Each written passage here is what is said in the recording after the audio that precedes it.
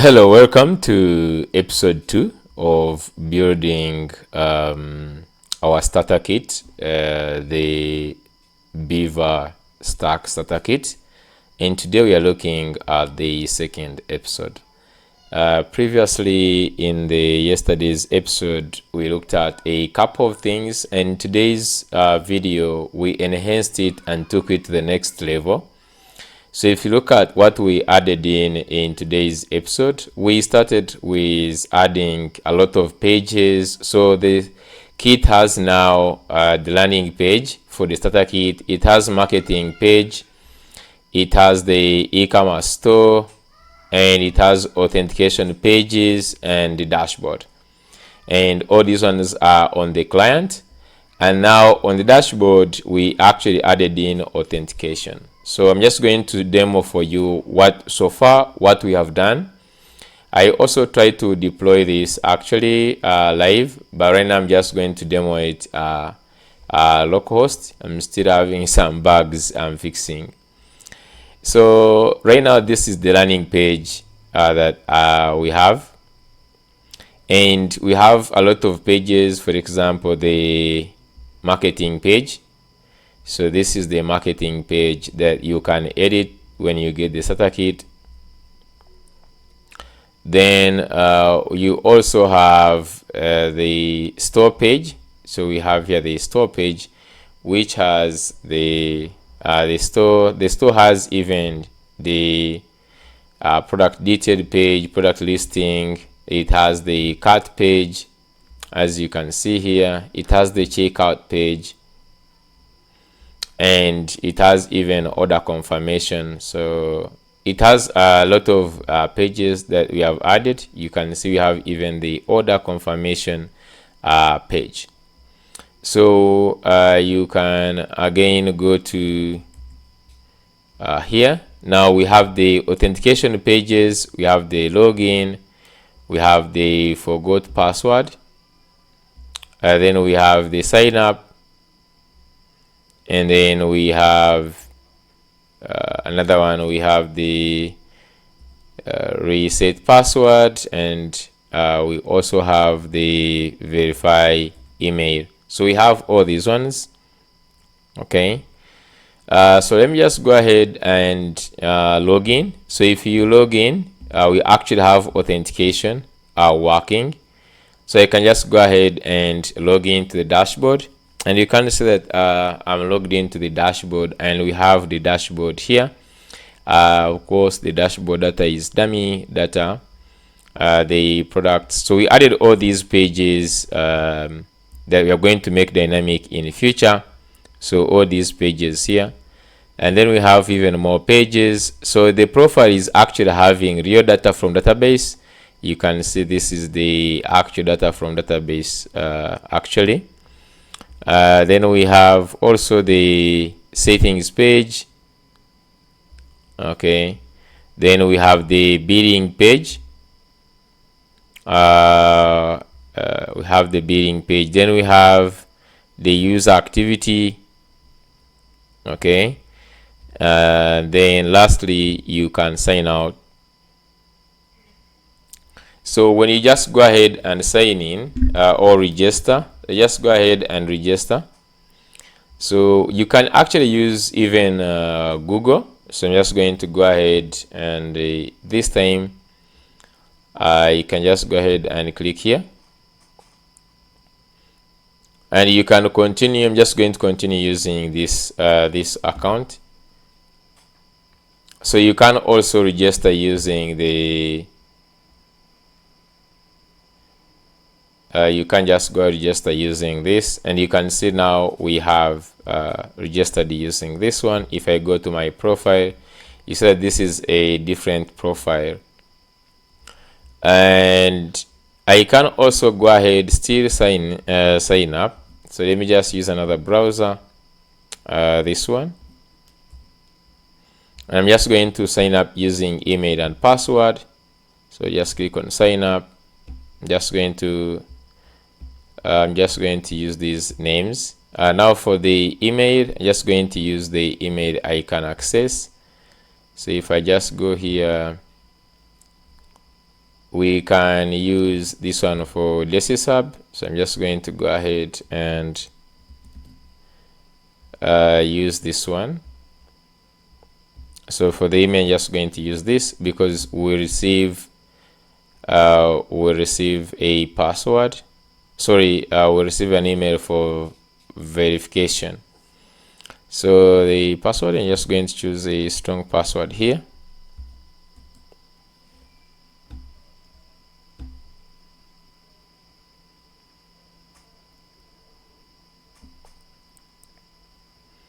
Okay, so you can see that this has successfully registered success, and they will just go ahead and send the email. So if you just check in here, you can see that we have the verify email here. So this page, check your email. We sent you this the link to this right now here. Just not actually captured this email, but if you go here, you will find two links. You can click on this one, or you can click on verify email address, and you see that this verifies you and you are in. And if you just go here on my profile, you can see that you have all the session details.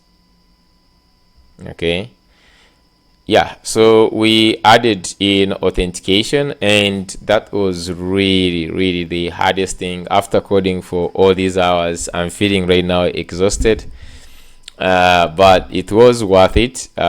We did a lot of things, more especially authentication wasn't easy at all, more especially configuring, putting all these things together. So if you're just going to show, and I show you the API, if I go back here, so we have actually the API, which is running on 8787. Of course, it is looking really awesome. And I'm just going to click on documentation, and this one takes us to SCAR documentation. Now, what is very interesting about this documentation is that so here you see you have like these normal endpoints, but actually we also have the authentication. So you can see we have now multiple sources that we have for SCAR docs. So we have the one for authentication provided by Beta Auth, and we have all these endpoints that you actually have access to at the backend. And this was very interesting, discovering all these concepts and trying them out was really interesting. So you can see like we have all these endpoints. We can look at our custom endpoints, and we can just go ahead, like you test this out. Okay, you test all these ones out. So this is really great, guys. We did a lot of work. I'm feeling exhausted, but I'm just feeling so good.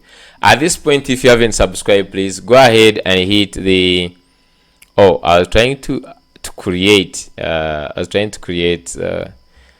sorry, but at this point, if you haven't subscribed, please go ahead and hit the subscribe button, and also like the video. Yeah, so if you're like pumped and you're happy, let's dive in and get started.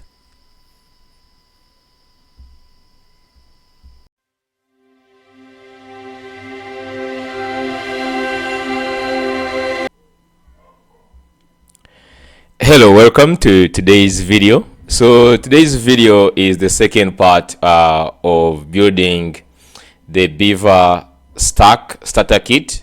In the previous video, which I published yesterday, we did a couple of things, and it was a lot. Okay, we did a couple of things. We did Prisma integration, we deployed, we added CRUD, we added docs by Scala in our API. We did a couple of things, and everything was good. But it is not good enough, because we still want to add in more features. And in today's video, we're going to add in more features to make it a standard starter kit that we can use in our projects. Most of our upcoming projects, I would want most of our projects to be mono repos, and I'm going to be building based on this starter kit. Yeah, so today we're just going to be looking at adding in authentication. I don't know how it is going to go, but just know I'm in building the authentication. We're just going to build in dashboards. You're going to put in the e-commerce store. You're just going to do a couple of things. So I just want you to grab a cup of coffee and just like sit comfortable. Just going to go for a long ride. Okay.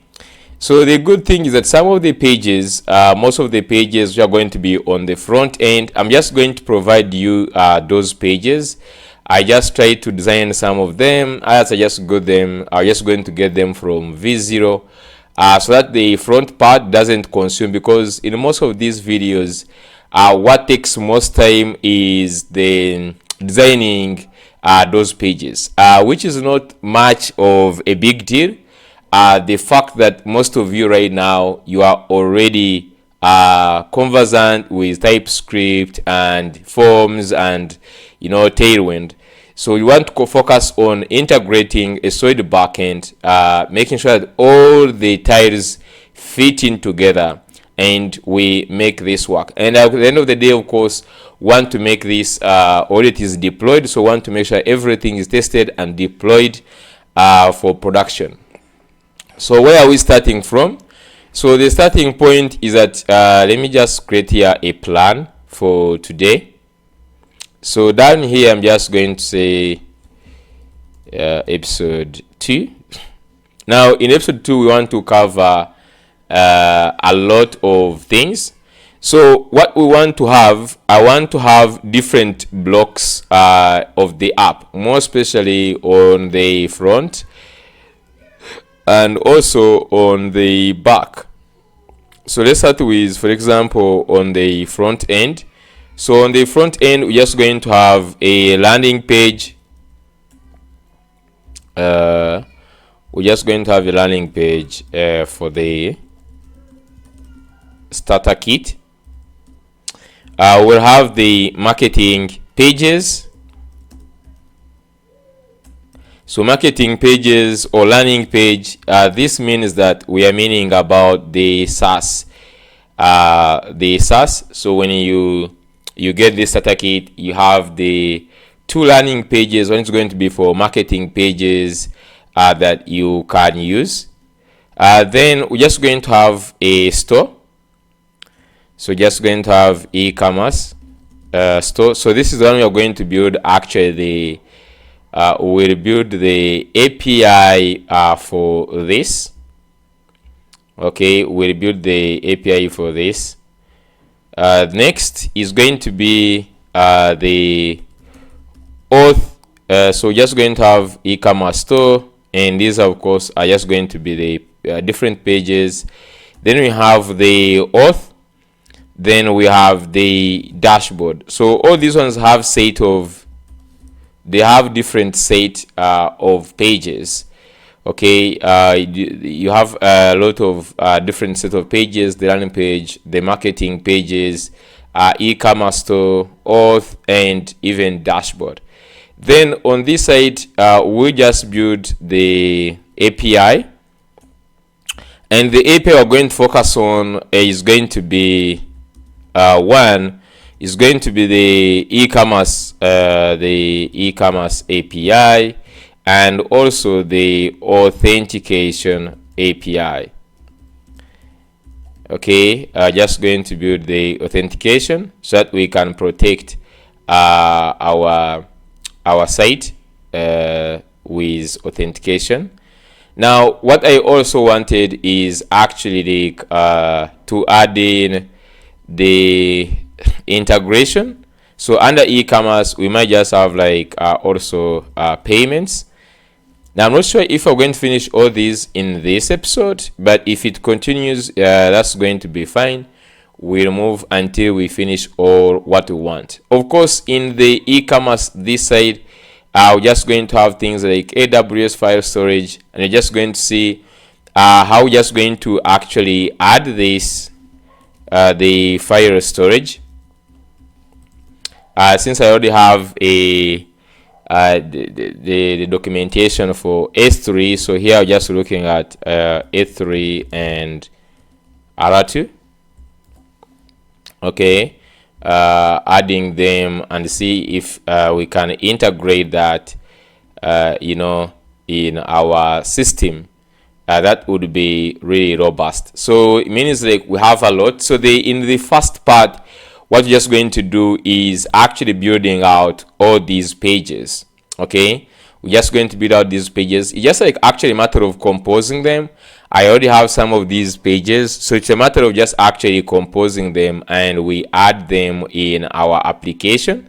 Then in the second part, we're just going to move into the API. We do the API. I think we'll start with authentication, and then we move to the e-commerce, then other things will fall in.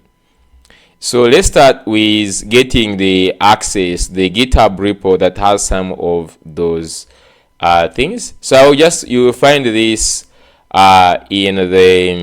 you'll find this link in the description. It took me time to actually generate all these pages and the components, but I'm just giving these actually for free. So you'll find this GitHub, and let's go ahead and get this. So you can just go ahead and copy this. I'm just going to go ahead and clone this. So let me just go in one of these places. I'm just going to go here, go inside, and let's go to where we have ban. So here I'm just going to right click, and you can just open this in terminal, and then you can just run git clone, and then you add this, and I'm just going to say client. I'm just going to leave it as client pages. Then we can just cd to client. Actually it is B client pages, and let's open this in code, in VS Code.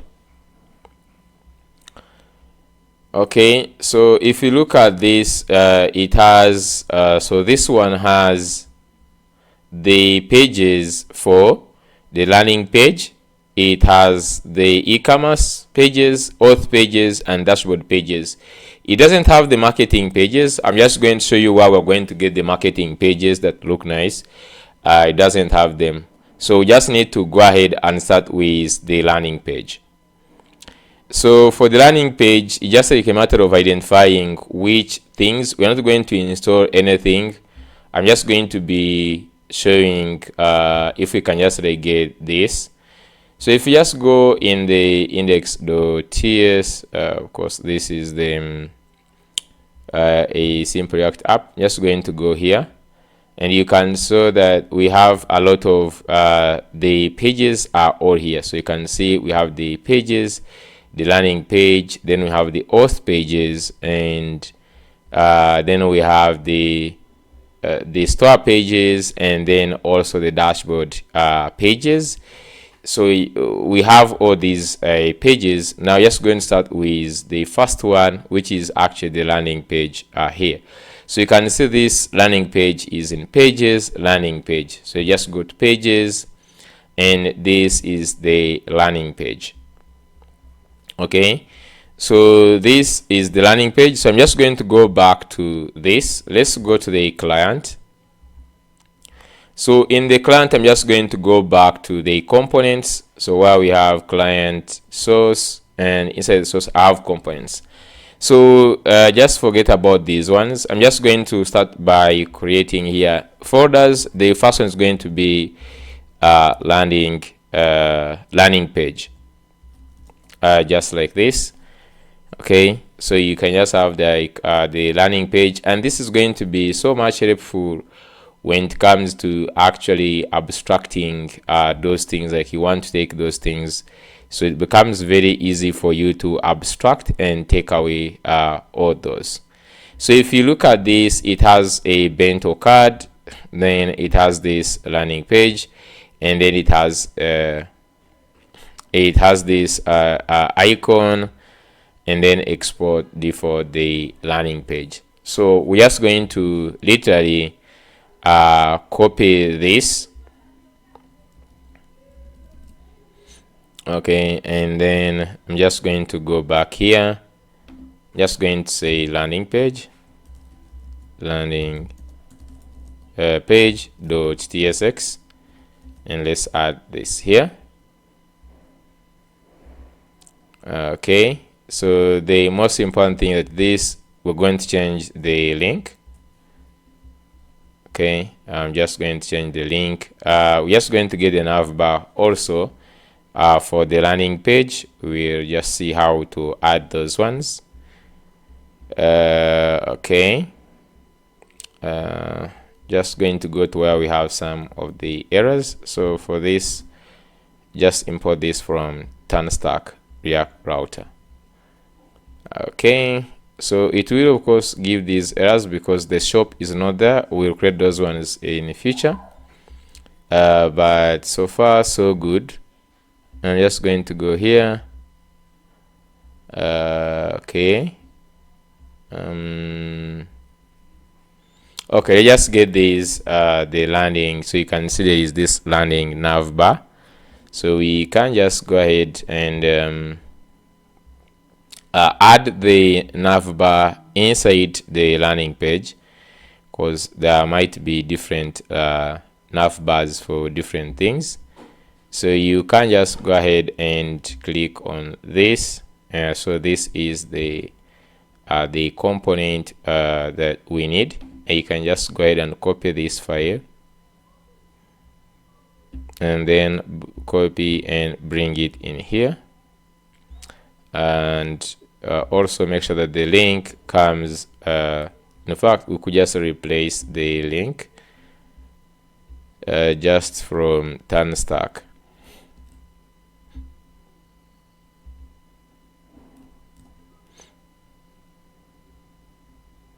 Okay, I'm just going to make sure that everything, I'm just going to stop them if we have anything running right now. Just stop, we'll restart everything later. Okay, so if you just go here in the navbar, we have two errors which are just the login and sign up pages. We'll create those ones. So if we just come back here, then now we can actually import these navbar from, we could just say import navbar from navbar, just like this. Okay, so I think this page is now okay. So I always want my functions not to be like that. So instead of doing this, I'm just going to say cut this. I'm just going to say export default function landing page, export default function landing page, and then you can just add this inside. So we can just go ahead and use this in our home page. So we just go to the home page, which is in source routes, and here where we have this index, I just go ahead and remove everything here. So just remove everything, add a div, and in here just going to say landing page. Okay, so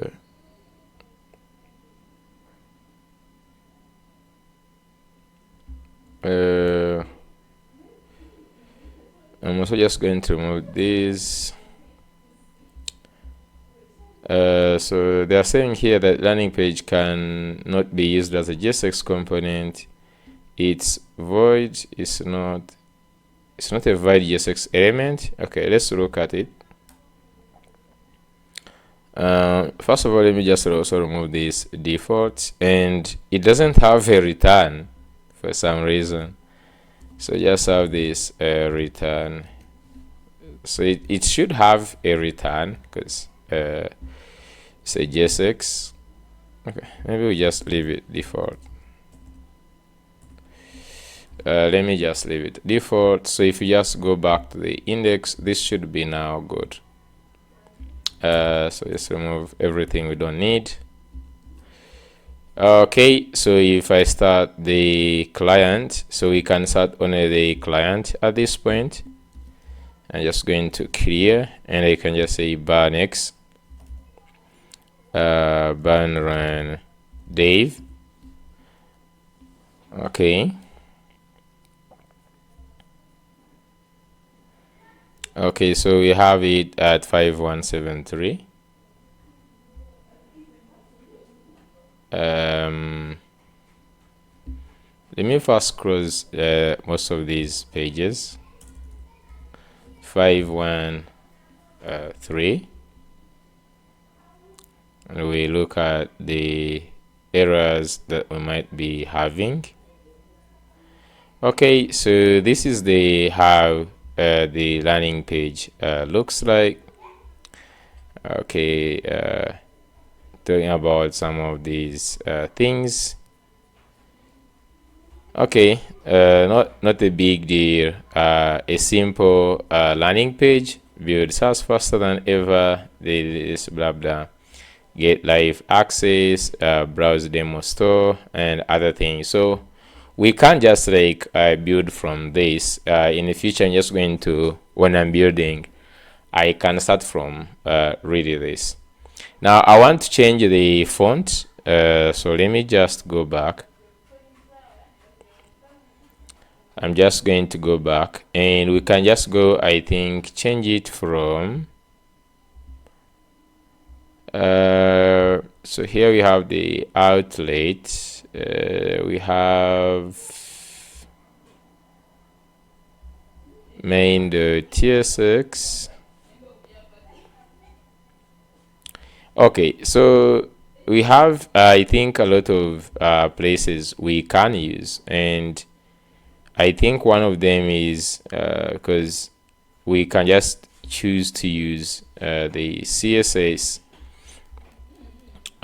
for this, because I can set in the layout.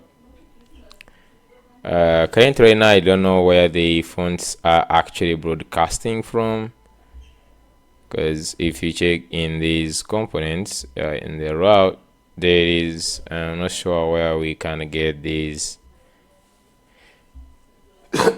Sorry. So I'm just going to use the styles because this is where we have the tailwind. So I'm just going to go to fonts.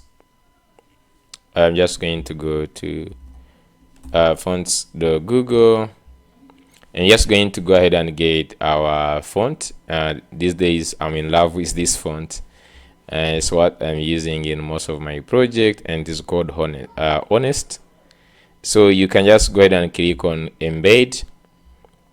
So what we can do is we just use this CSS import. So I'll just import this, and let's bring it in here. So we can just go on top here where we have these, and down just going to have also another import, and then we can just go ahead and get this font family. This is what I want. So basically what you can do, down where we have this root, just like this. Okay, you can just go ahead and add this, the font family, because in the root is why you set everything. We could also have used it like, I think, if we just go to tailwind, tailwindcss.com, and we just go to documentation, and then we search which is Control K. I'm just going to search for fonts. Okay. Maybe we just say customization.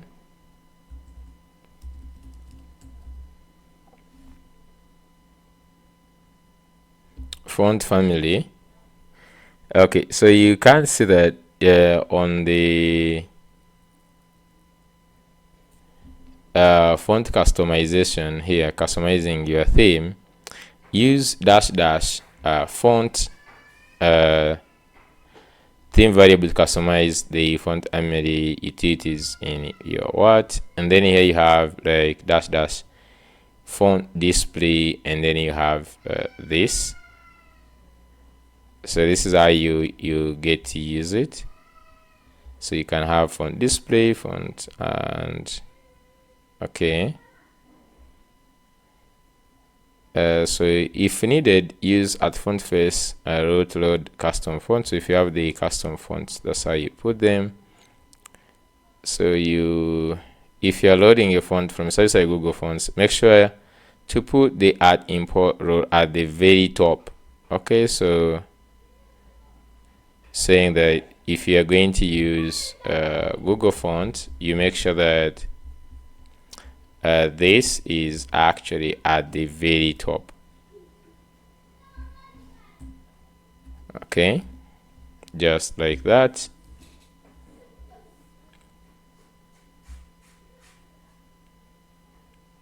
And then you can just say font roboto.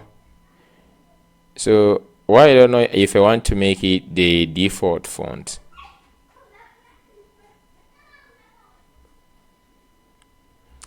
Okay, but this is how you want. If you want to put, then you can just add something like this. But in my case, I'm just going to go ahead and I think so add the theme. Right now we don't have actually the one for font, I believe. But in the root is why you said like the default things, and that's why I'll put this font family. So that should just be on everything. So if I just go back on this, I should expect it to change, right? Yeah, so you can see it has changed to using the other font. So the landing page is now in.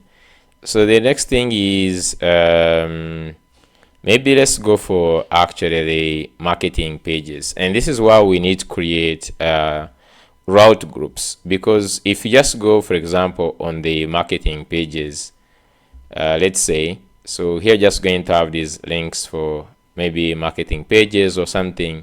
So when you click onto this, you will go on a different site, like on a different route group, which has its own pages. So that's what I want to actually do. So I'm just going to go ahead and create the route groups. So inside these routes, let's start by creating, for example, marketing. So I'm just going to create marketing.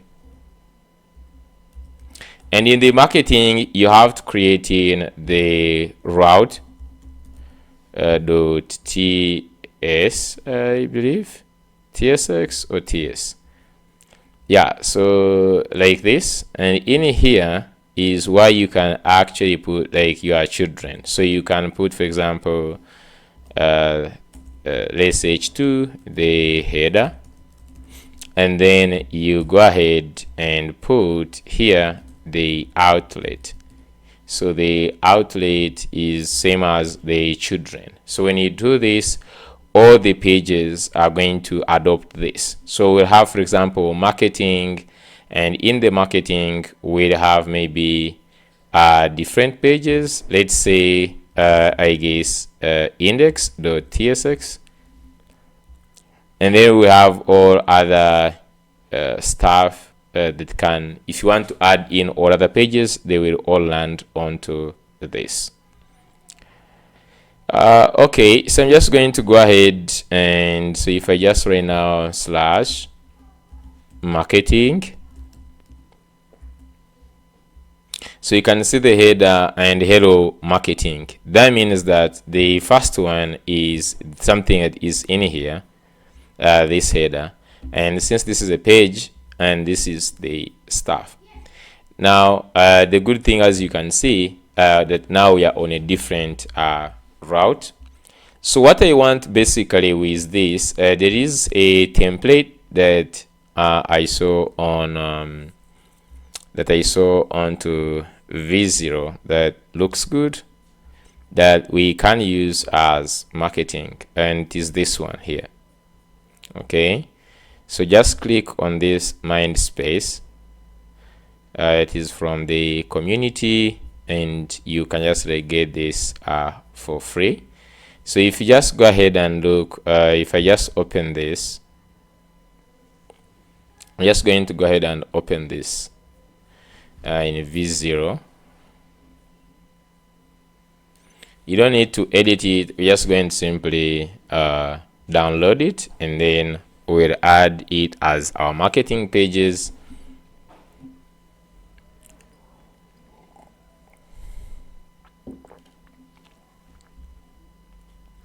Okay, so if you just go ahead and look at the code, I just want to look at how many pages we have.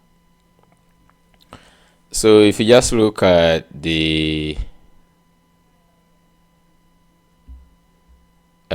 if you just look at the app, it said it has also like one page, which is good, and then other things are all the components. So I'm just going to go ahead, click on these three dots, and just go ahead and download.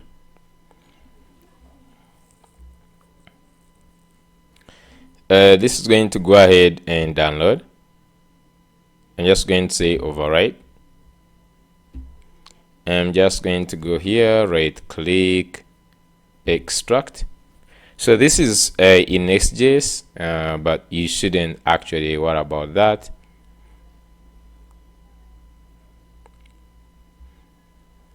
Okay, so what you're interested in is the first one and the components. So this component, the pro blocks, the ones we need. So we can actually just rename this to marketing. So you can just say, you can just go ahead and rename this as marketing. Okay, after renaming this, I'm just going to copy this. Okay, can copy that and then go to our project. In the components, I'm just going to paste the marketing. So this comes with its own stuff. It has also landing page, which I'm just going to move. Let's see, logo, placeholder logo. Okay, I'm just going to say marketing and landing page. It's okay because this is just like the main landing page, and this is marketing landing page, which is still okay. And then I'm just going to go ahead and also get these images in the public folder. So I don't know if here we have already the public folder, which is here. So we already have some stuff already also in the public, I believe here. Public. So you can just go Control A, Control C, and then you can just go ahead and add these in the public. Next thing is we just need to go ahead and get that page. So if you go back, I think I went back. So in here in the app, we also have styles, which we'll look at in a second. So we have this import, and it has page, global CSS, and the layout. So I would want to open this for a second in actually VS Code.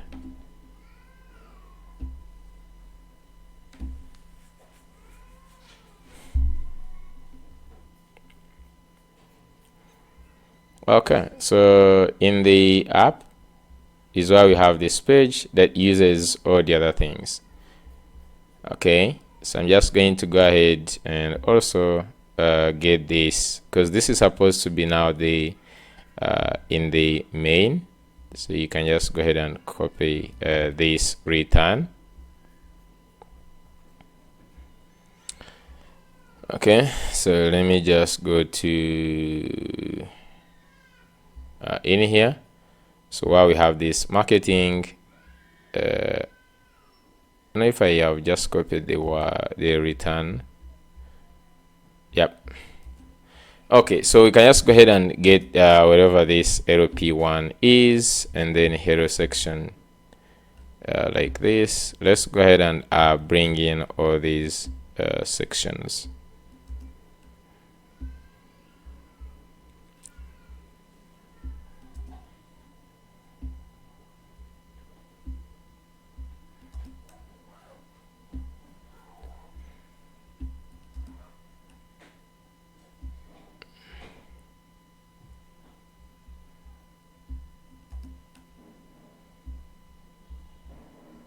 Okay, so we're in the second last and then last. Okay, so this page has no error so far. So we can just go ahead and start fixing the issues. I'm very sure when we go to now to this page, we have a lot of errors. Okay, it's going to give us a lot of errors, but let's just go ahead and fix one by one. So the easiest way to fix this is you could just go ahead and comment everything to the footer, and we first leave one component, because if we just go ahead and tackle all of them at once, we're not going to manage. So we can start with the navigation.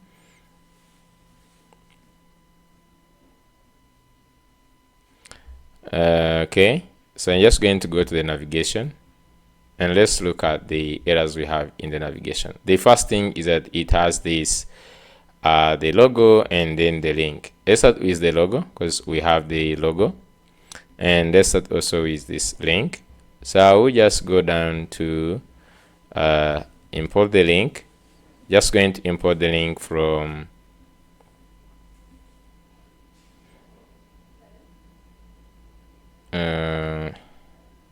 putting the link from Tanstack router, and this is going to be 2 like that.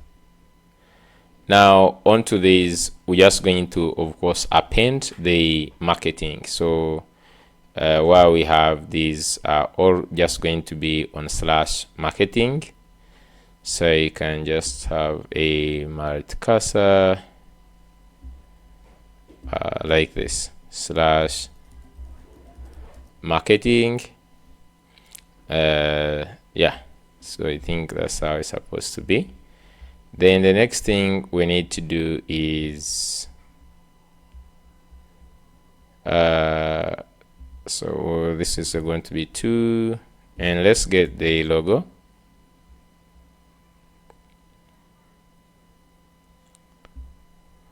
So, and for the logo, this is going to be / also marketing,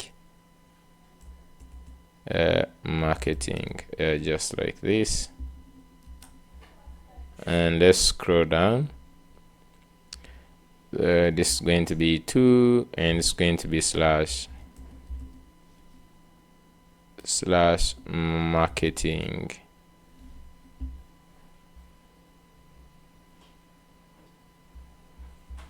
And then this one is also going to be 2 /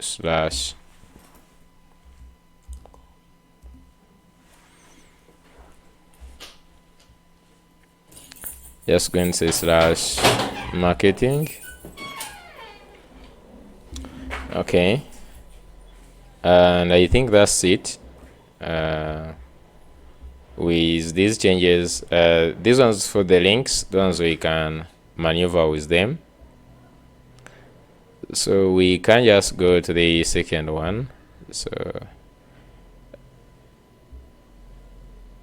we're just going to go to the second one, more especially the blocks. Let's go to the move So we don't need also use client. We don't need next image. So wherever we have the next image, we're just going to go to use the normal image, and you can just use the normal image.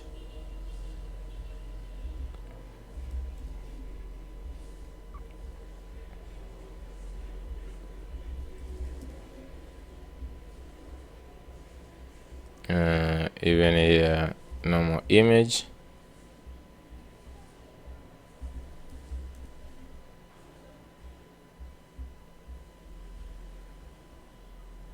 Okay, so basically we have all that, and then up here we just have a tagline. Let's just go to where we have this tagline and add it like so. We'll go to the next one, FAQs. This doesn't look that they need anything except the link and also the tagline, and also let's remove the use client.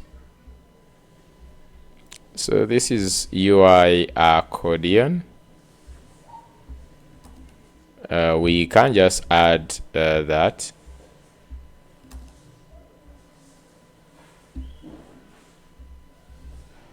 We can add that, and I'm just going to go ahead and install the accordion. So basically you can just go ahead and stop the server and run ban x dash dash ban. I'm just going to say shard cn latest, and you're just going to add accordion. So you to go here and get this this name, accordion, and let's go ahead and install this.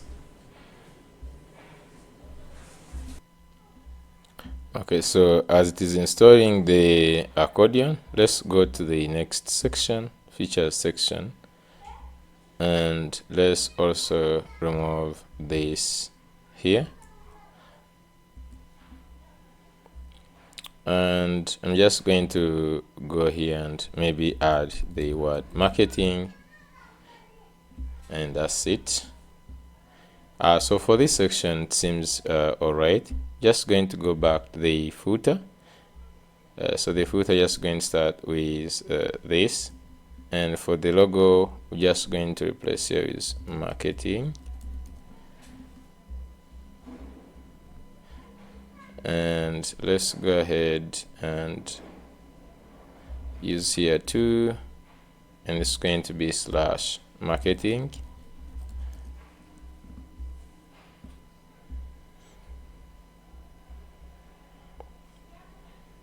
I'm just going to say also this too, slash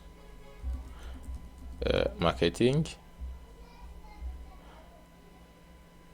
So I'm just going to replace all these.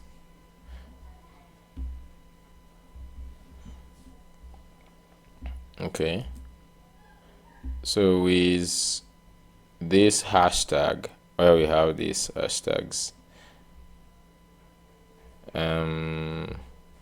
believe we're just going to say slash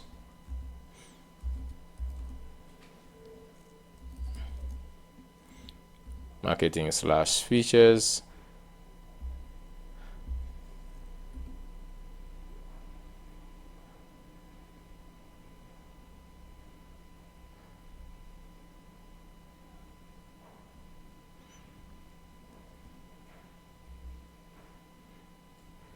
I'm just going to copy this, and just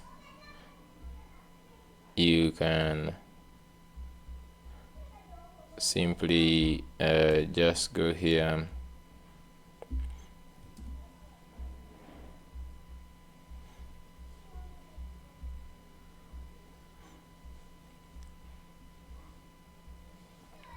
okay. So we'll see.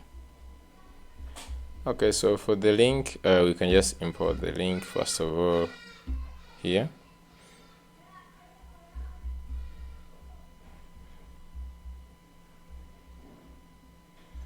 And let's remove this use. Okay, so this is good. Let's go to hero section. This is going to be marketing.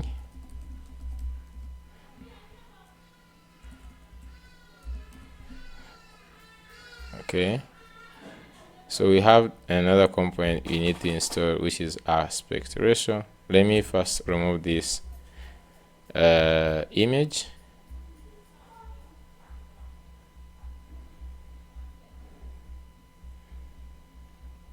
I'm just going to go here and use image, and you can also remove these here. So what we can also do is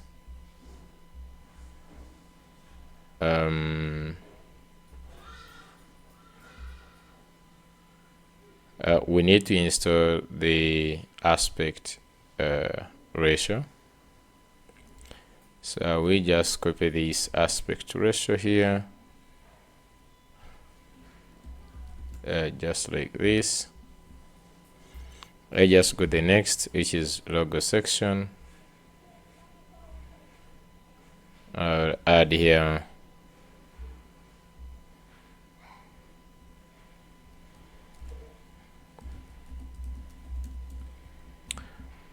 marketing.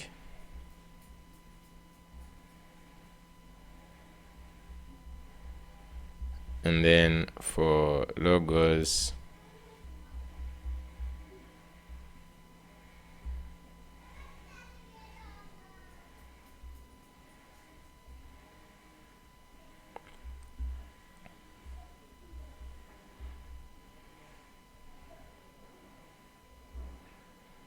okay, then we just go to the navbars. So I think here we already finished pricing section.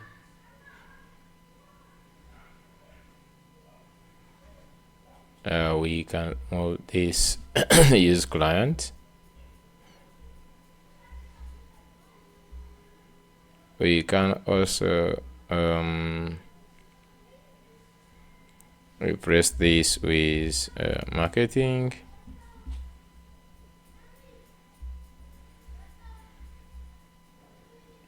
Okay, so something is not right because can't just install for forever. So I'm just going to stop this, and maybe I'm not sure if I added the correct if I just go to shard,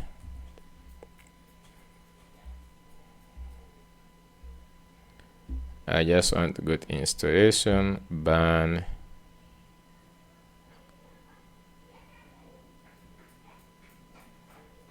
so it is banx additional latest add. I don't know why. I will add even now aspect ratio and see.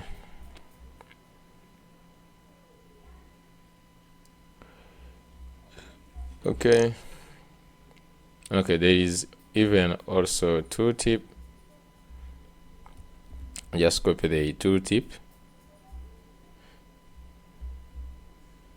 I think that's it. Then we have the start section. Just going to via this one, replace it to marketing.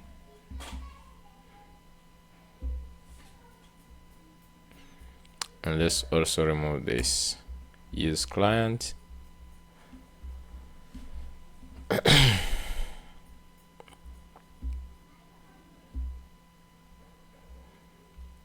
Then we have these testimonials, which have the avatar. So you have now tooltip and avatar.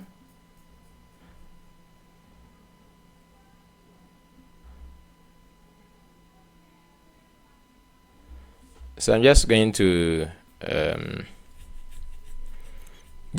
wait, and then I'll be back when these have installed.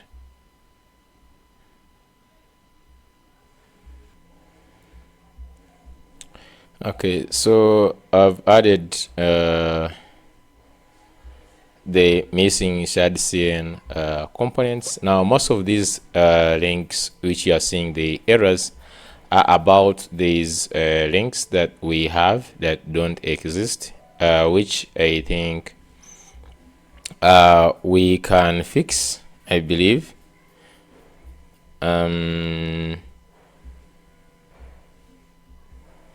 So another thing we could just use, if you just don't want to use this link, you could just also use the normal ank tag. Okay, so let me just go ahead and check. I'm just going to run the ban. Just run ban run dev. We see if we have any progress on our page, because it seems like actually finished all the blocks. Should be done with all the blocks. Okay, so I'm just going to go into here, back on the page. We just want this marketing page.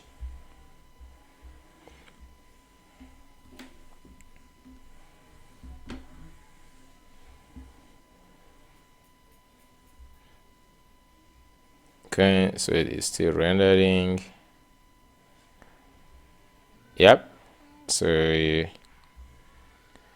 we have the header. Oh, okay, so we actually commented out all other pieces in this. If I just go down here in the routes marketing index, so we have all these other things we commented out actually. Okay, yeah, so yeah, this is how this looks. Not bad at all. Okay, not bad at all. So we're just going to go ahead and maybe we add in some CSS that comes with these sections, because it is not right now looking good. So I'm just going to go here back to this. So if you just look at this one, there is some CSS that we have. There is this is in layout, and it is getting this global.css. Now if you just check in we have also the styles. Now if you look at this, is from the /global. If you just go in the page, there is no any extra CSS here. But if I just go to global.css, I just want to see if we have custom classes down this side. So you could actually just go ahead and we adopt like these as our colors, border radius.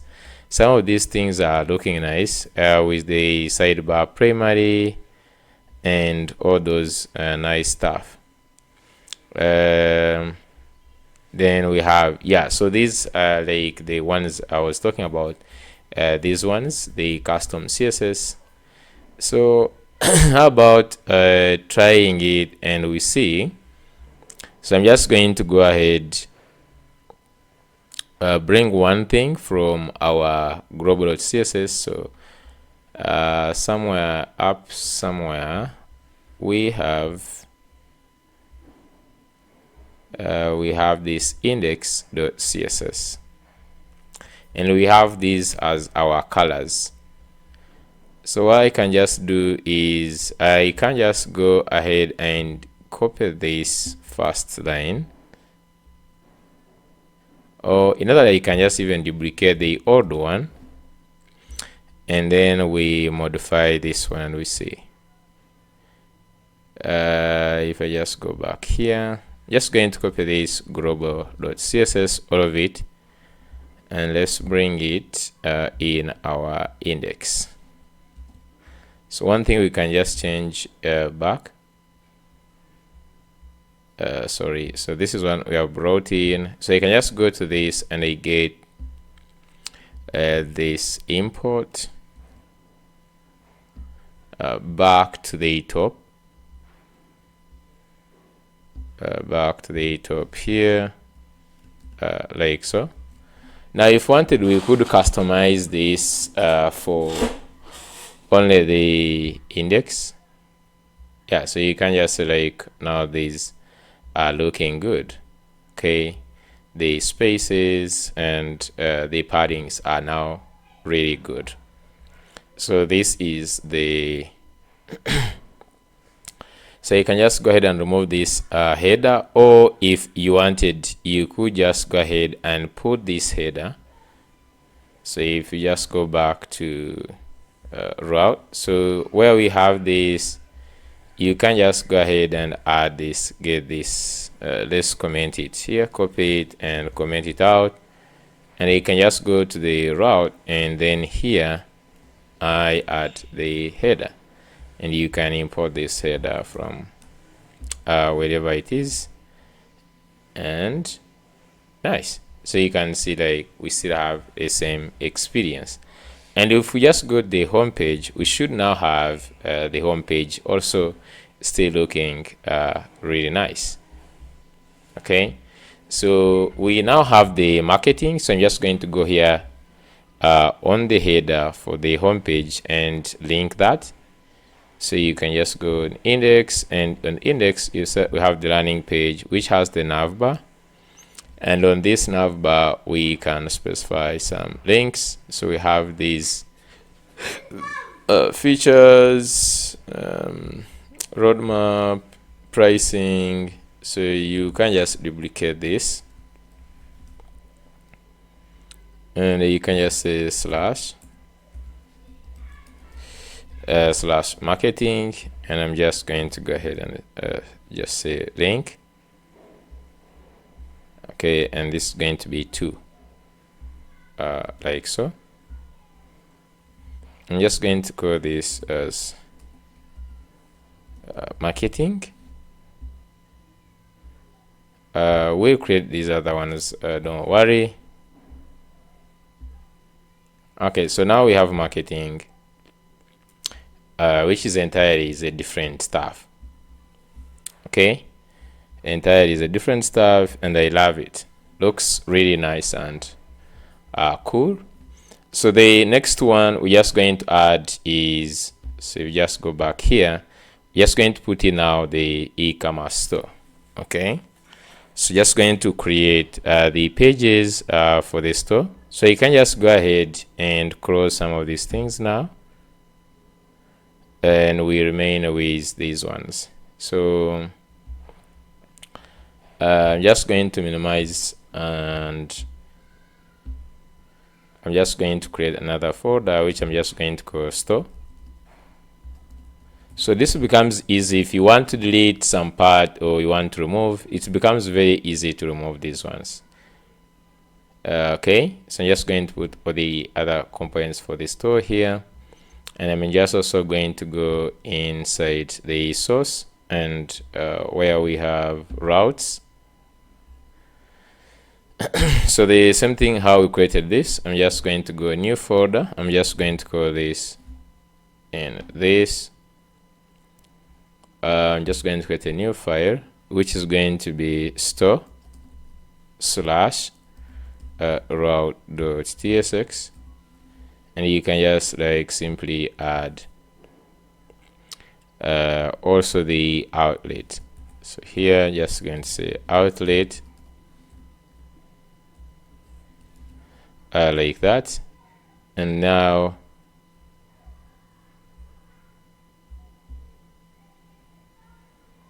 so here we can also just go ahead and put now the index .tsx. Okay, index.tsx, and we can have also the store header or the e-commerce header. So I will also just create that one with AI, and we'll add it there. So I'm just going to go to So we have the e-commerce, so you can just go to back to this one, the client pages, the BHVR client pages, and this is why we have other pages. So we have the store and the basically you have all these pages. So I'm just going to go ahead and actually copy this here.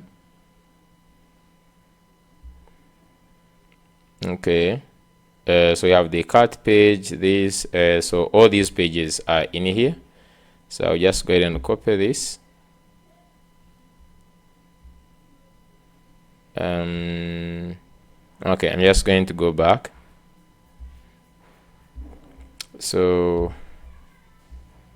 in the components up here, we already have this store. I'm just going to delete it. So we just paste the store in here. So we have the cart page. So these are the pages we are going to create. So you can just go to, I'm just going to go to,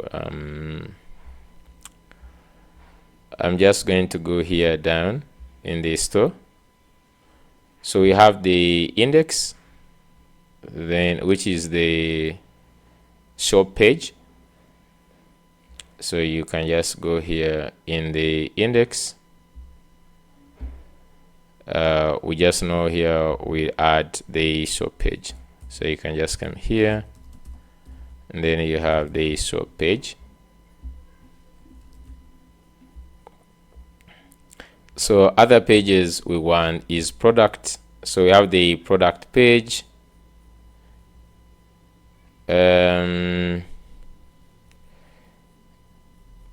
Okay.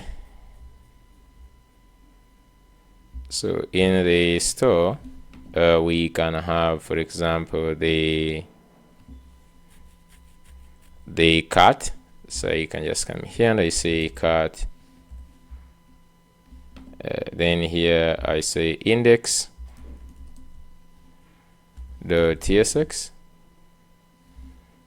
Okay, and then here we're just going to add the cart page. Then we have the product page, which I'm just going to make this a dynamic, but for now we can just like create it as product page. So just going to create product, and just going to go inside here and just do index the tsx, and in here just going to add product page.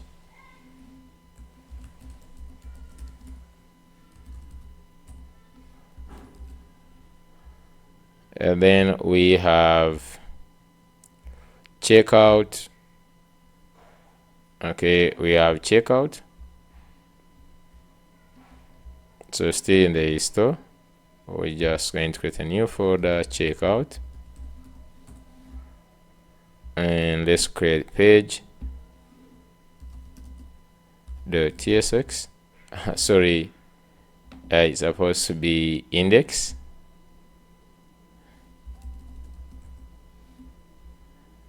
Okay.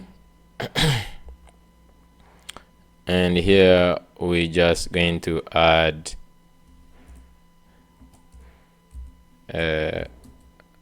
the checkout page. Lastly, which is order success, order success. We just create also index.tsx, and here we create order success page.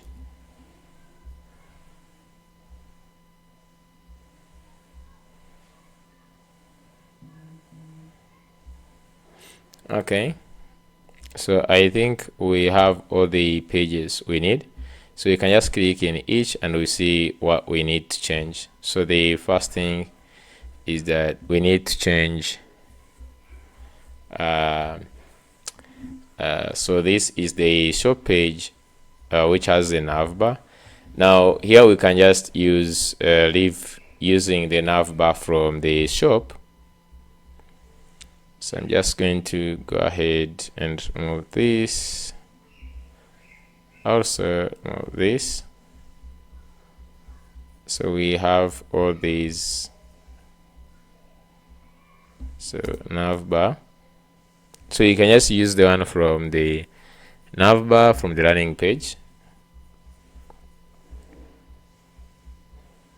So all other things they look good. So it is here. So now if we're just going to actually render these products dynamically, so it needs us to look at the first of all the product page. So if you look at the product page, we actually get the param, and then we have the mock data, and then so we can actually make it a dynamic page. So I'm just going to go back to where you have this shop page. Okay, I'm just going to go to where I have this product page, and you can just pass in the let me just go here, the ID. So you can just say ID. We can just call this, I don't know if this is a string or number. Okay,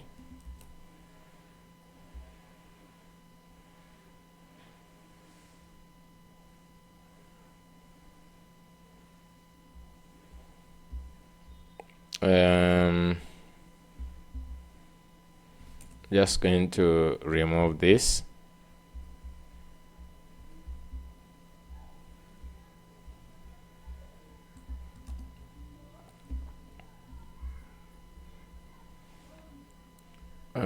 Then this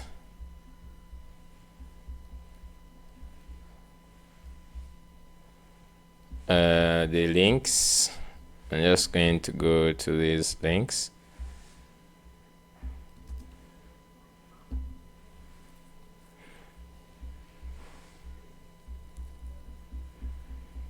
Down here we have this the cut,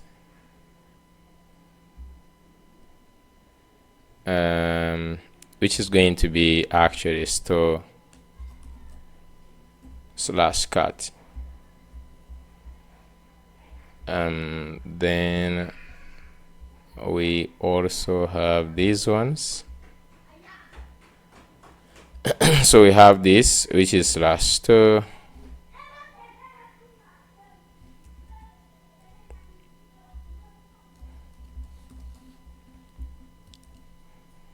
Okay, so the only problem we have is this. Okay, so I'm just going to go ahead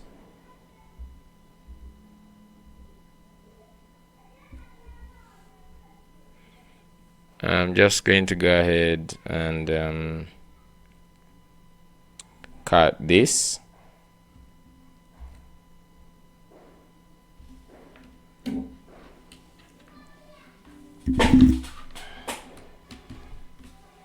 So I'm just going to cut this, and then here I'm just going to say export default. So you can just remove these. Export default function. And then here I'm just going to add I'm just going to do this.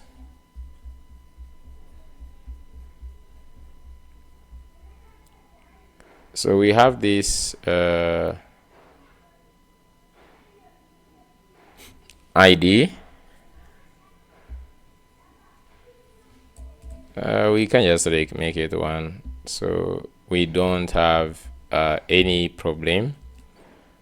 going to this, but we will implement this, of course. What else? Let's look at others. So in the shop page, so we have this which doesn't show the dynamic, so we can't just create this show product dynamic like this. So the easy part is that in here, instead of this, we're just going to rename this to, I'm just going to rename this to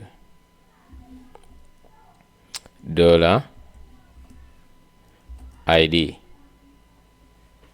Okay, so just going to say $ID like this, and we're making this to be a dynamic page. So it's store product ID, and then in here you can actually get the const, and then you have from route.use params, and then here you can just actually access the ID,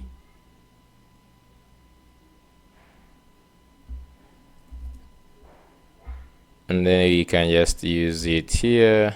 Let's just say H2 of ID,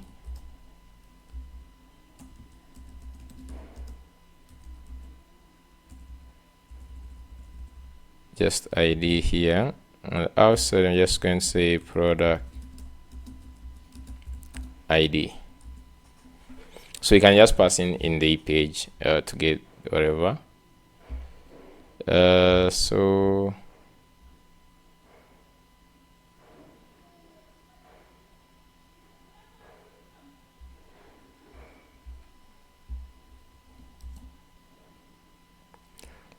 okay, so if you look at this, is product.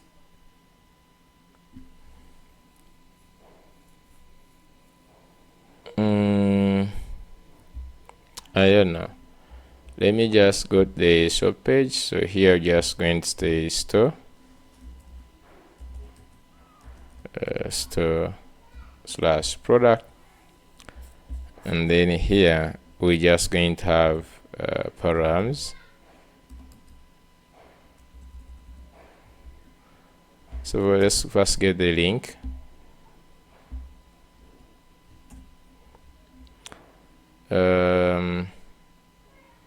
We don't need to do this. You can actually do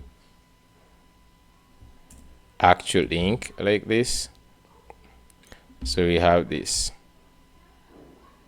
Oh, we have products $product ID. That's the one of yesterday. So you can just also do this, the one for store product. So we have store product. Let's see how we created the one of yesterday. So we have store,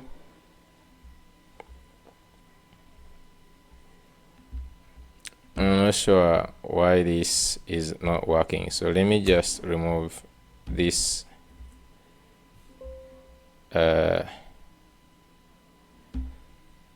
move the page. So inside the store,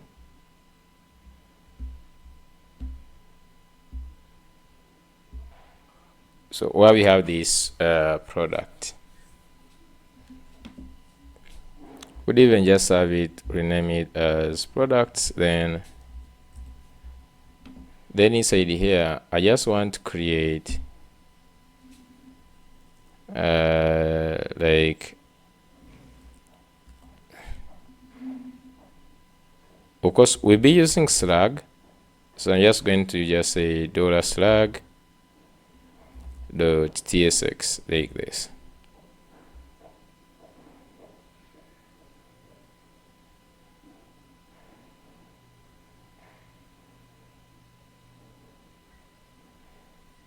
Firehouse bypass or undefined. I don't know what this means. Okay.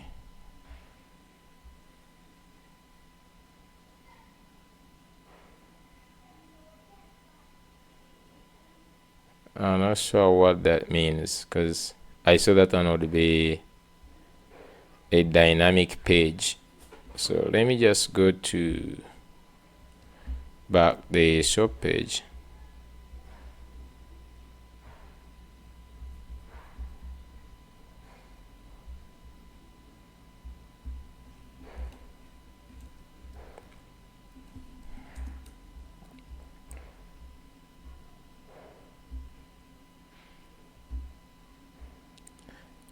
So this is supposed to be store slash like ID.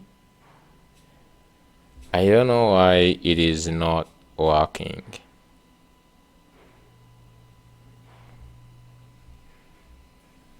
Alternatively, what we could do is we could just go in the store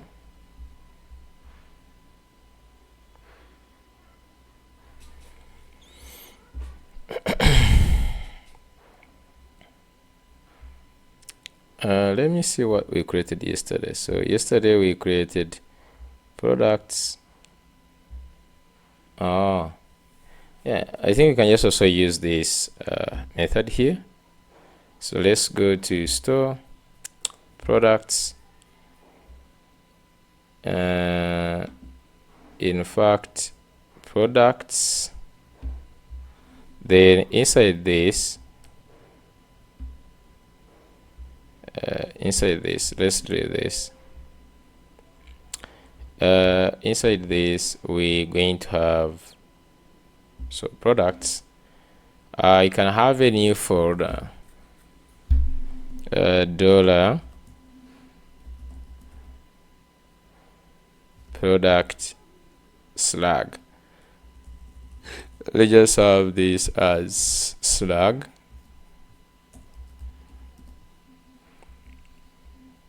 And inside here, then we add index.tsx.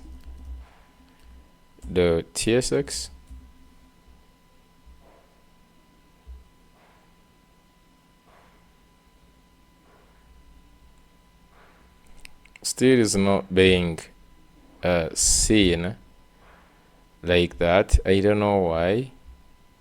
So can I just go ahead and delete this?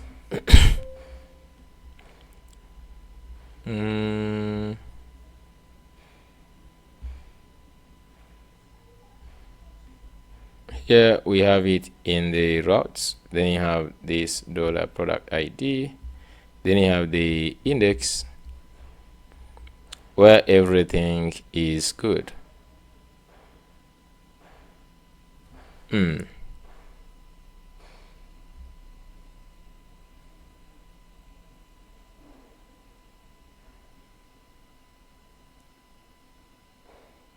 Okay, what if I just copy these products and let's go ahead and paste it in the store.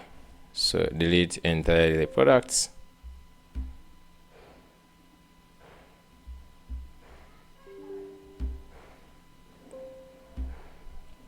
And then we go to the store and we paste in this.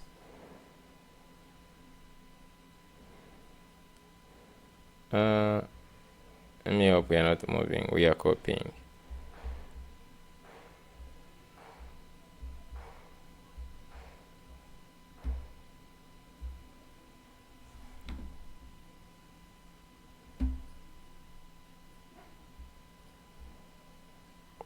Let me first go and stop the server here.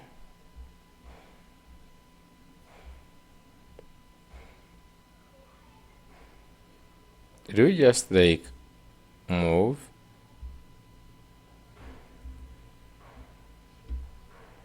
We don't want more to cut, we just want to actually copy. So if you just go here, does this have a problem?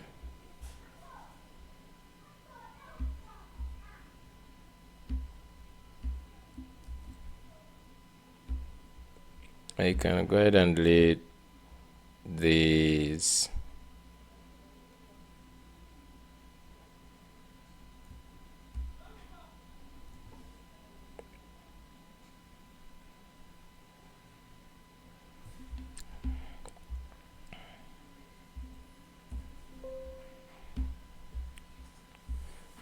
Okay, you can just go here and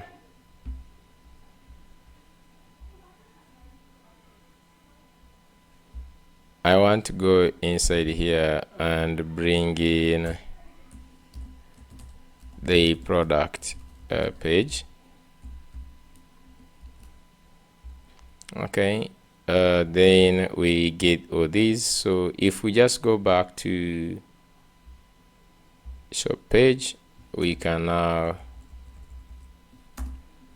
do this, and we haven't, I think we just need to run either a build or something. Ban run Dave.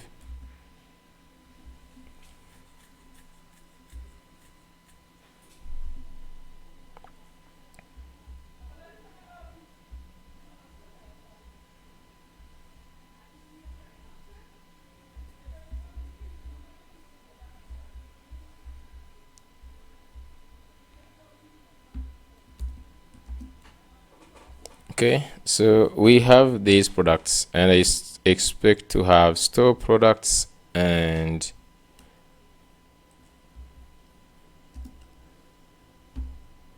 so I'll just add here store like this, and I'll just add here the params.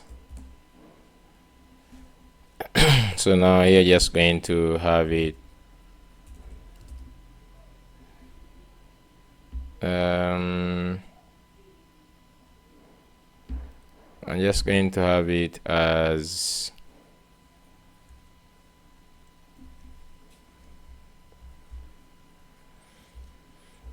I think product ID.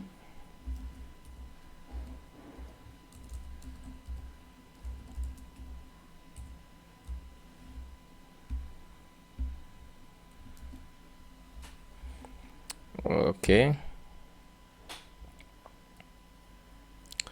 Okay, so I think this has to do with I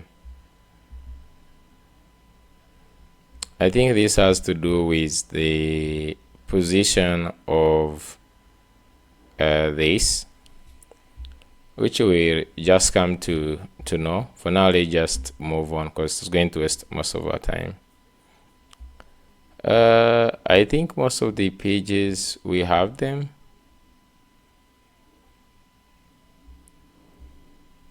Let me just go back. Marketing. I'm just going to go to store. Okay, so you have these here. So we could just like also create we could just go ahead and maybe we could go to V0 and you create like a store, create a simple store header.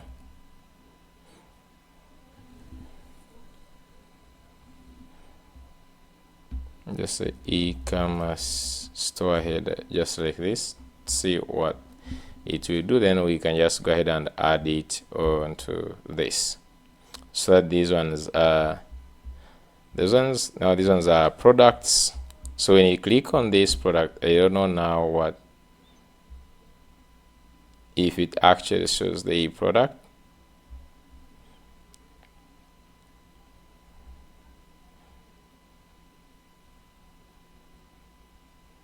Was the store products for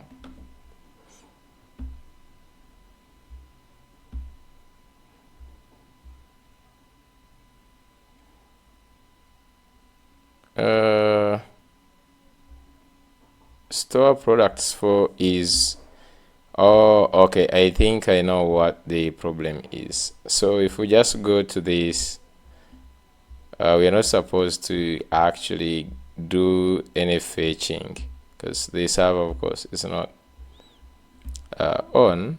So it's doing actually this fetching in here. So this is we can just comment up here. Okay,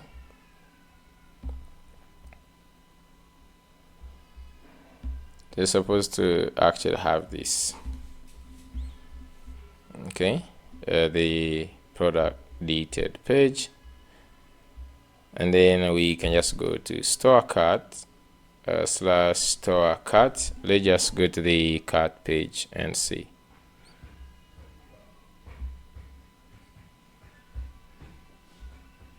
If you just go back to the cart page, we can just get this, and we also get this. So the nav, and then down here where we have the links,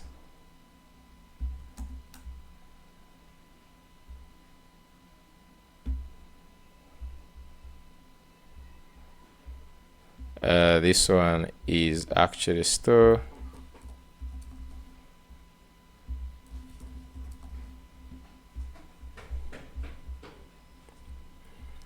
Okay,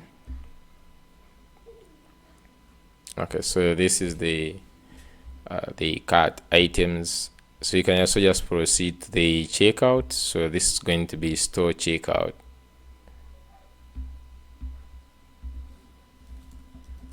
Store checkout.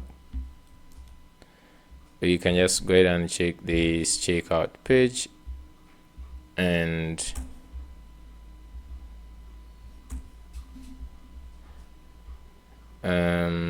so this navbar thing, we can actually go ahead and remove it because we just have the add the navbar from the layout.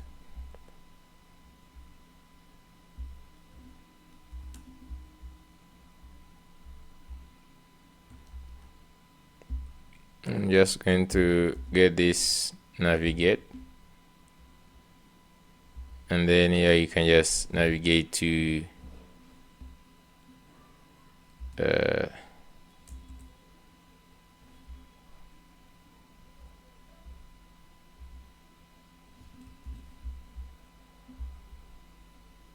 okay, so they just say a store /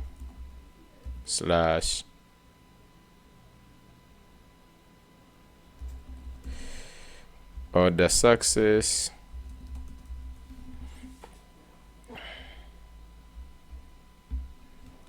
don't know if we just have the navigate.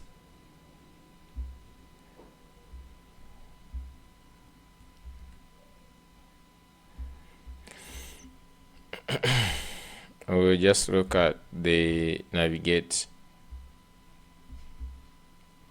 I think this one is done.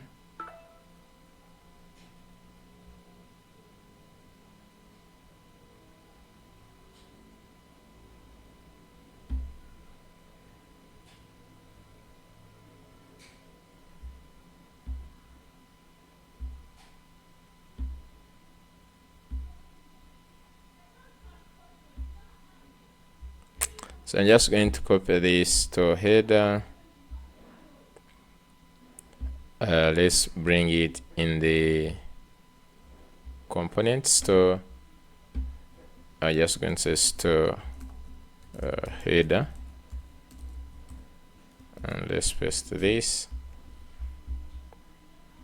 So the first thing we're just going to, so it has this drop down menu. I'm just going to go ahead and add the drop down menu.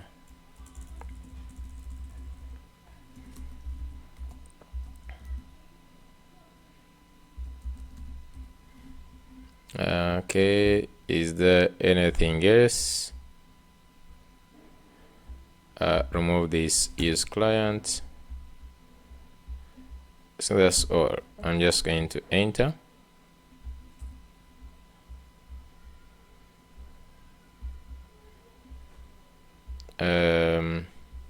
Okay, so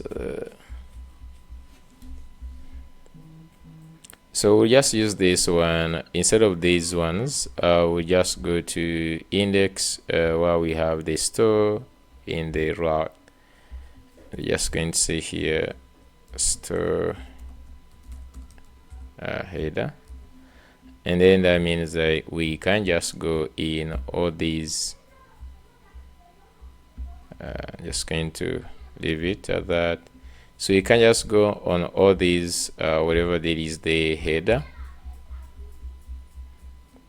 We comment it out, header, order success. Let's remove this and this.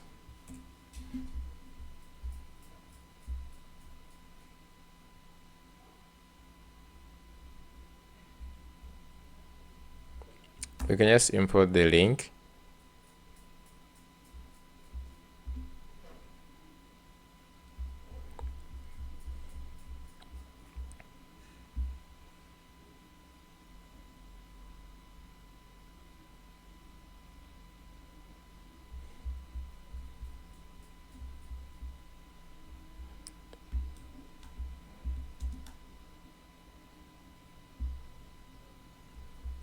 Okay.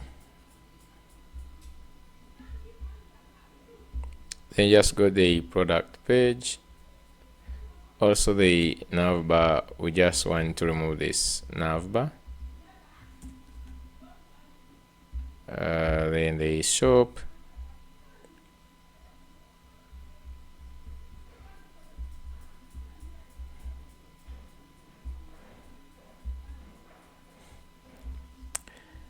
Okay, and then we have shop, and then the store header. So if we start again,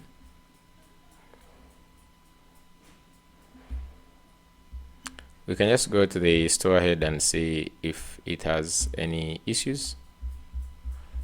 It actually doesn't have any much issues as such. Okay, so you can see that the store header is also fixed, and the store has its. So if I just go, for example, to store, just to the store, which is nice. You can now go to the product, which is store product 1. Yep. So everything is looking great. You can just, of course, go ahead and update these links. That doesn't matter right now. So the last one we just want to do right now is add a dashboard. Okay, so just want to add a dashboard. So I'm just going to go back here. So the good thing, as I've said, all these ones are separable. You can just easily remove them. So we have the dashboard.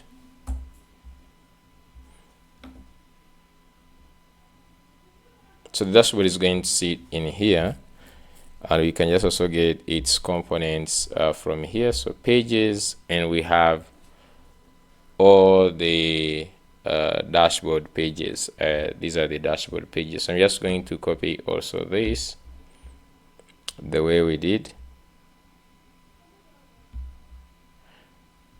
Just going to delete this, and then inside down here, this is store. I'm just going to create another routing for the dashboard.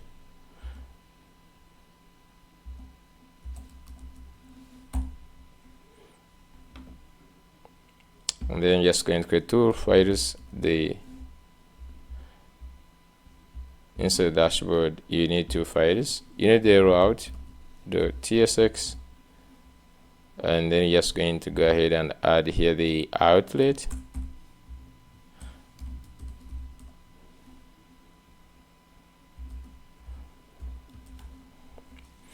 And then I'm just going to also add the index.tsx. Okay, and this is going to be like the where we add the overview. So there is this component called overview. Then we can just create all other pages. So if we just go to components and dashboard, we have so many pages. Okay, so you can just like pause and create the pages for all this. Okay, so I've created all the pages as you can see here. I'm not sure where you can find the dashboard. So if you just go to, for example, the user activity,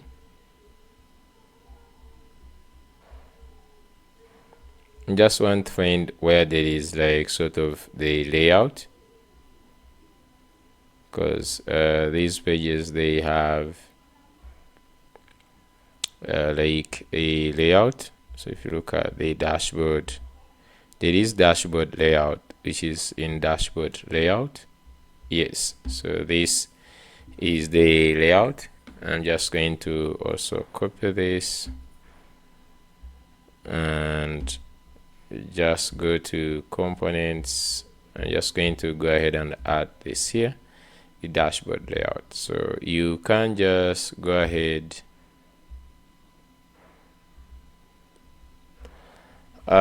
get these from,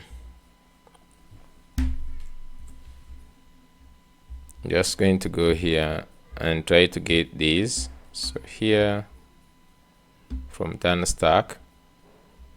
So if you just go to nav items, now all these, the good thing, they already have a key. So there is location, use location. The problem, I don't know if they're working exactly the same. Most people say they use navigate. How they use it is different, I believe. Let's first look at the use navigate. I'm just going to go to Stack. Let's go to Stack router.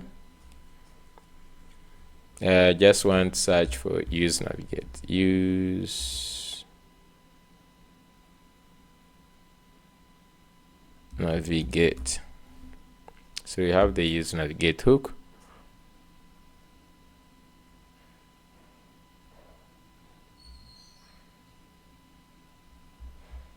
So for example, you can just import use navigate. So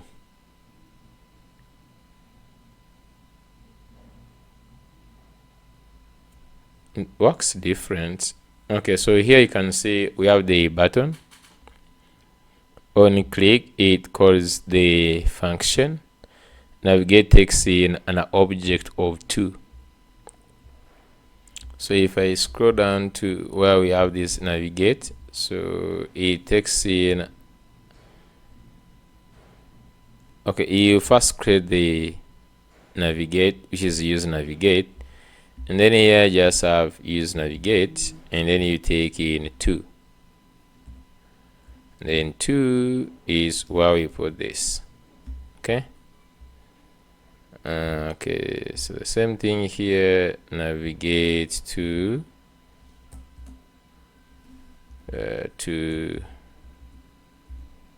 slash dashboard.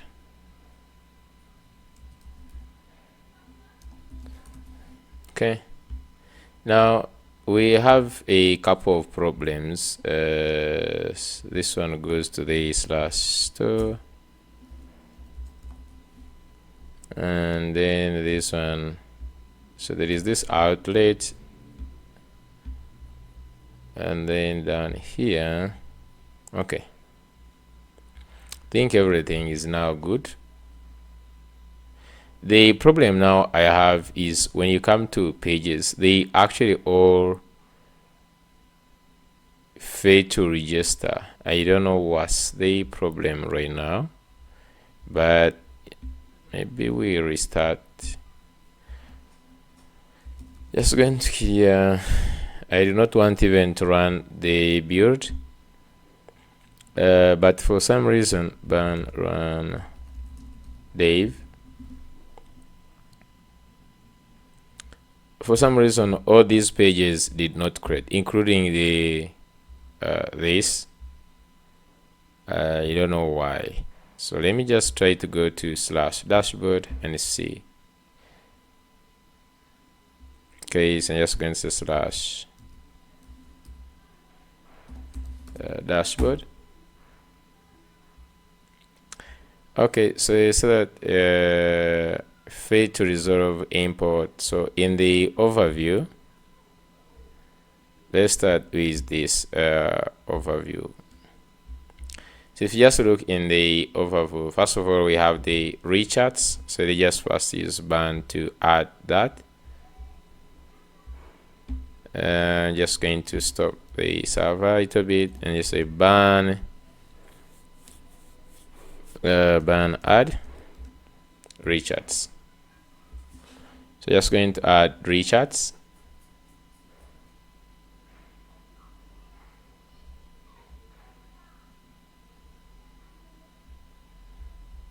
And then I will restart the server again.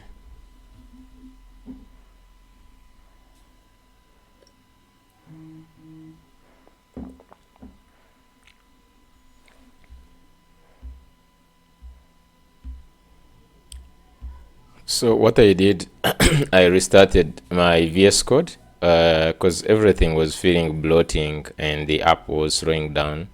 Since yesterday I had not restarted it, so I went ahead and restarted.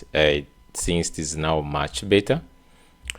So I'm just going to go ahead and cd into client since we are dealing with client. So I'm just going to cd in the client and I'm just going to say ban run Dave.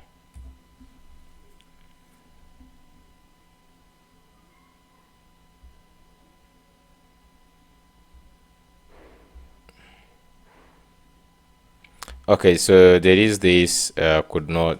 So there is this from, I think, some of these AI chatbot like this Google. We do not need to use Google because we use the Versailles SDK for AI integration. So where we have this AI and everything, we don't need this.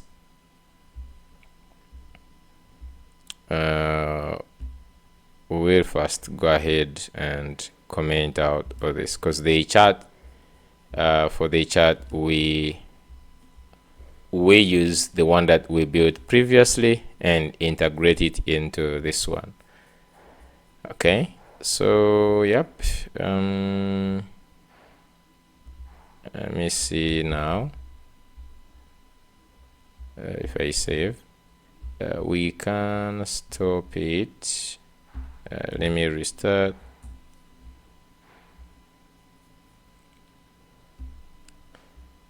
Okay, so just hoping for the dashboard.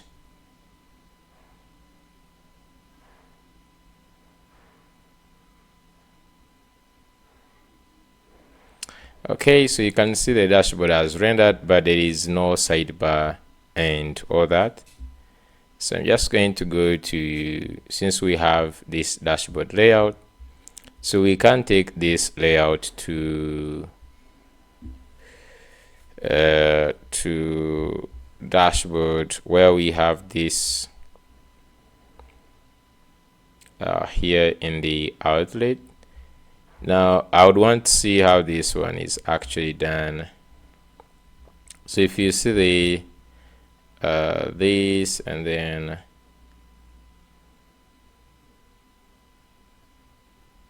okay, I believe this was, I think, the page. Let me just first add it in the outlet. So while we have the dashboard, I'm just going to go here and add dashboard. Oh, actually, I think the layout is already in the dashboard. So you could just come here and you say dashboard layout without putting actually this layout here. How do I comment this? So you could just like add just the dashboard layout itself. So you should just like add the sidebar, which is nice now. Okay, so you can just go to products. We can just always just do beta, but for now this is going to be okay.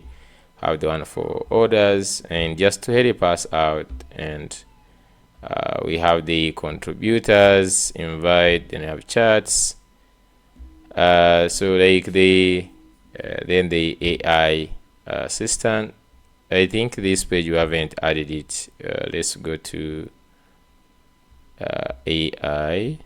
The page is called AI assistant. I think we created it as a different. So we have chats, and then here is created AI assistant.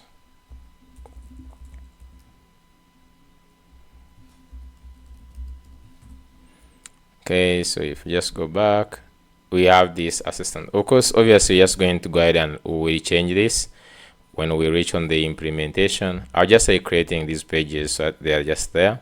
We have other pages like my profile, and then we have others like settings, settings page. You don't know, here they're calling it like settings, and then here we just have this as settings. I don't know why the settings. Oh, I think we just started getting this from Lucid. Getting this from Lucid. I just go ahead and say get the settings from this.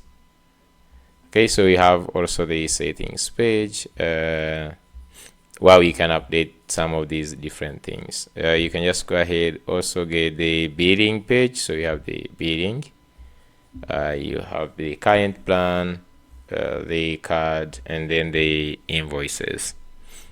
And then the Stripe customer portal is also here, which is good. And then we have we also have the user activity. So let's just go ahead and see. This is called activity. So let me just create rename this to activity. So we have here user activity. I'll rename this as activity. So if you just go back now, so we have these activity. We can just in the future see how to improve it or whatever, but right now we're just doing great. We have the dashboard, which we're just going to really past add a few things we are interested in, like authentication and other things that we want to implement. We don't have the categories page right now. We don't have the categories page, which I will just look for. I will get the categories page, and maybe I will add it into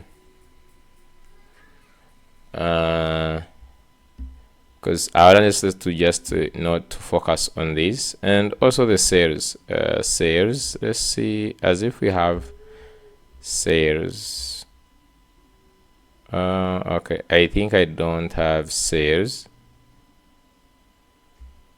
but this component obviously we have it.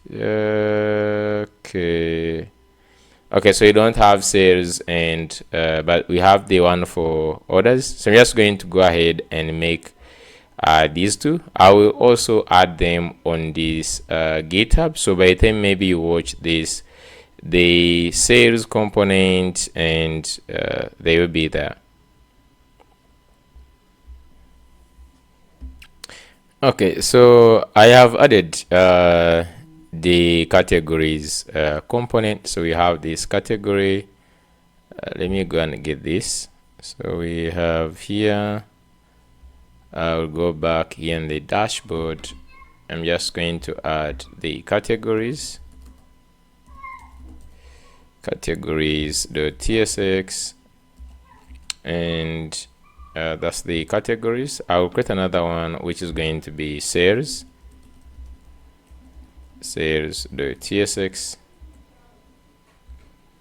and I will just go here and also get the sales. So you find those two when they are there. So just go here and add the sales. Now we can just also check if we need to actually add in some imports. So receipt, this one has no much. Similar to categories. So if you just also go to categories, everything looks to be okay. So I'm just going to go to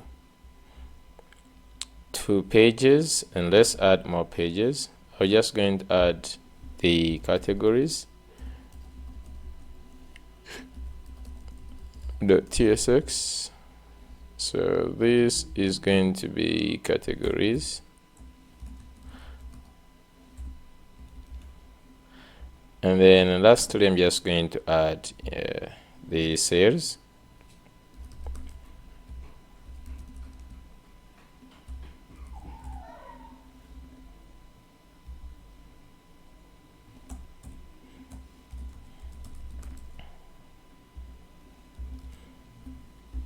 Okay, so now we have to add these in the dashboard layout. So if I just go to the dashboard layout, we're just going to have to go ahead and add these links. So we have products, and this is where we add also the categories.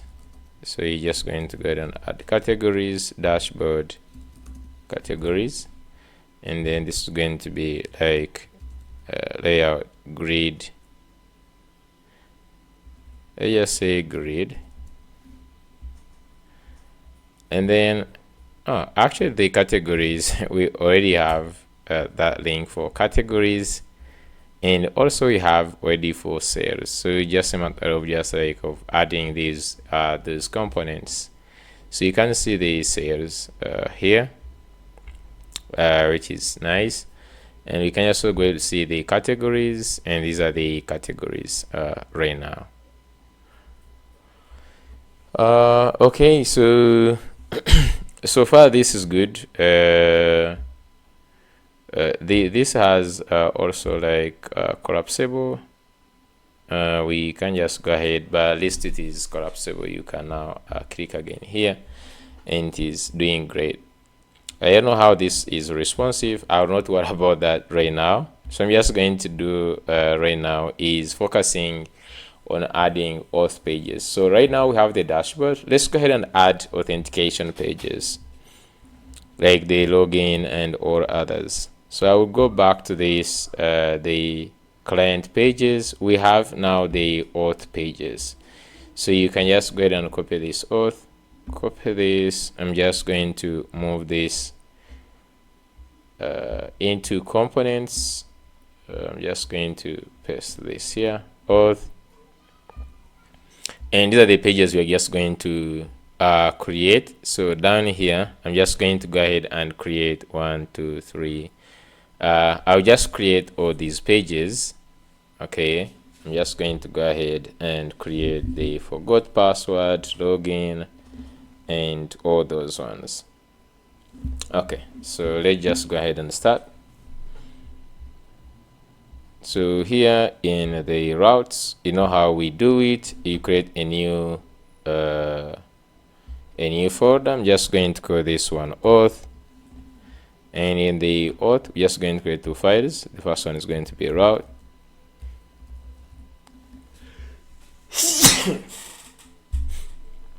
and this is where we put our outlet.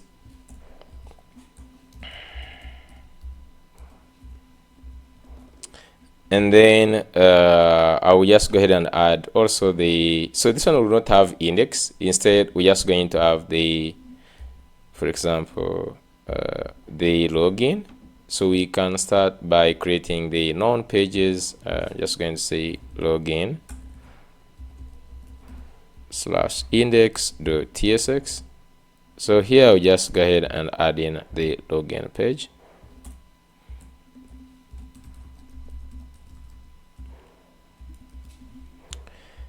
I will create other pages. The second one is like sign up, so you can just say sign up index.tsx.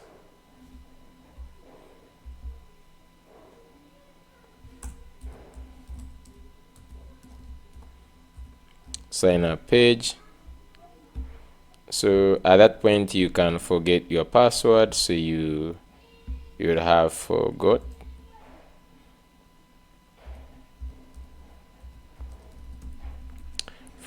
password index.tsx, and they just have the forgot password. We also have the verify, so when you are signing up, you verify you are send the OTP. So I'm just going to come here, new file, just going to name this verify. I'm just going to say index.tsx. Okay, and then we have this verify. I think this is called the verify email page.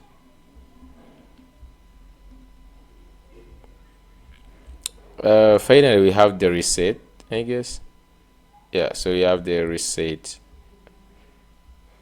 password. So I'm just going to go here, reset password, and it's just going to be index.tsx. In here, I'm just going to have this reset password page. Okay, so we have all these pages. We can just go ahead and check them out. So if I just say, for example, login, okay, so it is /auth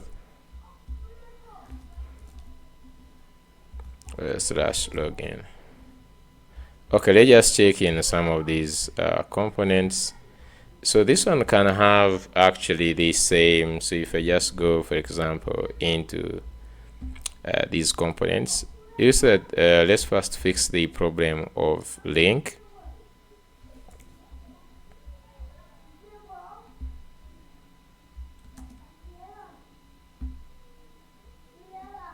This is auth login. I think this one is okay. Then you have the login page, which is having here at React at Tanstack, I think Tanstack router. So this navigate how it works. It actually takes in an object of 2. Okay. So forgot password is supposed to be auth. Actually, it doesn't have the size. Down here, just going to have this, which is going to be auth sign up. Let's go down here. This one is going to be from a Tanstack router. Then use navigate. We navigate. We pass in an object of 2. And then this is auth login. We got sign up, and then this is also at Tanstack router. This is going to be on 2. auth verify email. So we could actually name this to verify email. Okay, just like that. So you go back here. This is auth login. Okay, then we have verify email. Link is from Tanstack router.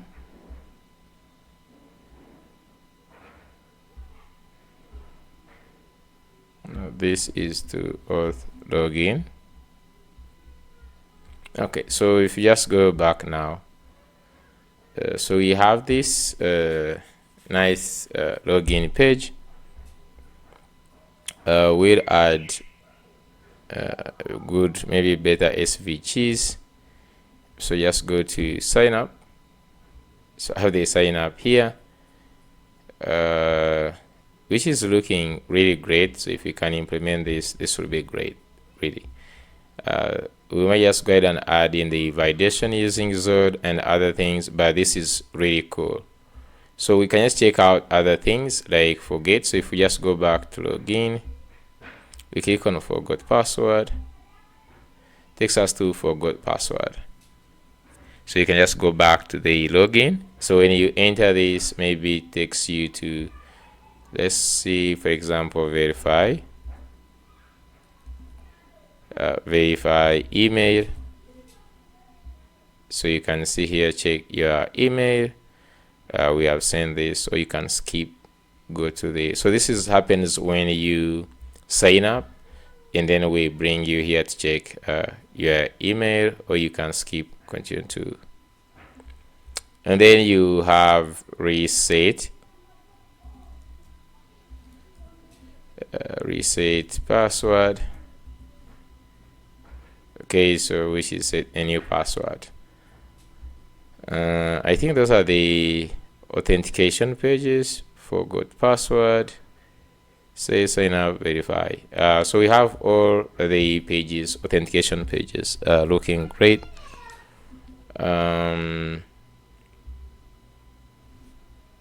Okay, so now you just go back here and you click on this. Should take us and even get started. So I'm just going to go to this, the nav bar. So we have this nav bar that is in the landing page.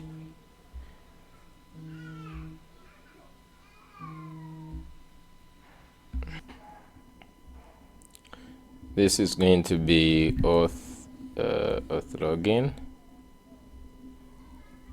This is going to be auth sign up.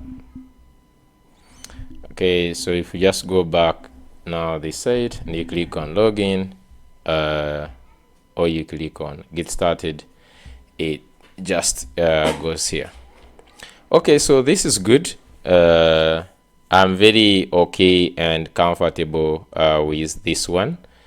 So what I'm just going to do right now is to start now working on the other section, because we have right now added landing page, marketing pages, e-commerce, authentication pages, dashboard pages. So now we just now move to the interesting part of actually starting to implement some of these functionalities. And just going to start with the hard one, which is actually authentication, because that's the big one.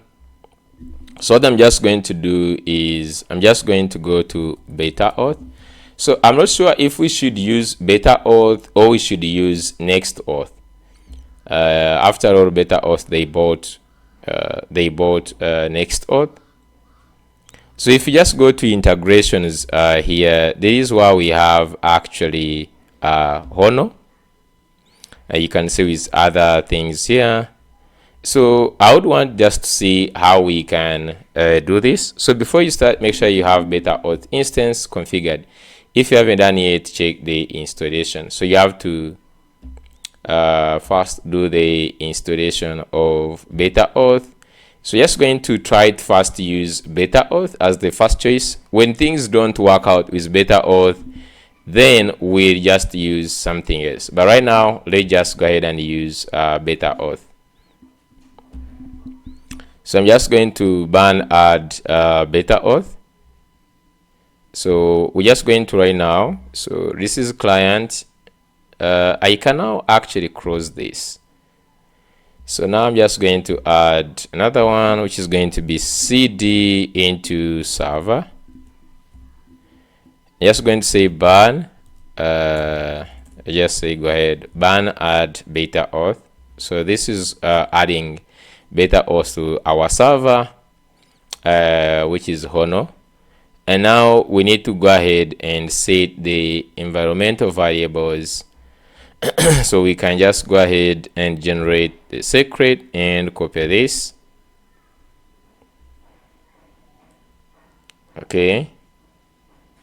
I'm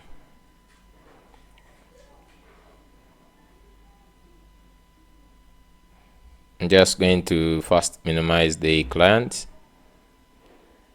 I'll then go to the server, and in the server, I'm just going to go to the env, and then down here, I'm just going to go ahead and add the beta auth secret. So I'm just going to add this in double quotes. Then you can just add also the base URL. So I'm just going to copy this base URL. So this one is the one which is port. We are running at port, I think is 8787. We'll see. So create a beta auth instance. So create a file named auth in one of these locations.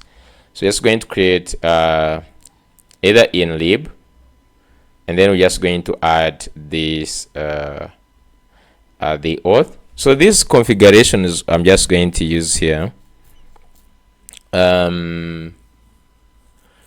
Basically what I would want, let's first think about the auth architecture, what we want. So of course we're just going to have the normal user. So what we want, like when a person comes and he wants to buy something, he goes, he logs in, comes back, and he accesses the dashboard. He's going to have roles.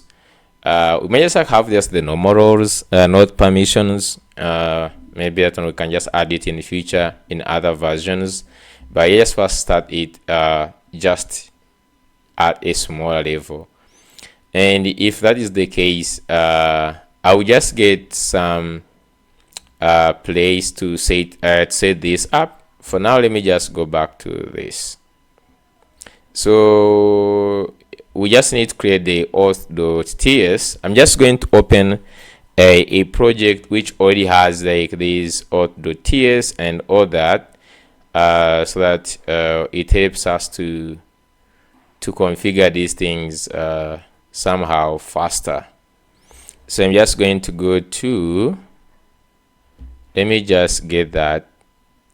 I will remove others, of course, but just to help us move faster. Just going to not network, just going to go here to projects, just going to go for this here.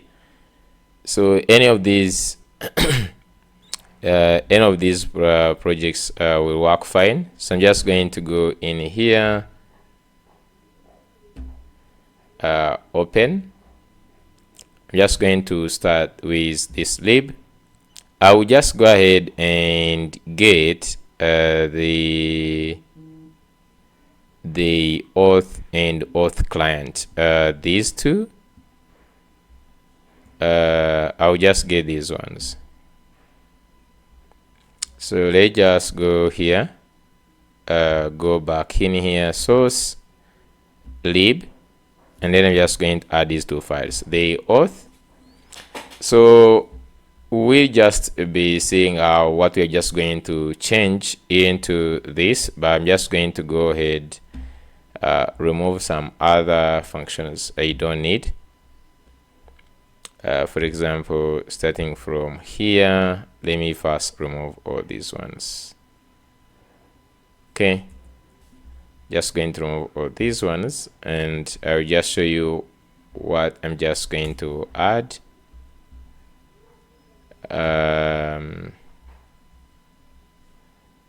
Also the plugins, I'm just going to simply, we don't need much plugins. Even this one we don't need. The next headers, okay, then we have the stripe. So we can actually add the stripe in here, but just going to first comment this out. And also stripe here, and also this. I don't know if we will need stripe or to add it using beta auth, but because they have a plugin for that, then even this one you can comment it. So the most important thing is set up the beta auth. So if we just go here, you see that they tell us to create the auth.ts, which I've created, auth.ts, and in this auth we're just going to put an instance. So auth from beta auth is what we want, the first thing, this one. Then we're just going to look at the provider. So this is important. So if you just go here, configure database, you can just go ahead and configure the database direct, or alternatively you prefer using an ORM, which we're just going to use this. That's why we have these the Prisma here, and then you just come and use this. So we post the provider, Prisma adapter, which is already there, and then we pass in the DB. Now, right now we already have Prisma installed, so just go ahead and pass in our Prisma. And how do we get our Prisma? You know that we know how to get the Prisma instance. We get it, it's not direct, so we need to create the adapter, I think, in here. So let's go to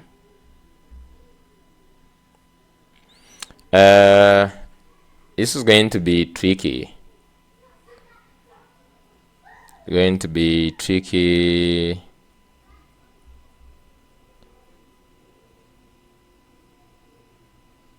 Because if we are to pass in this this adapter, where do we actually pass this? Because we need to get the environmental variable, we need to access it from the context. We need to access it from the context. We can't just get the database, the Prisma client, just like this.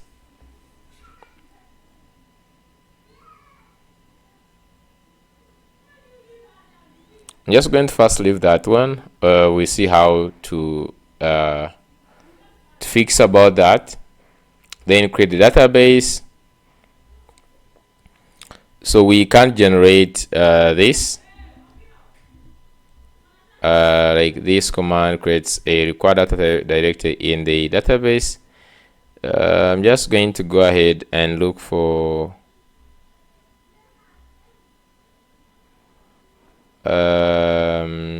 if you instead create the schema manually, I'm just going to look for this here, where we set up the tables manually. So we have these tables are the ones we actually need. I don't know if I just run the command if this will actually work. So you say here, if you're using K, you can apply the migrate using this one. This command creates a required table directory in database available only built in this. So there is this npx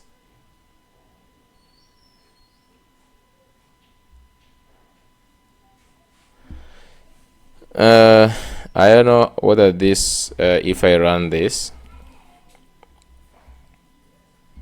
let's first try and see if I run this.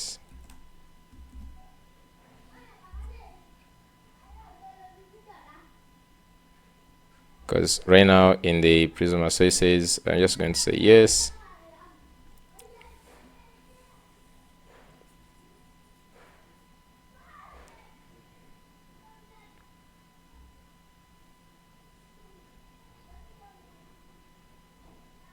Because that would just create for us the tables.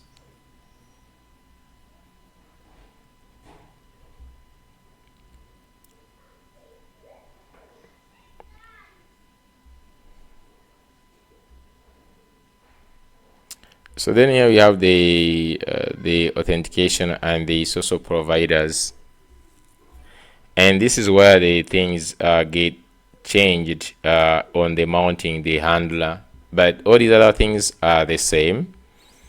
So we need to look for a better way of passing. Let's go back here and see if this is going to generate.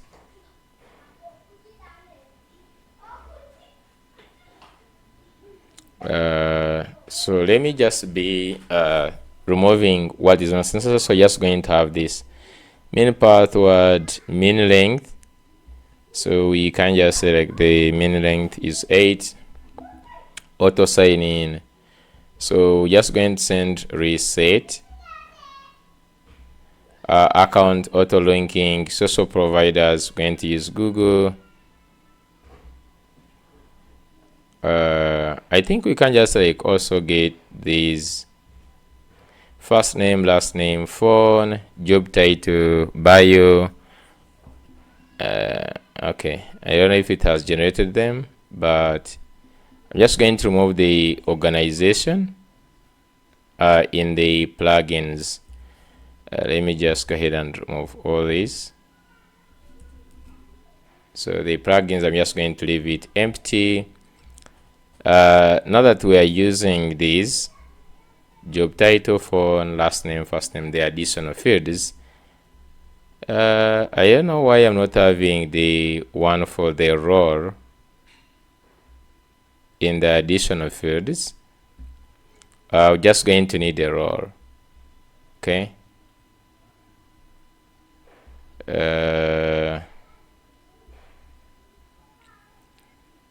So I'm just going to come here and I say phone. I'll just add the role.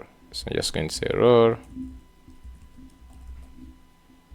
Type string required false. Maybe just going to give this at default. Okay. The question is this this instance here. Okay. This instance is the question, but we can just like try to create the good thing that we can access the DB. So that means I think I can create that instance from within here. Okay, we think we can just like create that instance from within here. So for now, let's just see how it goes. I'm just going to go ahead and get the this DB from here, and we see how this is going to go. So basically, just get since we're just going to be using, we're using Prisma, the old Prisma 6. We're using Prisma 6, so they should just like get the old one. So let me get the old one from this is docs. Just going to go here. We can search like for Prisma, I guess.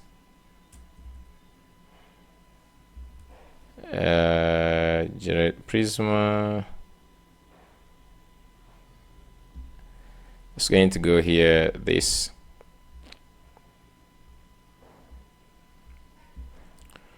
Okay, I will just go in even in the lib here. I'm just going to say Prisma.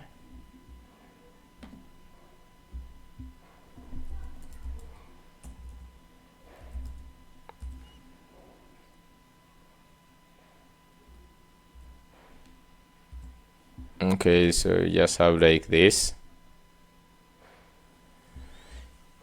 First of all, we need to get the Prisma from Prisma client edge, and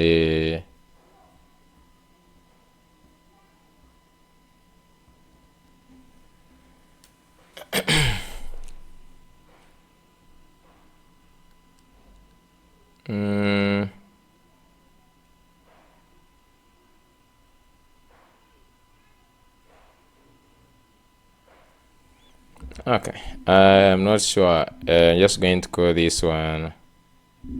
We're just going to call this as. Can just leave it as Prisma client and just pass it in here. Okay. We'll just see if that one works or not. So we have the send email. I think we have also the require verification. We could do the require verification since we have the verify or something. If I just come back here. Hey, by the way, did it generate the table? We can just check here in this. It did not, unless it created another Prisma somewhere.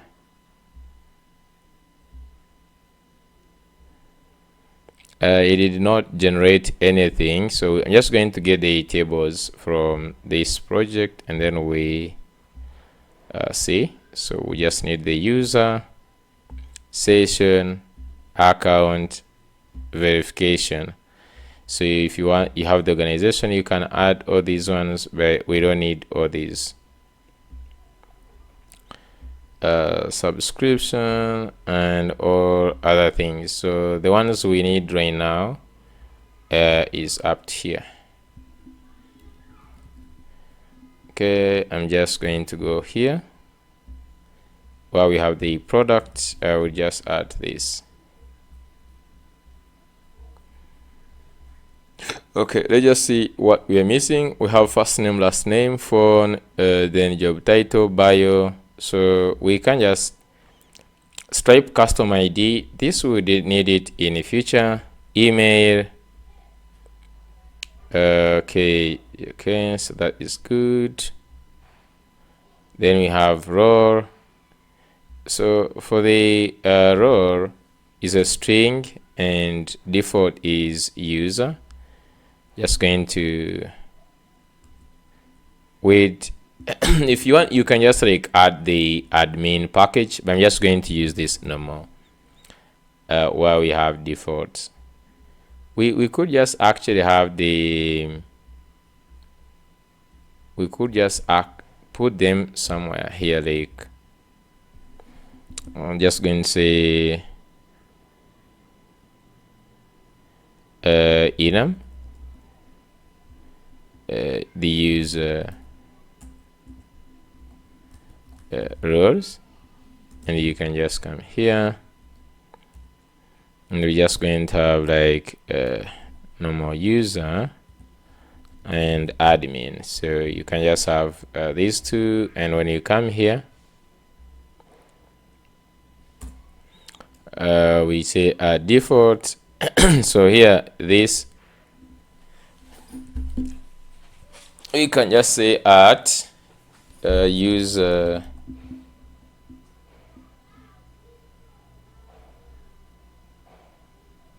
and our default, just going to say our default is going to be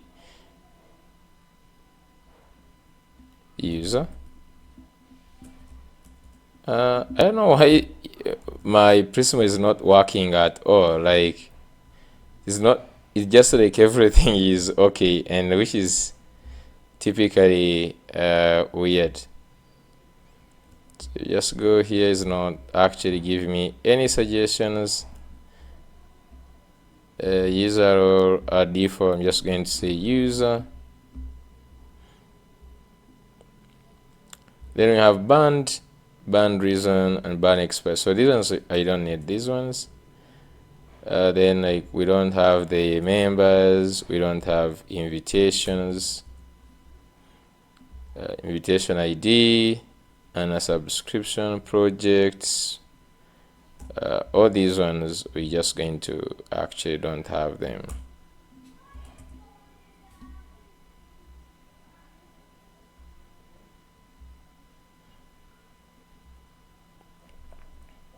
So we can just look at these.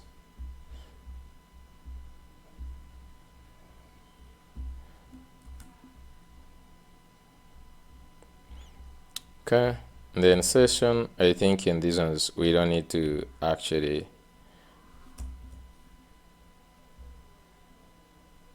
then the good account. So account, these ones are kink okay, verification. Okay. I don't know why they are not doing anything, but let's go back to Auth. So we have this send email. I was looking for actually when you want to add verification, like send the email.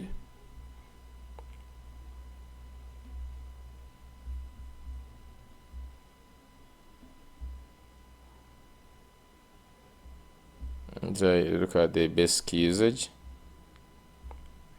Sign up. So you can even put the callback. I don't know how this is going to be communicating with the server per se. Really, I don't know. Like if someone signs up with Google, what is it supposed to do? Like even me, I'm just going to be really learning this thing. You can also pass in this. You can pass in remember me. So by default is false. You can also add in the callback URL when someone signs in. I don't know what you're just going to do, but sign out, sessions, client side.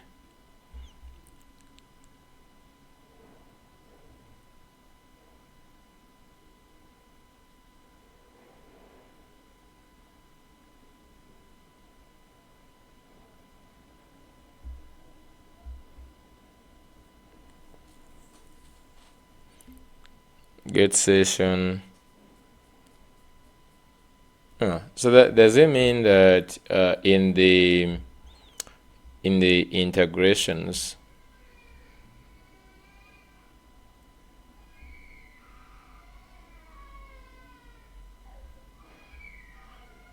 okay.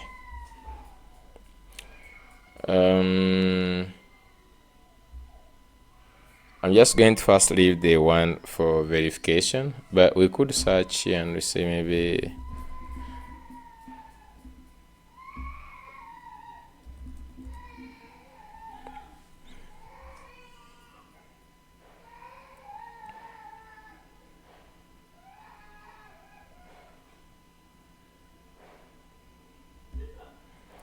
I'm just going to click on this.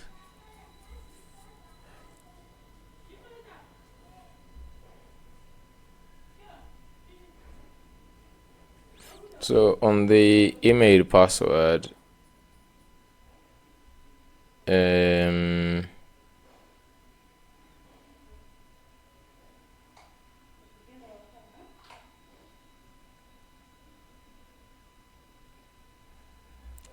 we have this. You can also put the reset password expiration.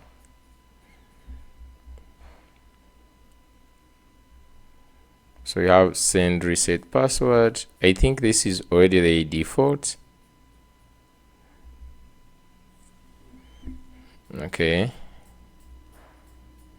So if you want to do custom hashing, you can actually just like have your hash, custom password verification. Maybe I can just actually put in the reset password expiry. I would just want to like the one for verification, like, oh, okay, so this is the one here, email verification. So you can see here,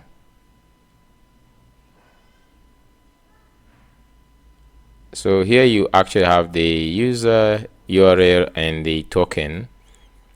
So you can create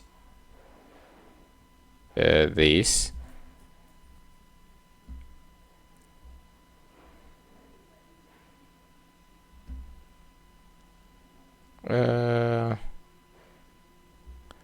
There's this reset email and password. Okay, then down here we can just actually go ahead and add also this email verification, and we'll send the email from here, send on sign up, and then auto sign in after verification, then expires in 1 hour. Like, this is good.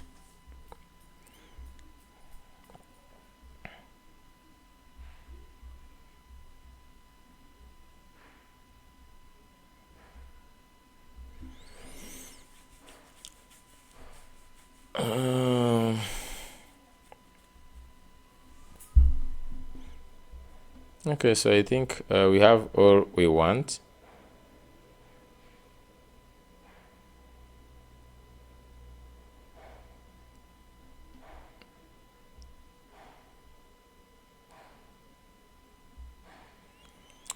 I'm just going to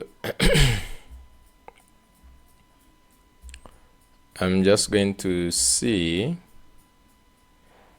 We need to get these emails. Now we're going to be using the backend for sending the mails and all that. So for now, we can just say actions user. So we can just put this. So I have the lib. So you could just come in and I put, like, for example, I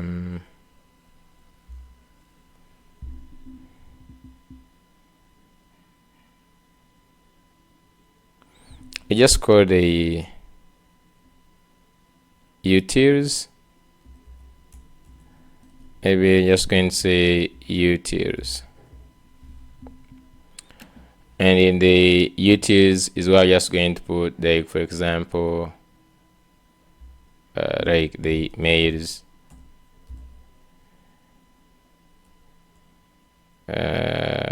mails. I'm just going to say email.ts.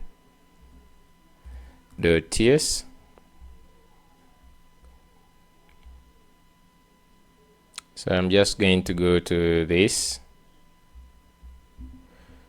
I just need to get this send email.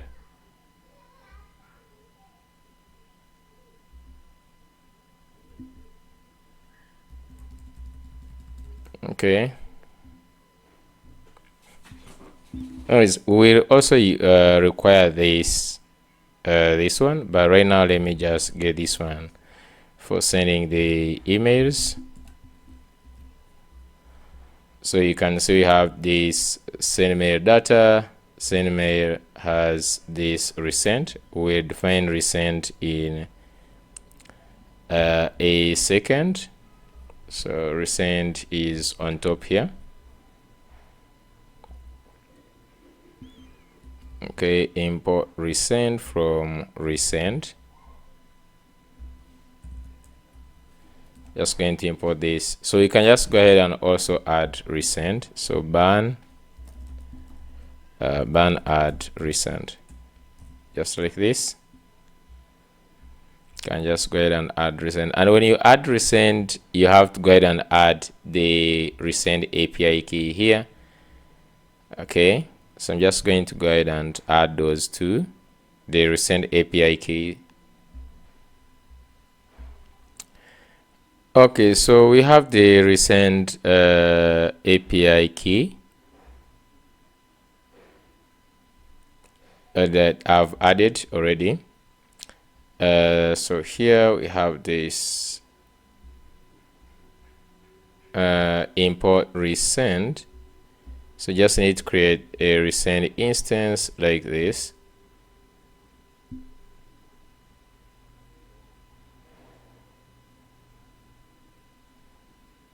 Let me also put this. I don't know if I will need it, but let's just add this here.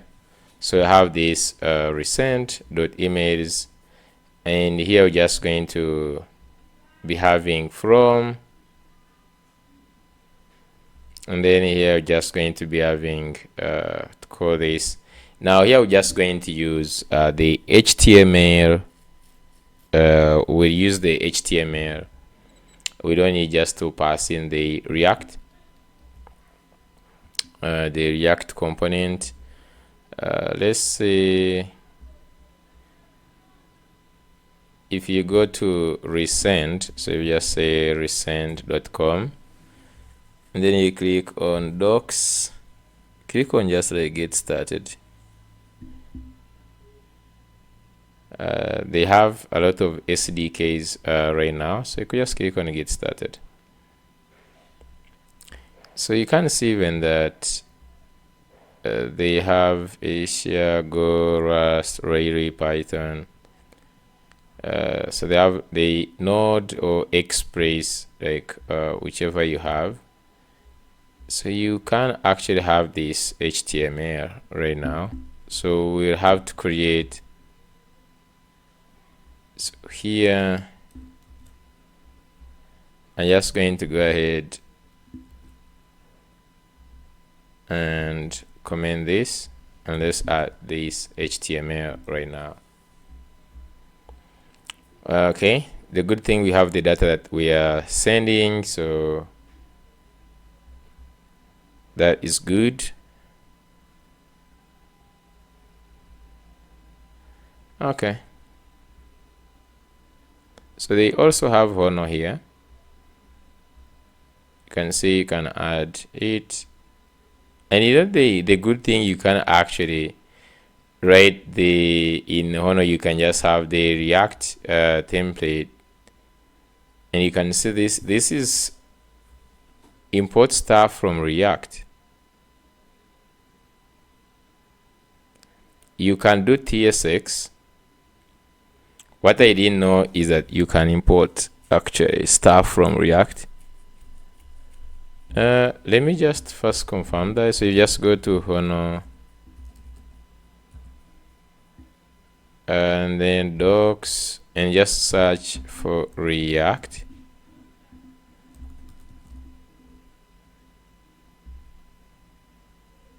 Oh, so they say that hooks compatible is React. So like all these ones work in React. Hey, you're supposed to get them from Honor JSX. I don't think you're supposed to.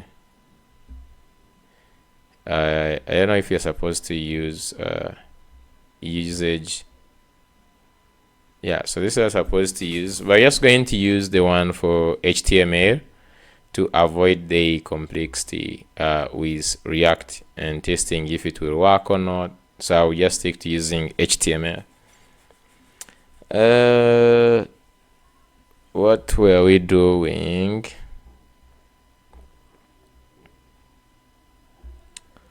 Okay, so I'm just going to go back to auth.ts. Now I can just go ahead and bring in the send email.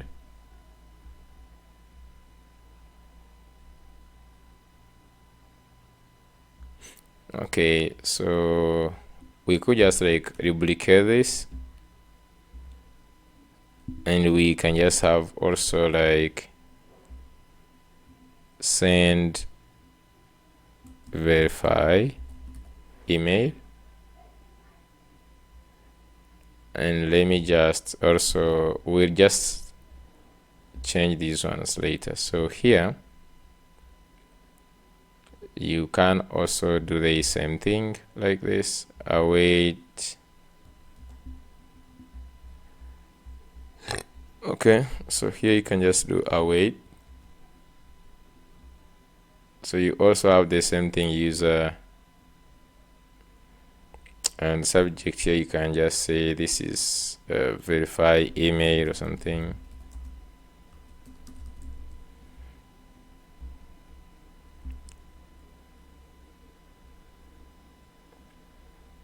So just going to say send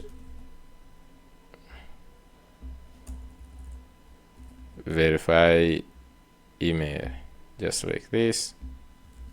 So we just customize those ones, but at least right now we have them.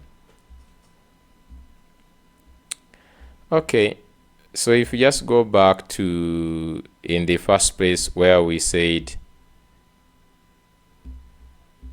integrations, and here we have already said that because say setup your beta auth blah blah. So then you have to mount the handler. So we need to mount the handler to Honor endpoint. So you see we have Honor and we have on.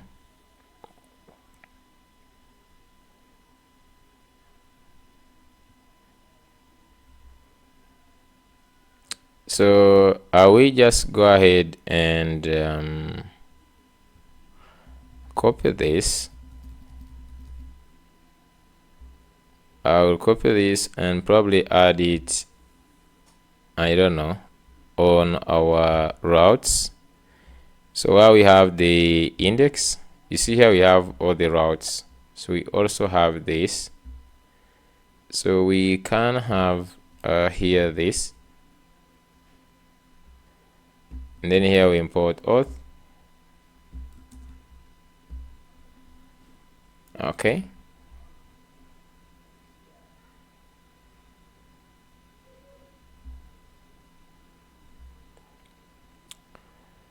And then to configure cause, you need to cause plugin of this.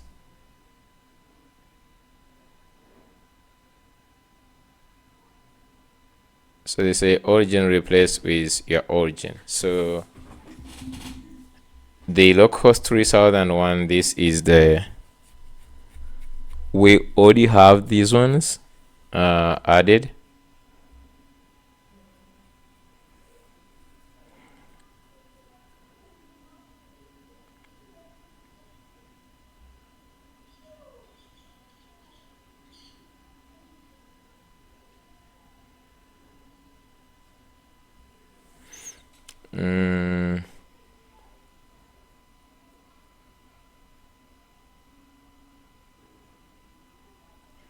So we already have this, and I don't know if we just need to put allowed methods, but we have that already. So import important, cause middleware must be registered before you route. This ensures that cross origin requests are properly handled before they reach.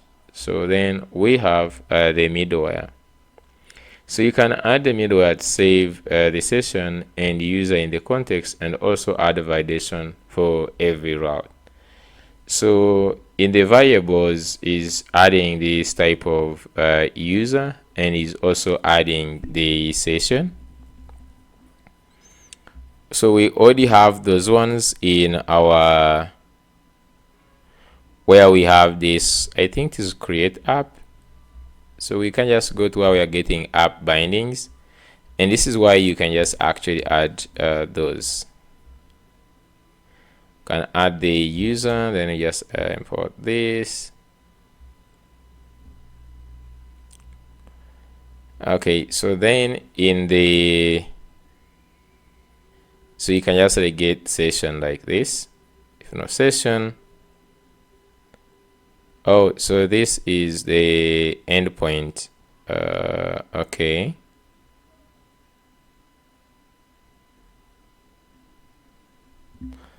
So we can just add this as a middleware. So we already have also the middlewares in the create app. As you can see, we have already used the cores, then we have Logan or these other ones. So we can also just add this set everything like so.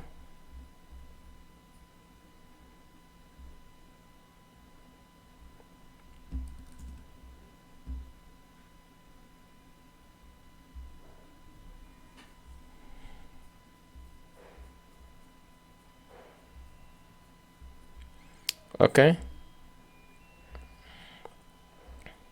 So this will allow you to access the user and session object in or your route. So if you just went to any endpoint, you can just access the user and the session.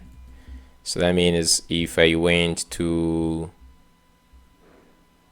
any routes like in the products, okay,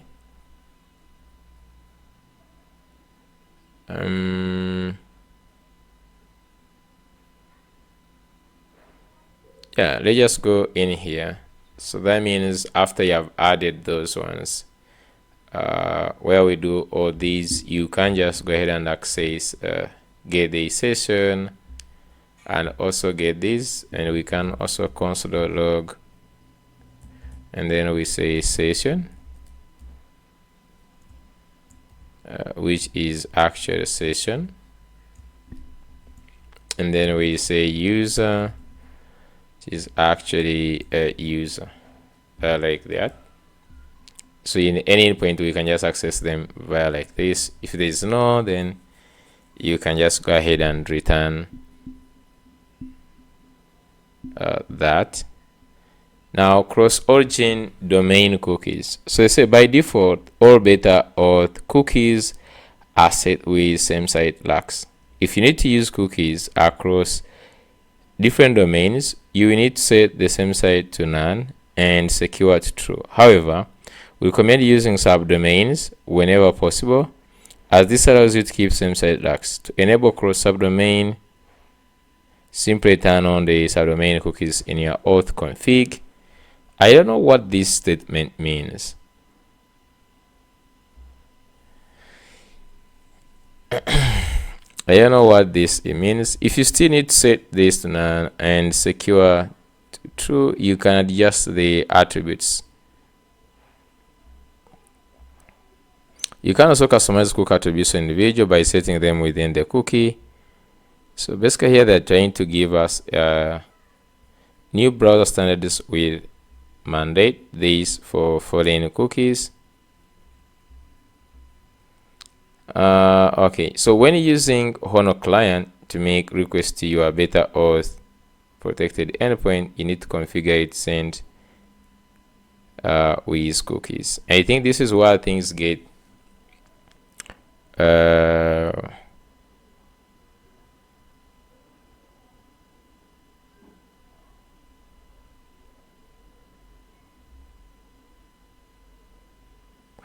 this is where things get hard now, because it's getting the required for sending cookies. Now you can create requests will include credentials.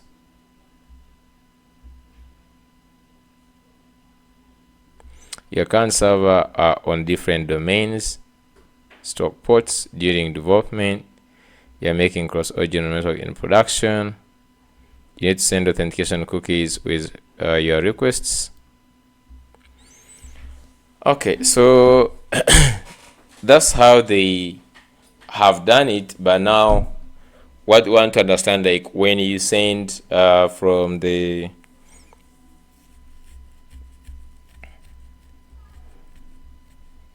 if I go back to my auth, of course, we'll start with just register email and password things and that. So if I just go to emails,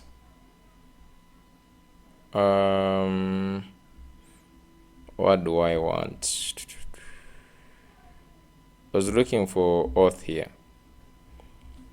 Now, there are those functions that we're just going to call for registering like a user. So we'll be communicating on the front end. I think the I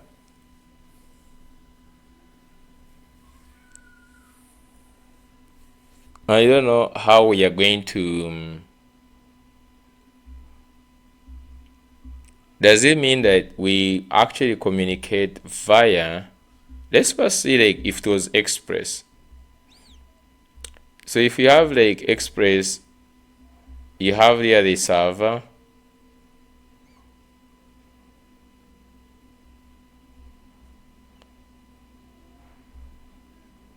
So they have app.all for Express version 4. So like they're saying that this.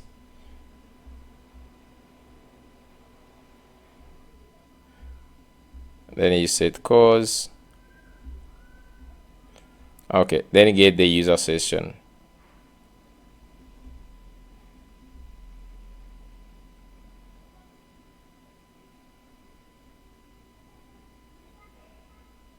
API me, and you get this return session.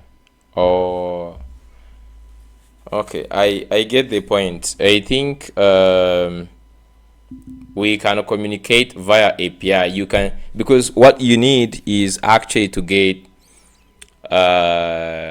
the user and to get the session. So they just give you the session, and then they give you also the user via the other endpoint they created, like /session, where you get these. Okay, I understand now.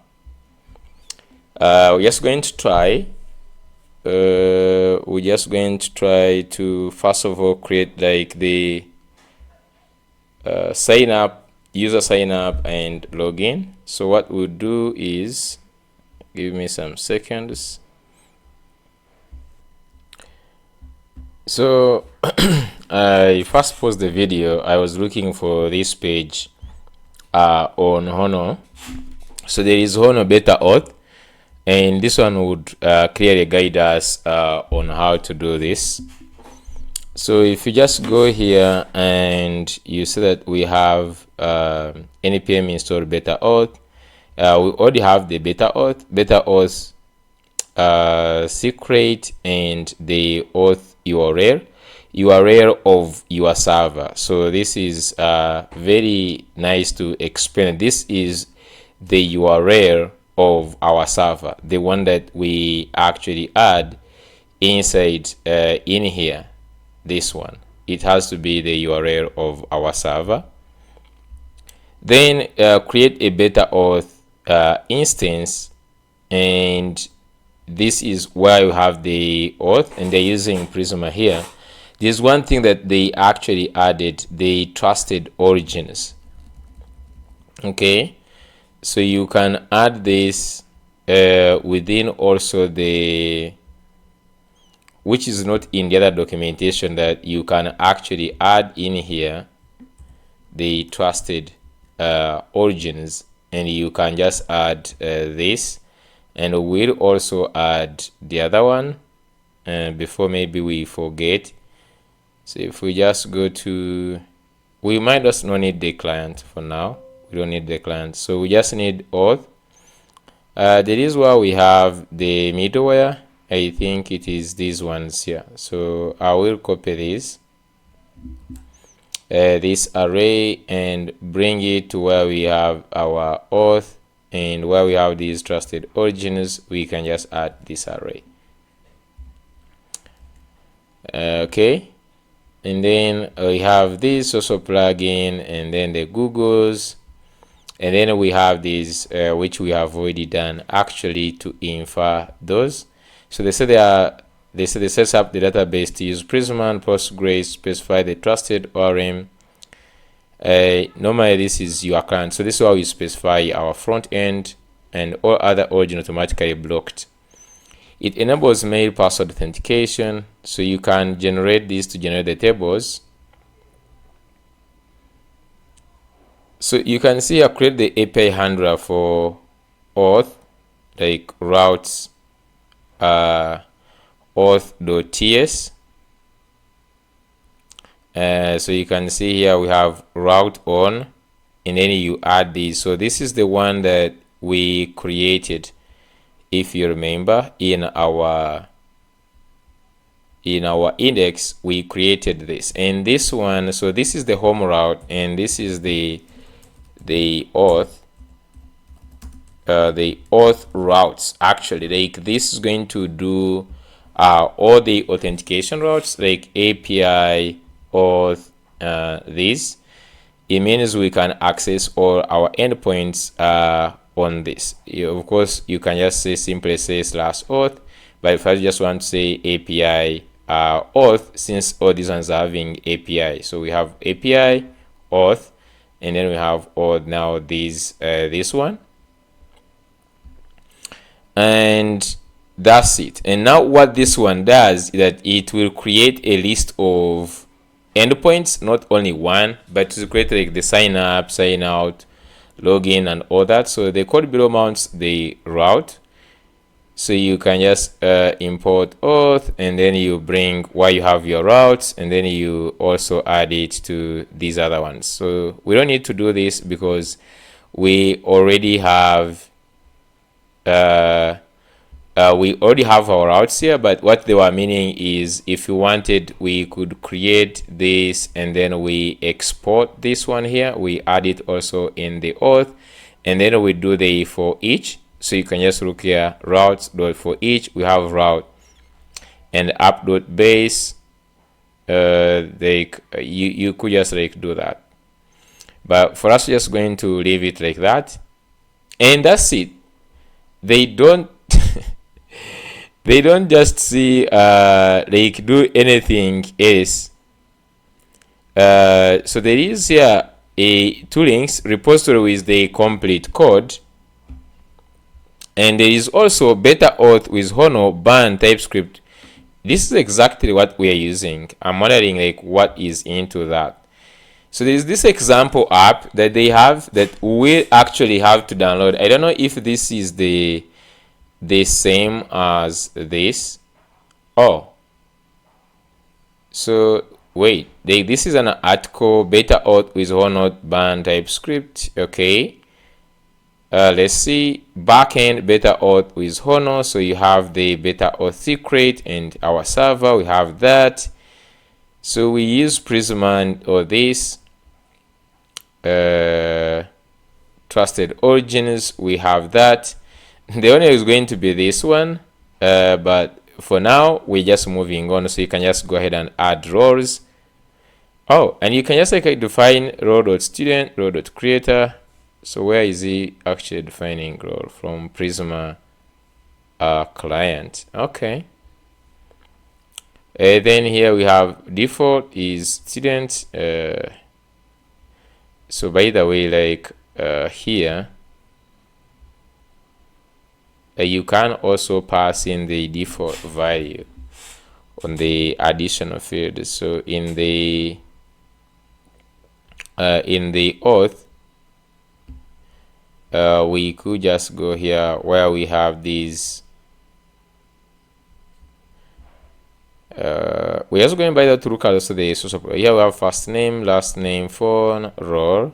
So you can actually also say the default value, and you say, for example, this is going to be a user, like that.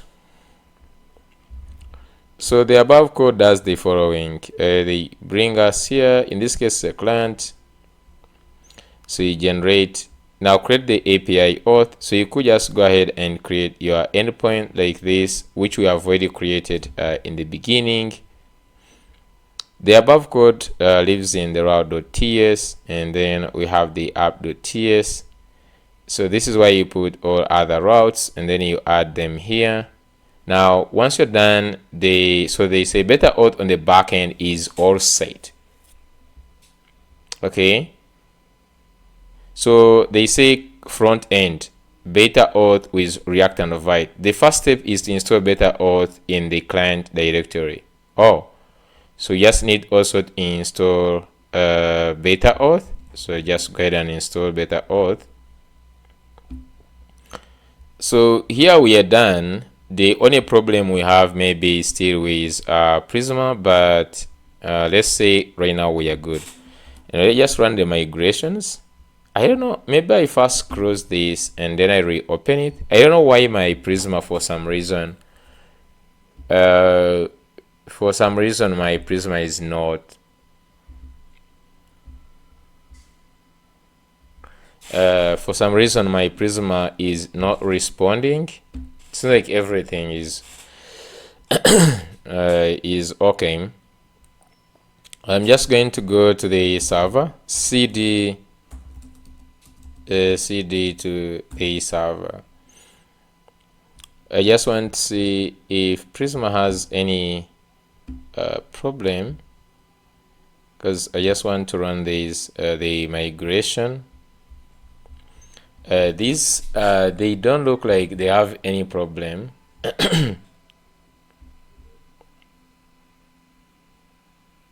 Okay.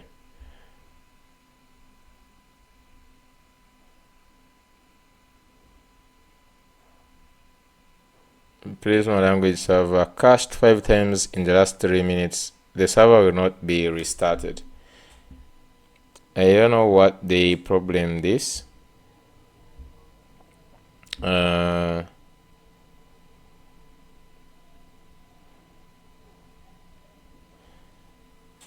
I don't know what this is all about. The Prisma extension seems not to be working properly in here.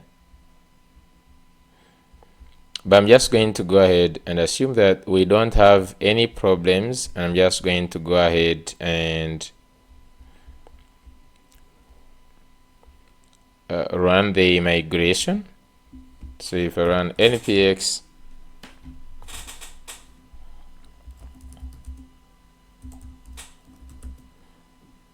Prisma migrate dev -name, just going to say added auth tables, just like this. I don't just run the migration for this.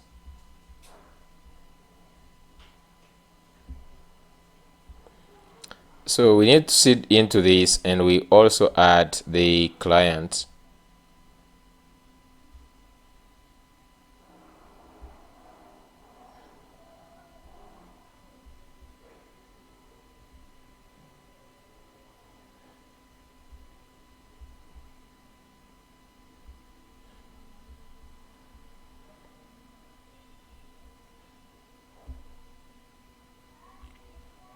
Okay, so the migrations have been applied. Okay, nice. And even the Prisma client was generated. I'm just going to go ahead and say clear. Now let's just go ahead and open another one where we just go to the client. I'm just going to cd, and I'm just going to show you on the back end all those endpoints that the Honor that API endpoint that we created for Auth. They have the open API reference. I will open it later, but for now let's cd into the client, and we should just like run and beta auth. So you can just also add beta auth on our client, and you can set, you can source lib auth client, and let's add this code.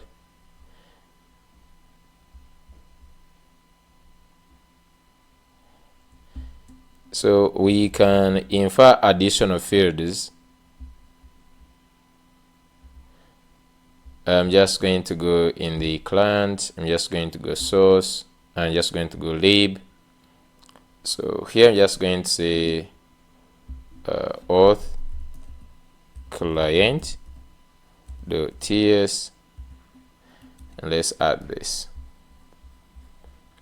Okay, so you can have this beta auth client for the roles type string array.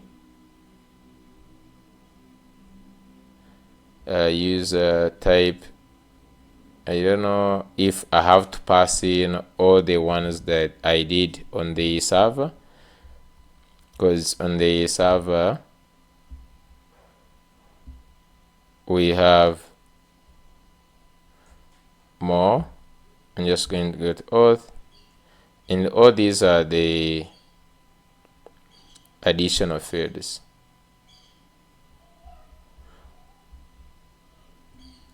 I'm just going to go back and see if I can just bring them here. So we have additional fields, user, and then I'm just going to paste them here.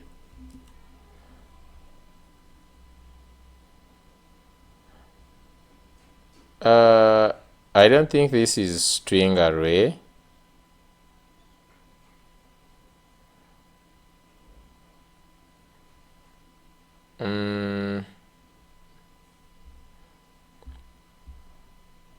For him,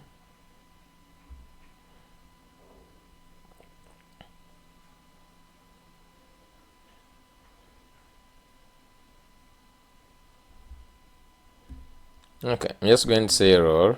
I'm just going to say first we have it as a string, first name,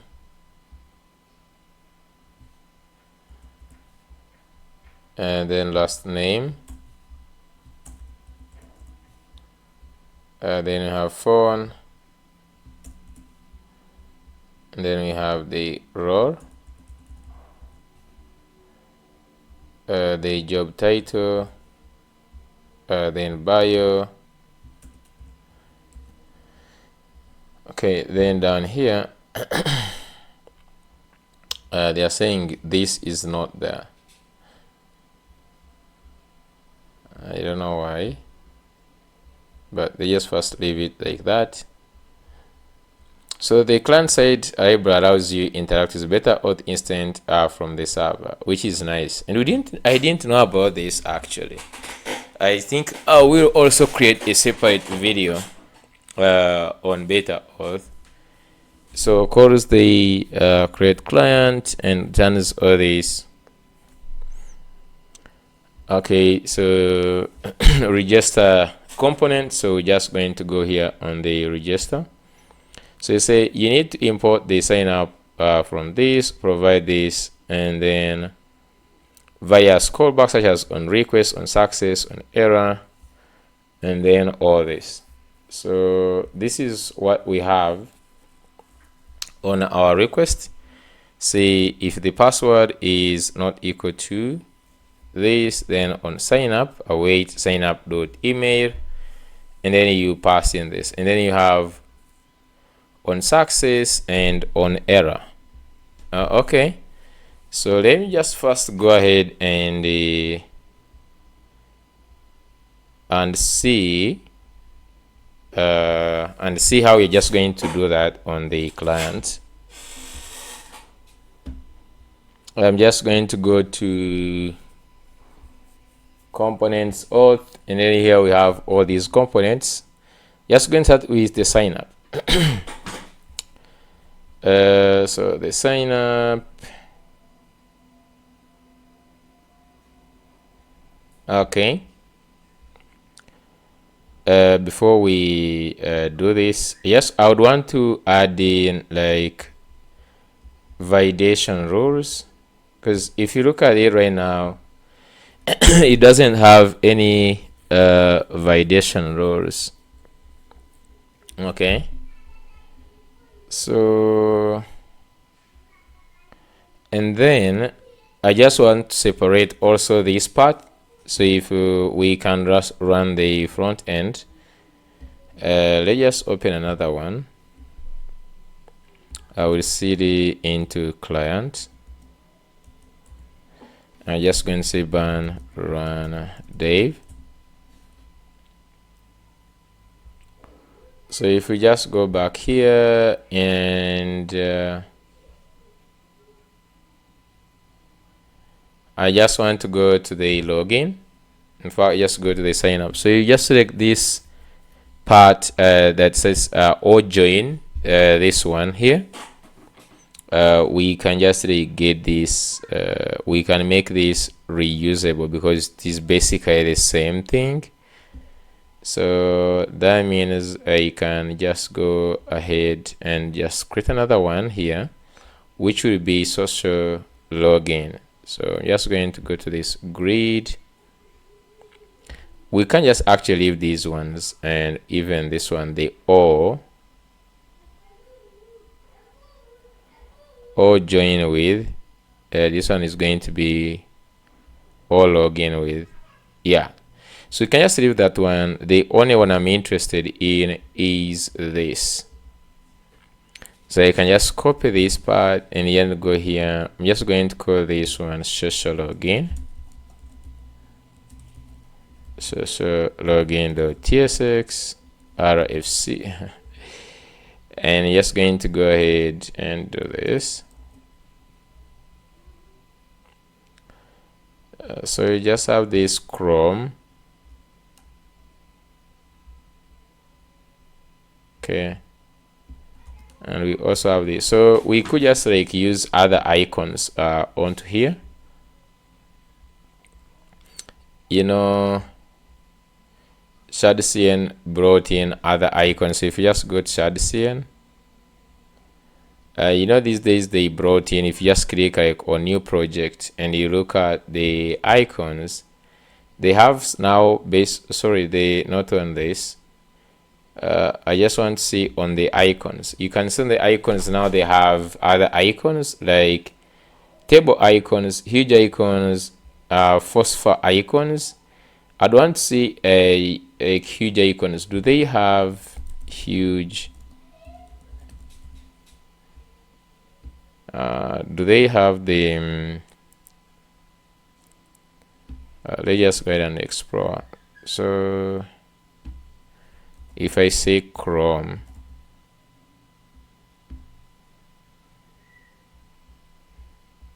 do they have?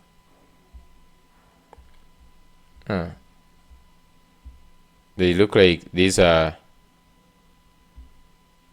Can I just get the ones that are free? Because according to what I have here, these are all paid. Anyways, that's not a big deal. We just leave our Chrome here. But GitHub, Rusty, they stopped the support of this one, so we will get the SVG in the future.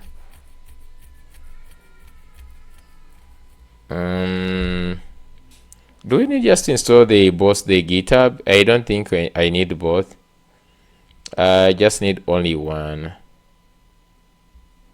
I'm just going to go in this other project and I see if I have the social.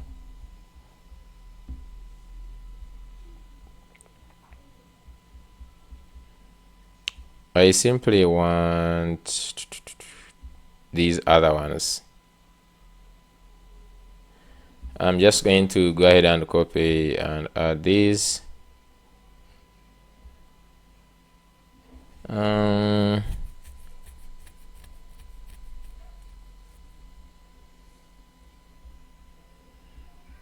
Social buttons. This one is a grid.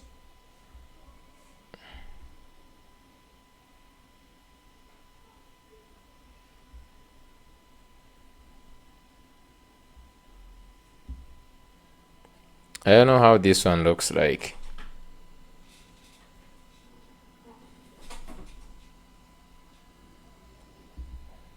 But you could just go ahead and copy this, or we just go ahead and get the icons.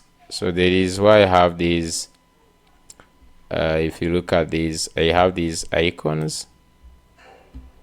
So you could just go ahead and copy these icons, the SVGs, but you can stick to these ones. But I'm just going to come here and add. I'm just going to say here and say add icons.tsx.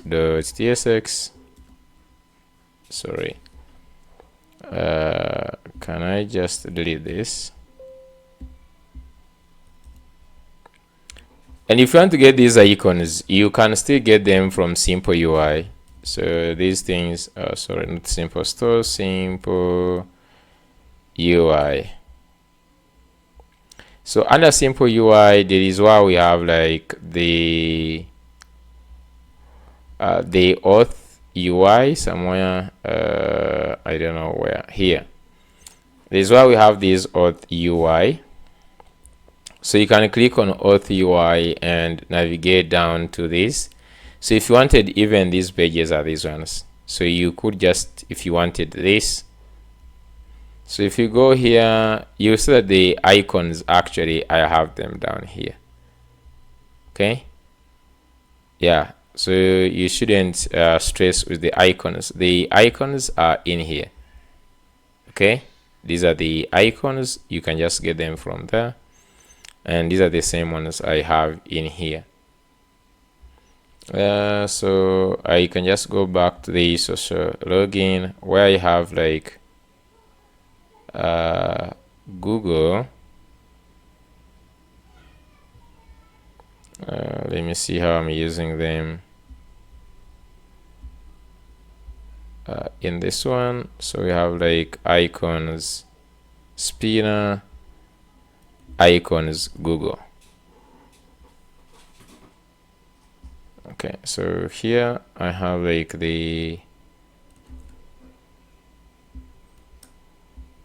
for the icons, and then even here we have icons dot GitHub. Okay, and then we can just go ahead and remove these.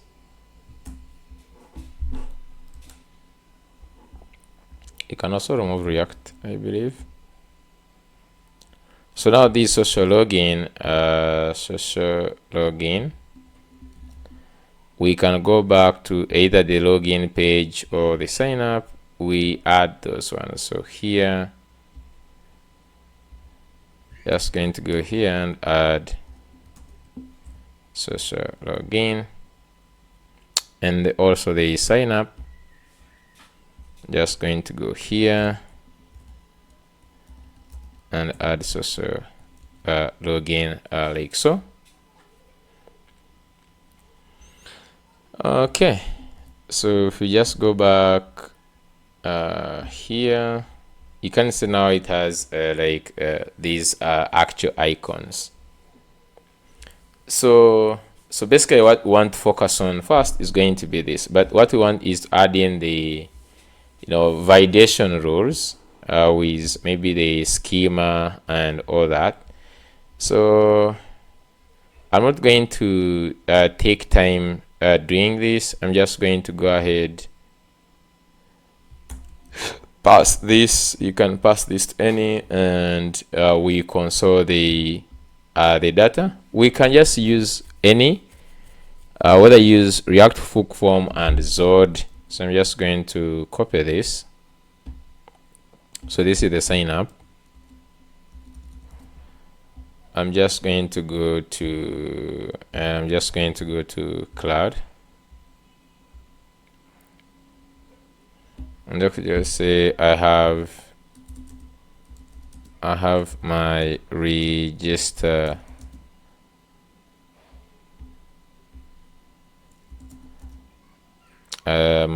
form. I have my register form, add form validations using React Hook Form and Zod. So you can just do this.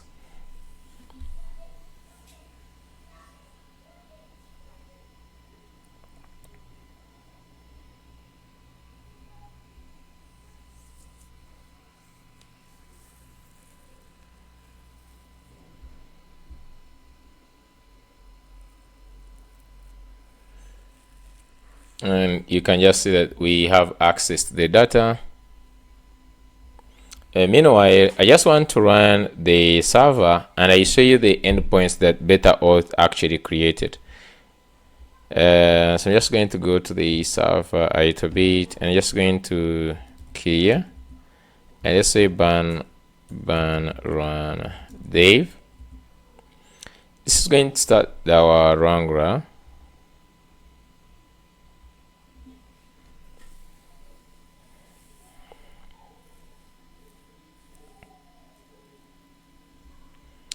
Okay, so we have some issues with next headers. Where are we having next headers?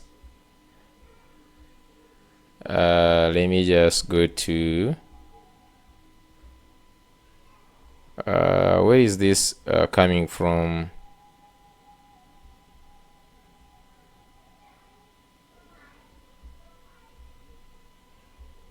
I don't know where we have this next headers. Okay, you can just maybe search next.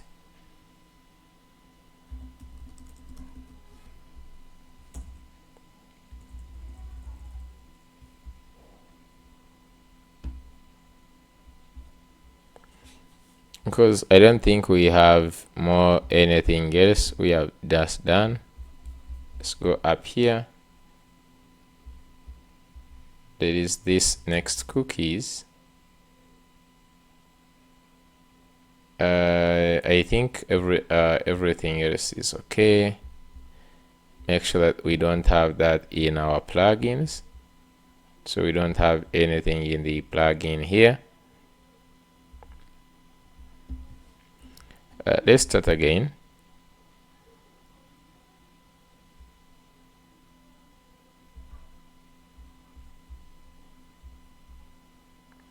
Missing API key, so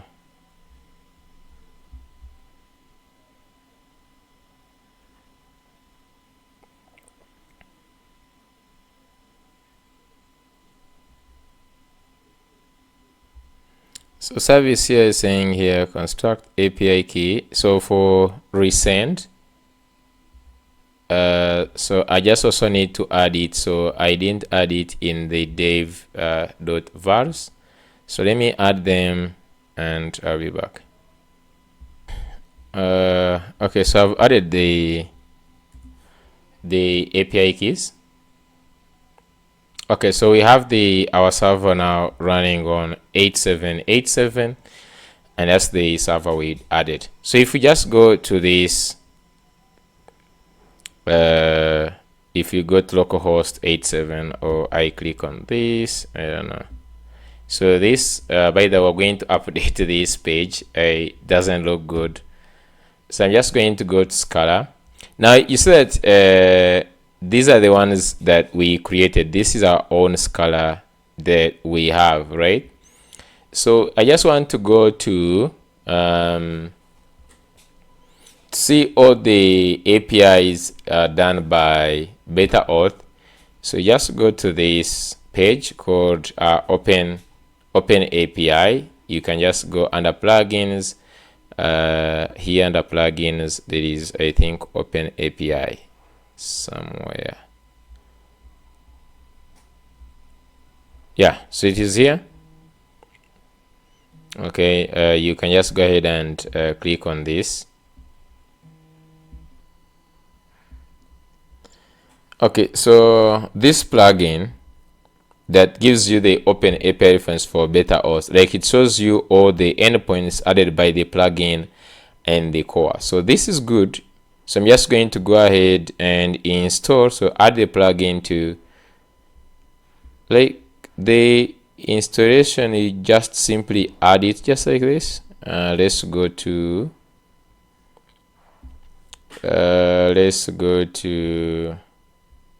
plugins. I'm just going to add this plugin, and you can import this Auth.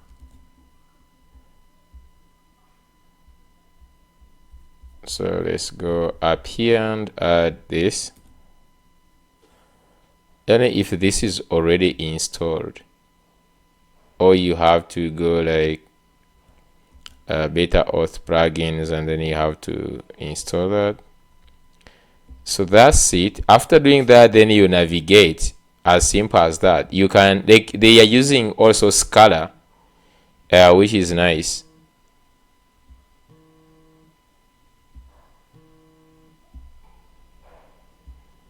So they're saying here, you just navigate to API reference to view the open API reference. But down here they're saying also, is generated by using this specification, the reference generated using the Scala library, blah blah blah. So here they're saying that generate the schema. To get the generated OpenAPI directly as a JSON, you can use this. This will return the schema JSON. So basically you can have this. So using with multiple sources,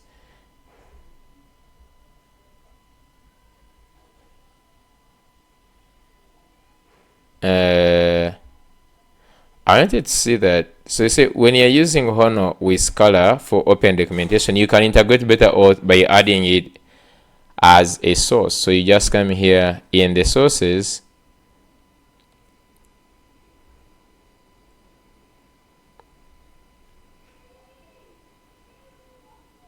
so I don't know if you have to first run this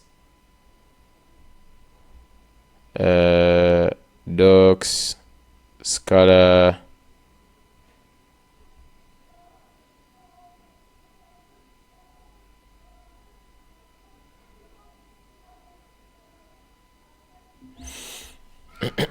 I don't know if we want to do this. If you go to let's see, we're just going to first go to, if we try to go to navigate to theirs before we set it up, let's first see if this one actually works. Okay, auth reference. So if we just go back here, I don't know. Okay, this is the endpoint. Duplicate. I'm just going to go here. So we are going to have slash API slash auth slash reference. Yeah. So you can see this is theirs, and these are the endpoints that they give you. So like we have also sign in. You can see here the source sign in they give you. This is very incredible. This is really good. Okay, this is really good. And if we wanted to put this, we could actually, let me see if we can merge this with ours. So they said if we could leave theirs, but they are saying that if you have this, we could just go ahead and we add them. So API generate schema. So I don't know, where do I put this?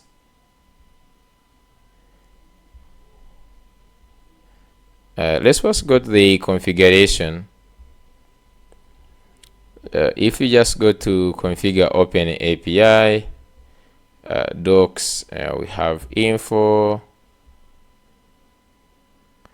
Okay, this is app.gate. Okay, so the down one here.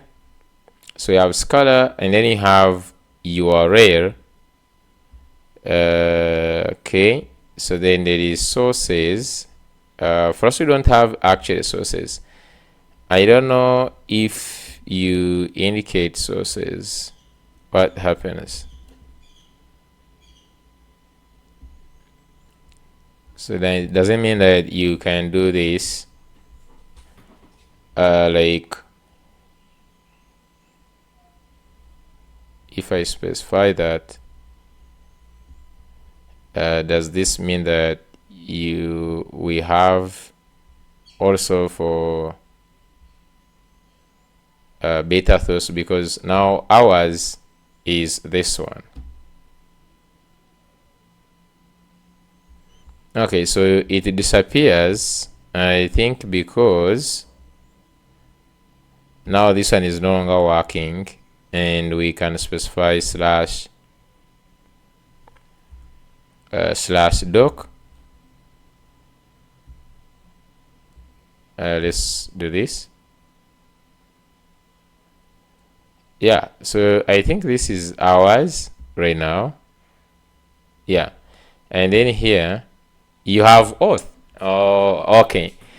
So this is good. So we can switch the documentation, which is nice, and we're just going to use this open. I'm just going to go and use this open CLI npm package to add the command for opening docs. Like if you run ban run docs and it open the docs.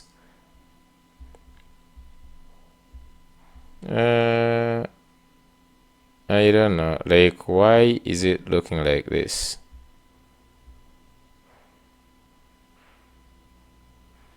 The dependence, what does this supposed to mean?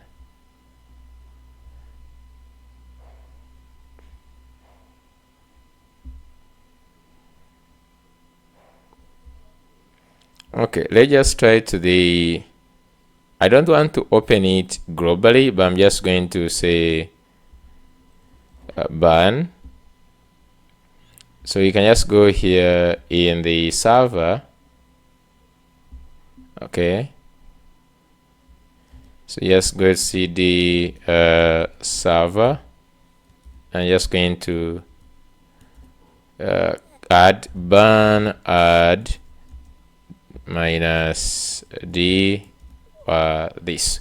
Just want to add it as a dependency, and then if you just want to use it, the usage is that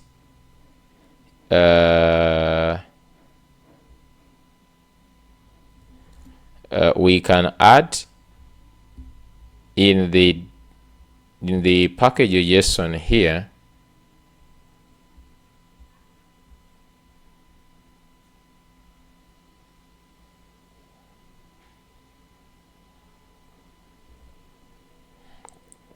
okay. So here we can just add one command, which is like, we can just call it docs, and this is going to be doing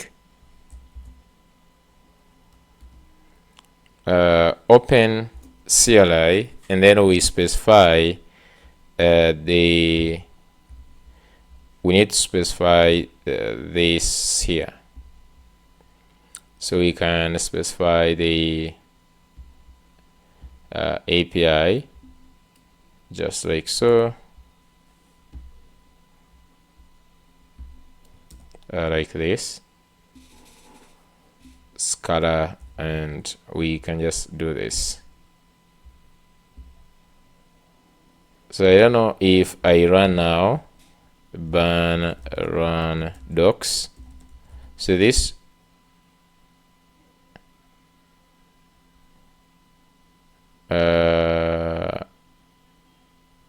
why is it saying that?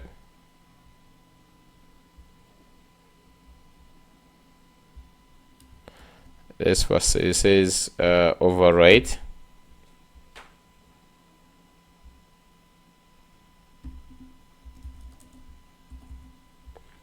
Make sure this saves. Now you can just say ban run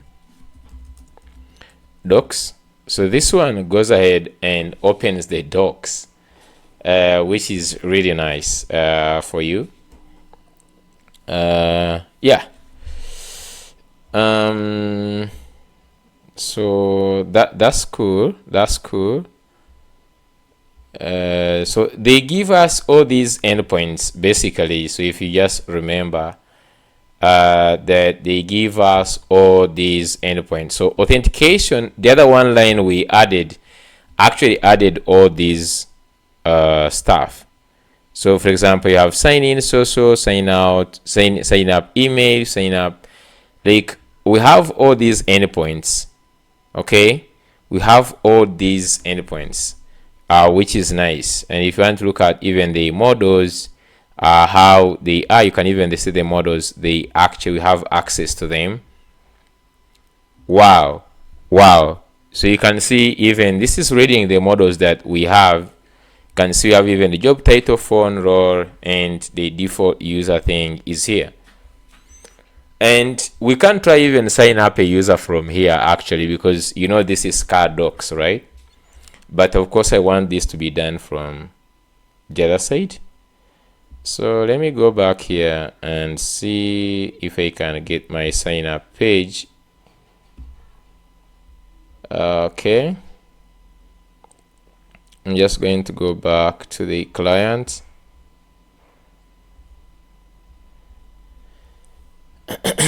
So if you just go back to the sign up like this, it shouldn't add any. So just going to add this React hook form and then hook form resolvers. So I'm just going to go here in the client and let's say do ban add. Just going to add React hook form, and we're just also going to add these resolvers. So you just add this hook form resolvers. Okay, so basically we have the sign up, which asks for first name, last name, email, and the password. So you come here, Zod validators, mode on blah. So we validate on blah. And then we have all these things here. I'm just also going to give it the same thing to the login.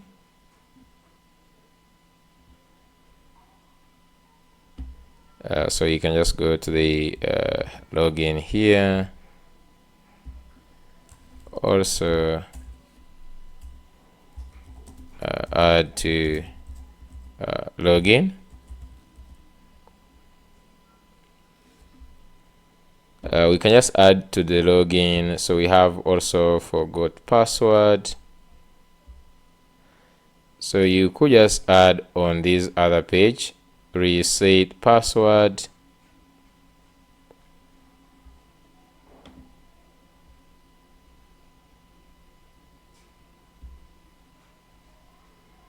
So can you say forgot password, reset, and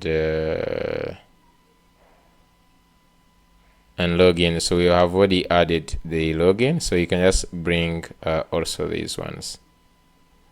So you can just say login, reset, and forgot my pages. Validations. Okay, so if you just go back here, this has added it. Now if we just go back the browser and we go to here, let's refresh. Okay, can we just go back and start the server?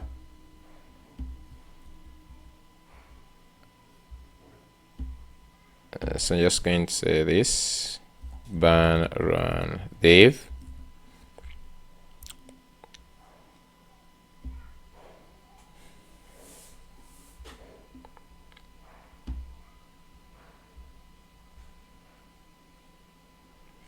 Just going to go to sign up and click on this here. So you can see now we have the nice validations of the email, password, and everything.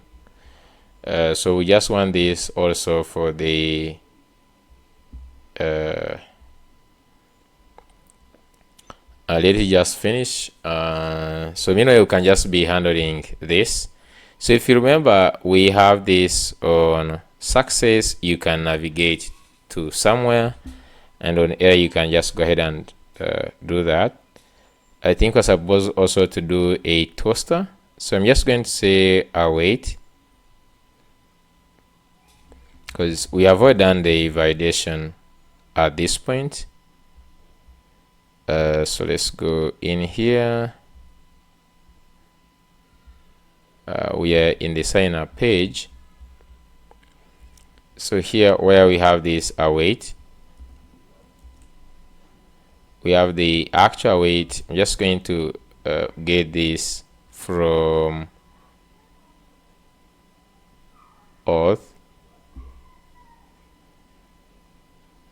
and then here we are passing in this email, password, name, and other things. So I don't know, we pass in this object. Now for our case it is a different thing.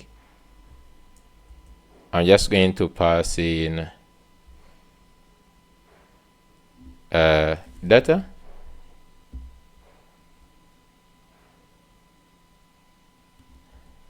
Okay, can I just go here and see the object that they want me to pass in? So these are the ones you need to pass in. So basically we need to define the ones which are, so I'm just going to say email, data dot email, and then we have like first name, data dot first name, then you have last name, data dot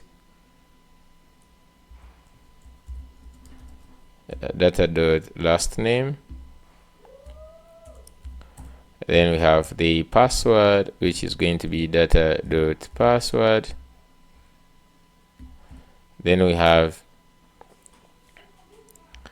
what else? We have name, which we can actually compose out of. We can compose data dot first name and then space data dot last name. And these are the ones I think we should only pass in. 4 things. 1, 2, 3. So email, password. We need also the phone number. I don't know how the UI looks. Let me see. We might just go ahead and maybe remove. We said that the phone number is maybe not required. So we're just going to pass in only these ones. Now, if you just see that additional fields, maybe just go to where we have this. First of all, where we have these, right now when you're signing up, we don't need the role. So if I just say required,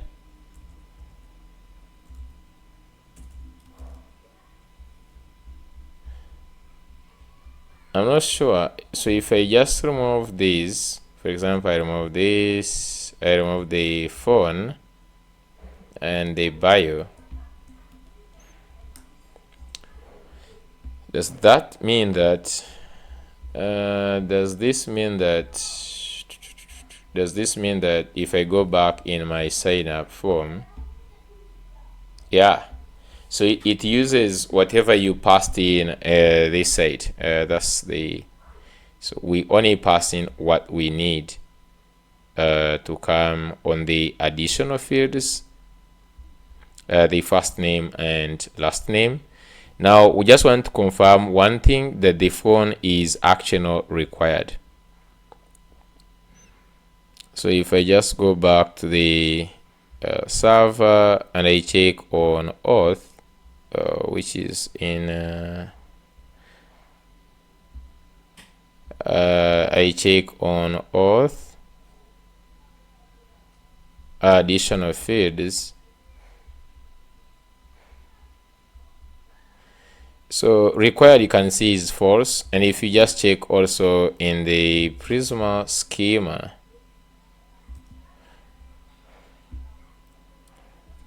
we need to confirm that the phone number is not required.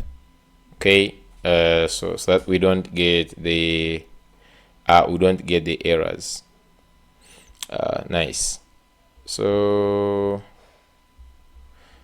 That's good. This looks good here. So you on success, we navigate. So where do we have this navigate to this? Would want to navigate on the verification. Okay, just going to navigate here. But also we're just going to toast. So you can just say toast dot success. Maybe you can just say user. So you can just say sign up registration successful or registration successful. I'm just going to go here, maybe pass in the description. I'm just going to say that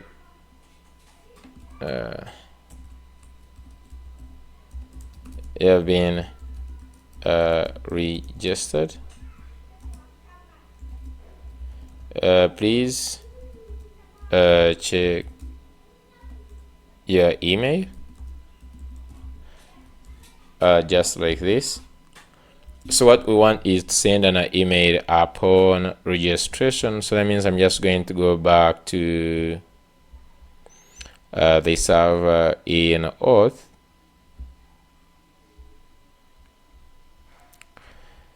And by the way, we just need to add the social plugin, these social things, we just need to add them. So I'm just going to add in this Google client and Google secret, which you should. I think I'll just go and register one app with you. So that one is also done. Let's first go ahead and go to the send verify email. So you have the user info.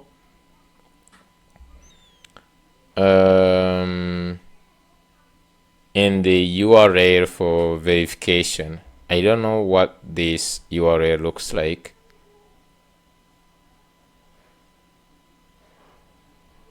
Let's say I'm just going to say so if you just go to React email,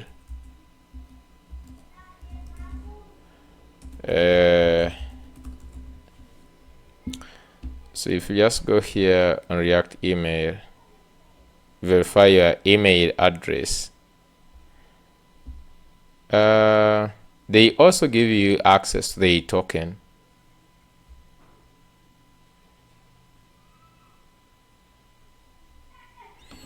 Or I think you can just like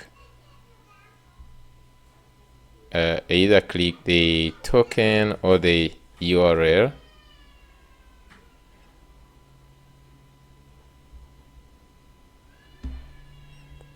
So there is this email here. If you view this, you can also have the HTML version of this here. Let's first view it.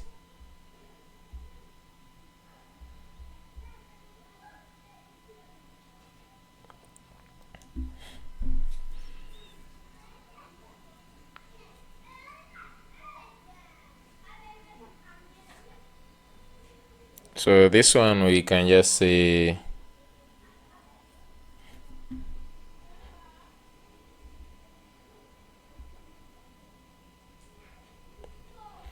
we can just go ahead and see what I'm just going to go to. They call it new.email. This is by recent. You need to be logged in. I do not remember now my login. Those are the problems of using these tools. Okay, so I'm just going to go here and you can see right. an email for user verification after sign up. You have like here they just say props are the user name, email, URL, and token.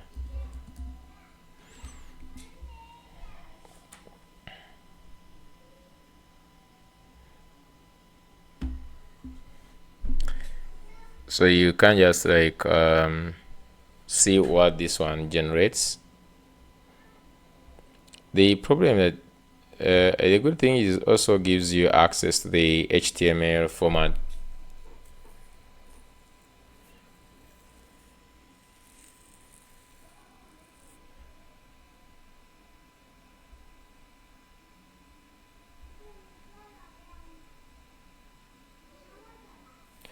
Okay, so this looks good.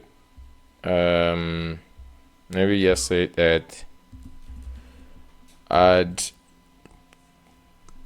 a header. Just gonna say add a nice header.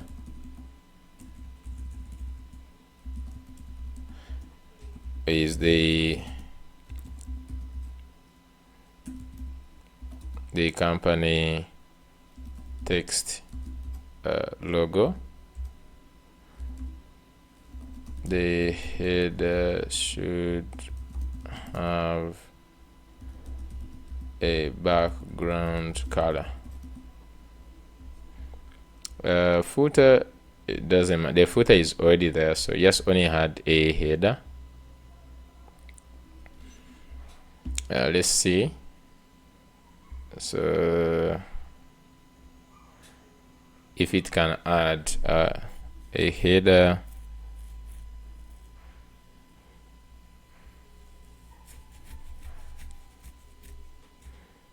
okay, this is good enough. So I'll just go to code, and then here we just need HTML code part of this. So basically this is the HTML.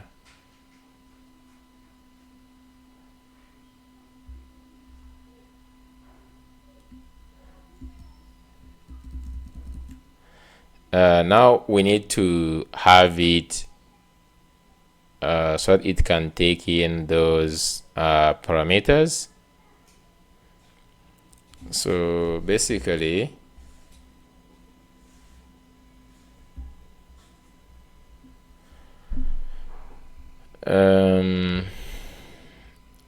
where we have this send verify this,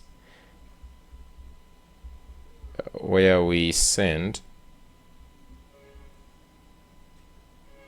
here is where we actually add the HTML. So, and if we can just actually add something like this, okay, so you add the HTML. So normally we can just have the function which returns this.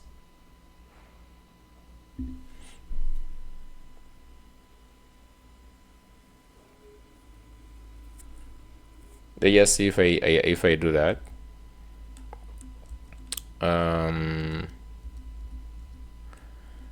Let me just say in this where we have the emails, I'm just going to say templates, email templates dot ts, like this. So just say we have export function render verification email, and we say this is going to take in some data, and then we return this.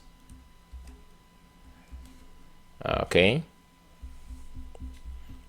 so we can take in let's say a name, or so for the company we can just actually just like add it static.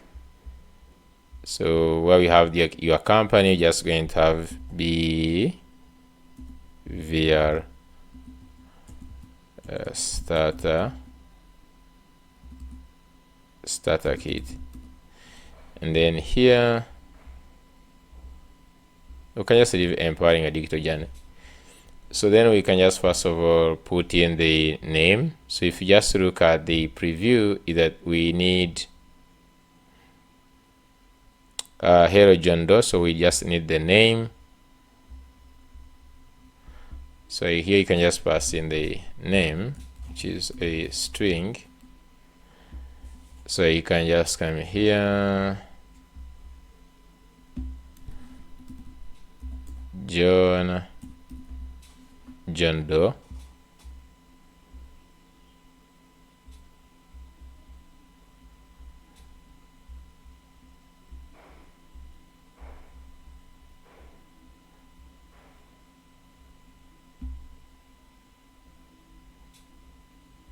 Let me see.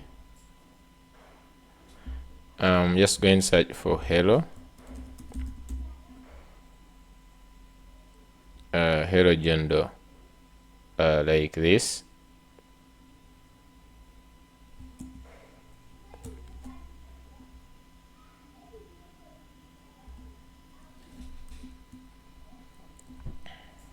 Name. So you can just add the name like that. And then the another thing is the link. So I don't know if this is supposed to be, then we attach the token. I'm just going to simply put the URL for now. So I just say here we have URL, which is going to be a string. Just going to say here this button which says verify email address.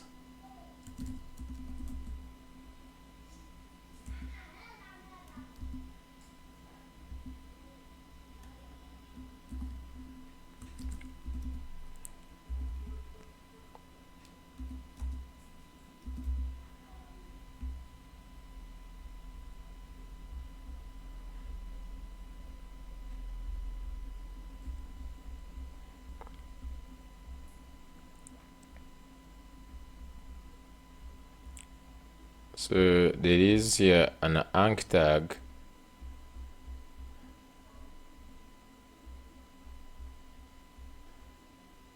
Okay, so I'm just going to go here and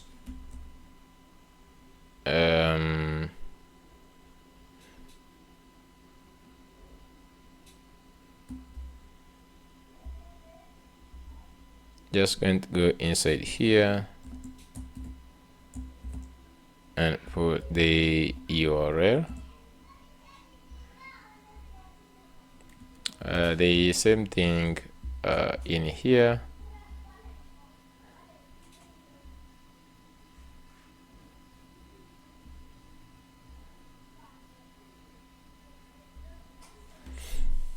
This is a p tag. I thought it is clickable, so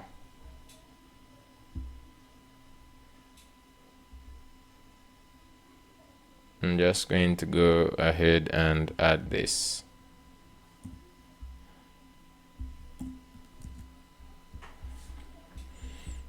And down here you can just see the BHVR team.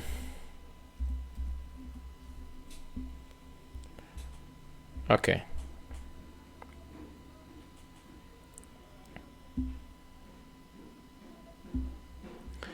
So now we can just go ahead and call this render in the email here. I think we can just go ahead and call the render email.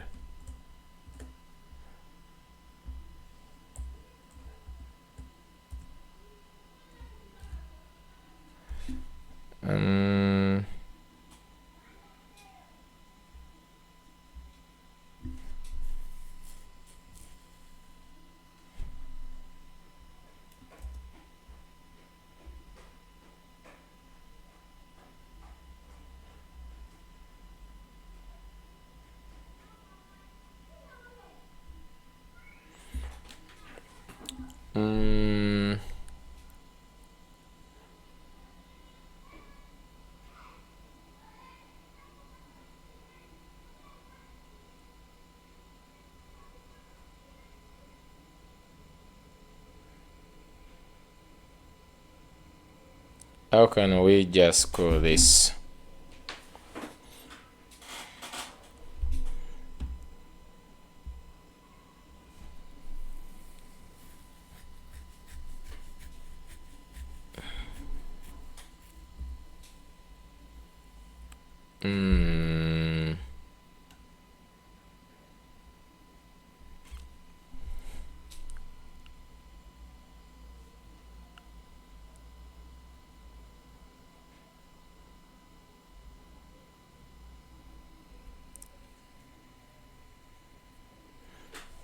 Okay, so I'm just going to use Fast Ask AI here to help me out.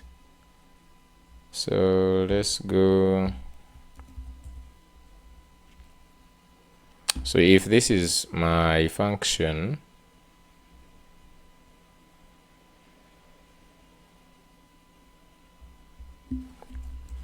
if I have this template,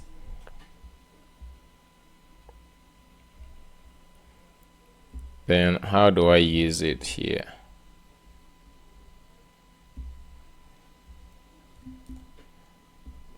I'm just going to say, how do I use it here?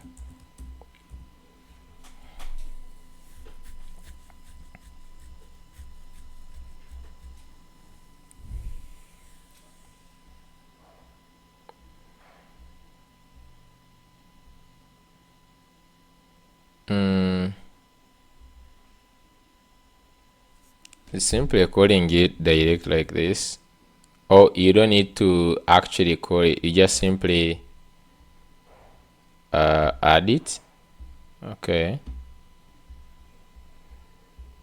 so you can just like add it like this.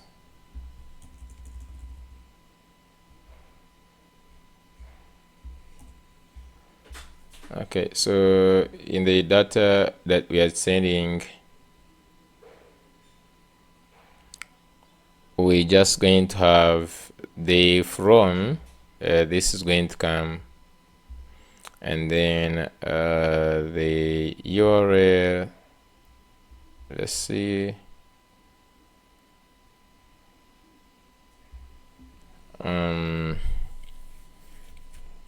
we have just to modify this data here. So this one's going to be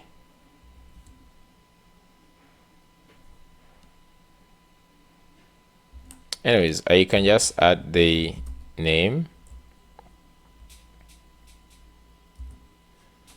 which is not required here like this.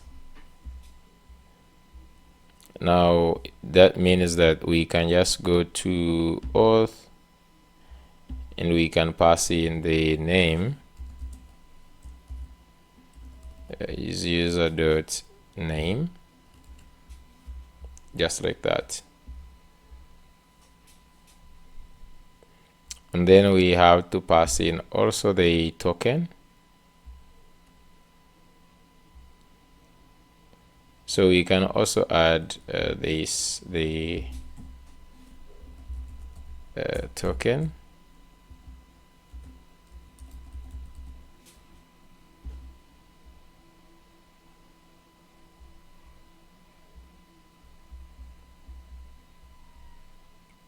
Okay, so this is the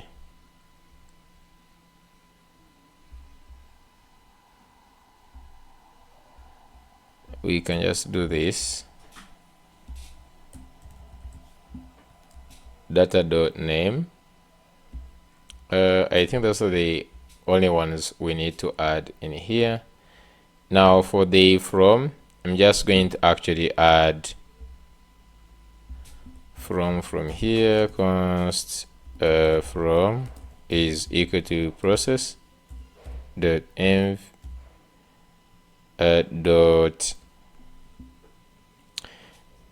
dot email from, resend email from. So I have this encoded, and you can just go ahead and add this like so.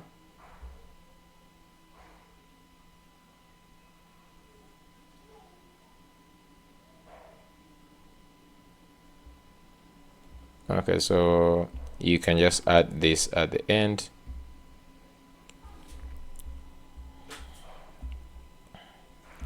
Or you can just even just say by default something. So you have something like this. Okay, so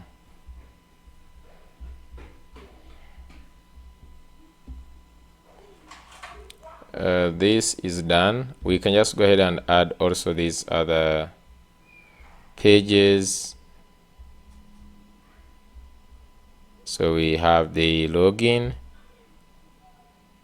Just going to copy the login like this. Copy, and let's go to the login page. Okay, and then lastly, let's go to forget password.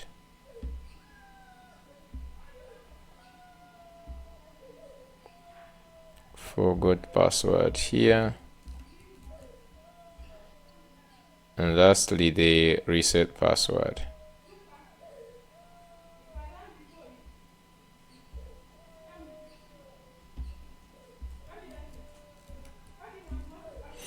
Okay, right now what we are working on is so that we can actually just go ahead and sign up. The problem I'm having is that maybe as it is doing this, I was supposed to put like let me see. Oh, we actually have is submitting here. So this is going to be, it's going to apply for if submitting like this. Okay, yeah, so we can just go ahead and run our backend and try and see. So right now the server is running, so that means I should bring it near here. Let me switch to the API. So we have, for example, products, and then like I can just call the products. Yeah, so the endpoint is there. Let's go ahead and try to create a user.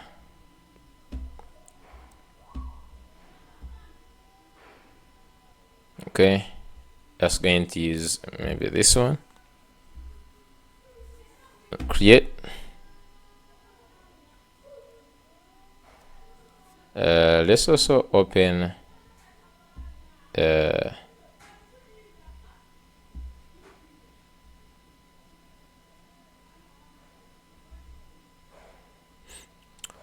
first of all, you can set filter the resource.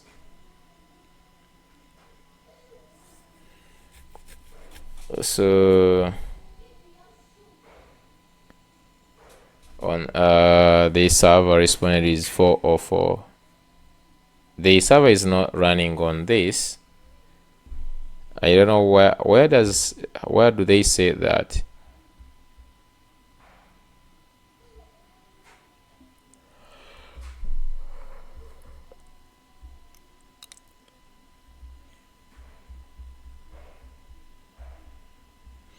Here we don't have any other place we set the client, like the URL. I don't know if this is behind the scene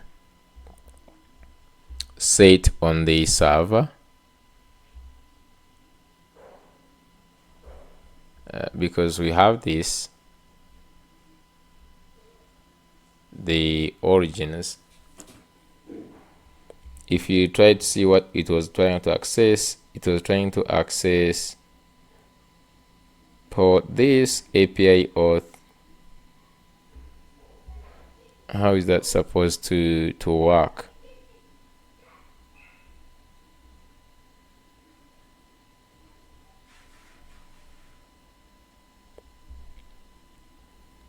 I'm just going to first also go and to beta auth.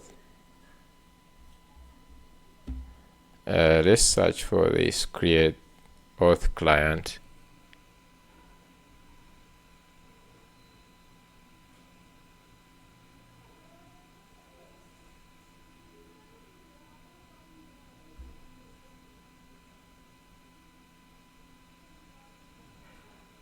So this is React. So this and send method is client easy access different stuff.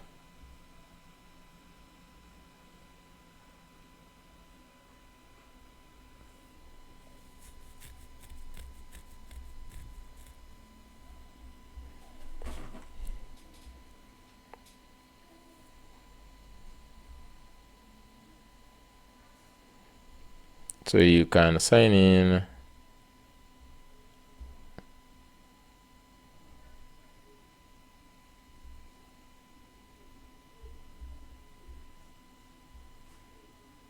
Update user.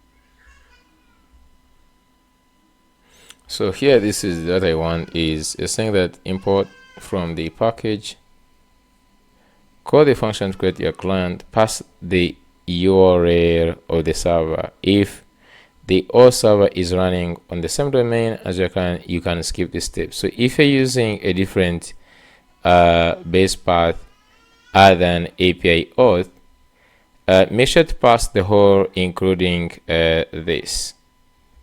So while creating this is of your Auth server. So this is the most important part. This one here. So when you are creating the on the server, where is the server? So here we have create auth client. Inside the object, we can first pass in this, and our server, we could just get this. We could have the .env, because this is going to be changing based on so I don't know, can we add inside the client the .env?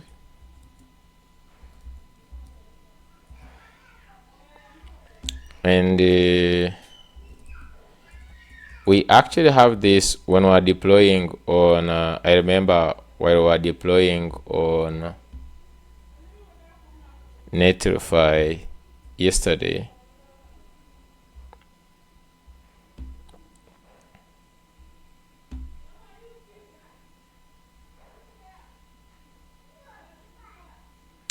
So while we're yesterday deploying in the yesterday's project, if you just go back to this project overview,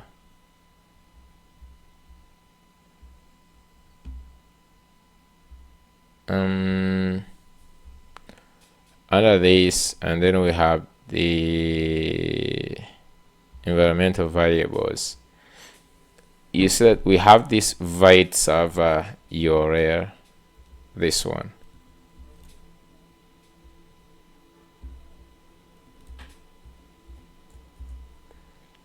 And in this case, we are using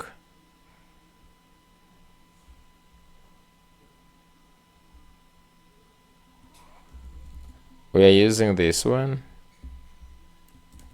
like this. So if you go back,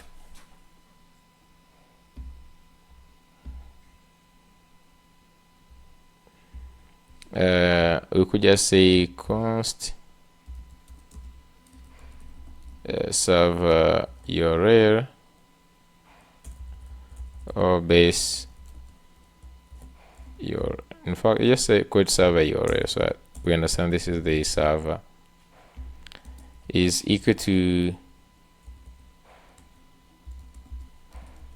process. Do they use the process.env here?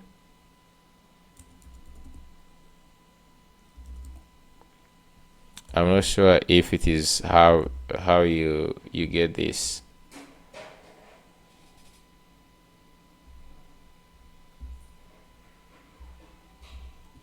It is right.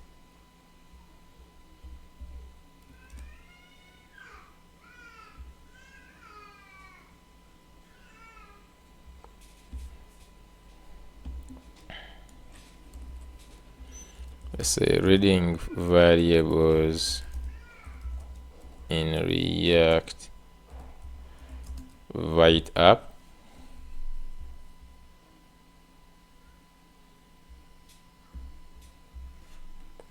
So if you have void API URL,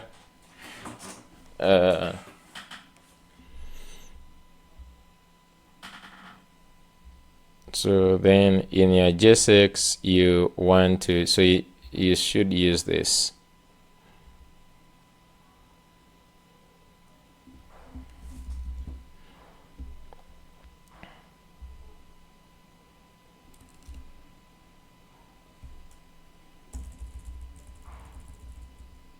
Okay, so just use import.meta.env.that. So that's how we get the server. We can just say O, and then we add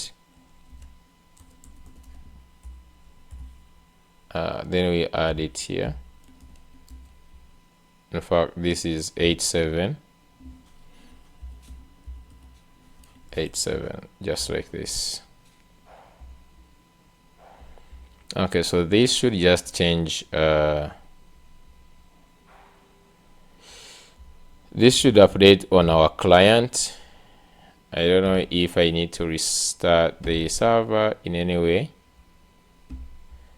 So just go and let's create. Okay, so now we have a different error list. So access to fetch at API or sign up email from this has been blocked by core policy. Okay, so let's just go ahead and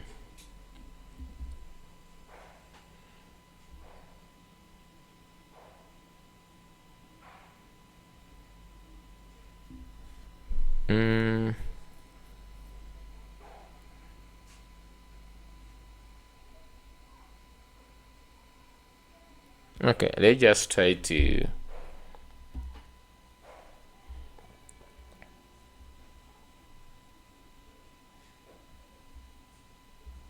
if you go back to this,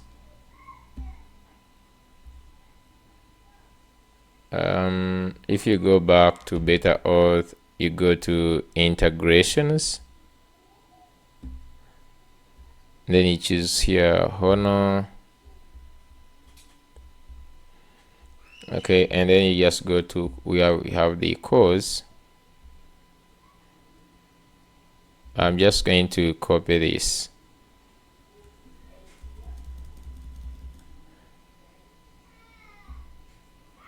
And let's go to the index.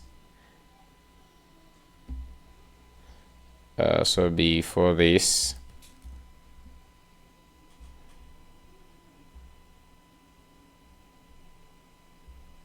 can import cause.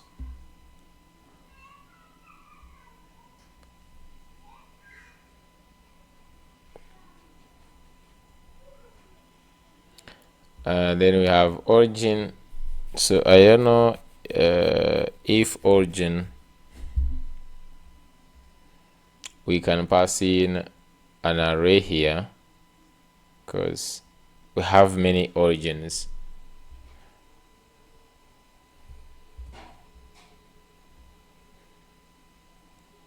So let me just go ahead and pass in this origin.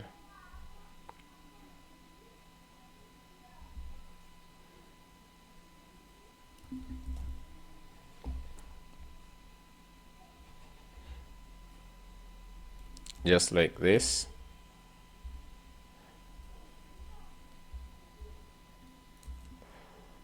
Okay. And let's create.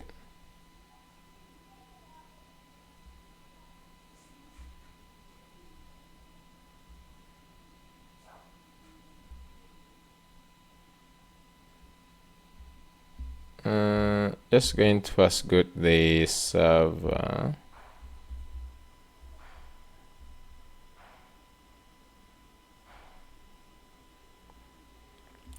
No content.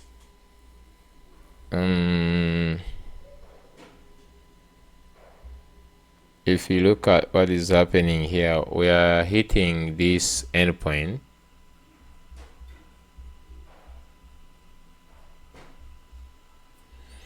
Let me first restart the server for now.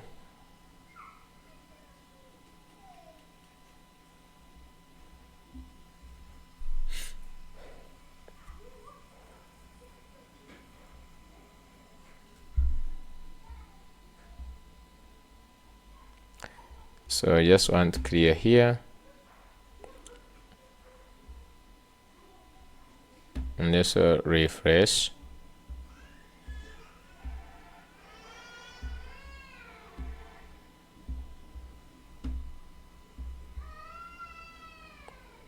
Okay, so we get this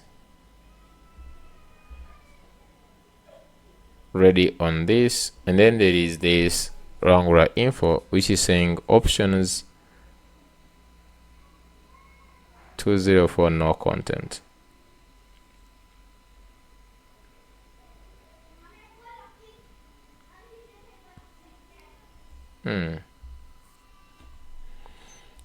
Not sure. I don't think we can just also hit the, I think, the endpoint normally.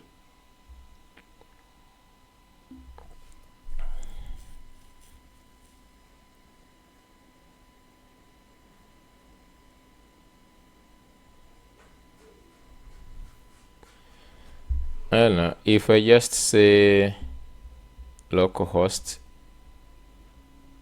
Let me try here. I don't know if those ones are two different things. So if I just try like localhost,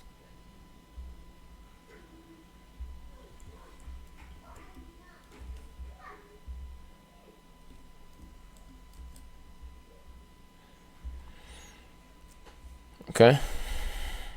If I try localhost instead,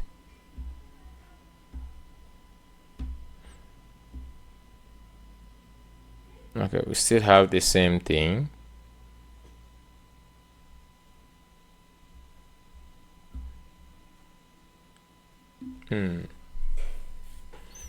What would be the problem? Because we have configured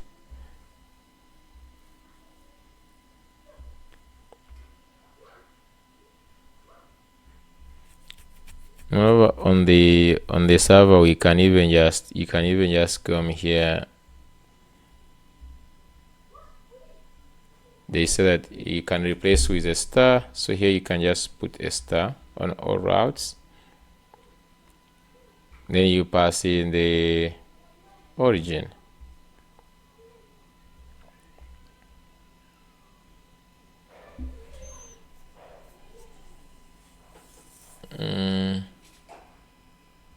Okay, let me just try now passing it not as an array, but just like passing as this.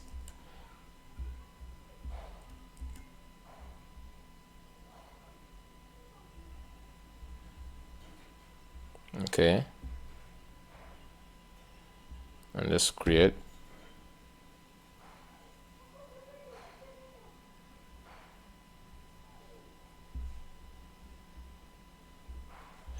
Still you have the same thing.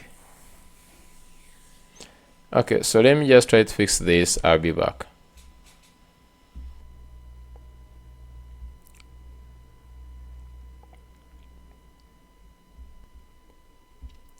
Okay, so after a while, I fixed the problem. So the problem was we had these cores here. So we had them in the index. We also had them in the create app. So I've removed the ones that were this side of the create app. Okay, I've removed the ones which are this side. Now we have left them only in the index, so they were conflicting. That's why we only now have these ones. Now we right now have another error, so you can see all sign up email. So we can't just actually go to the Auth API. So the one we're using right now is this sign up email, and we can just look at the responses. They have also the 422. Okay, so it means that user already exists or failed to create the user. So basically we just need to look at the required fields, and maybe I would also check in the database. Let me check on the Prisma here. So if I just go to Prisma, just going to log in.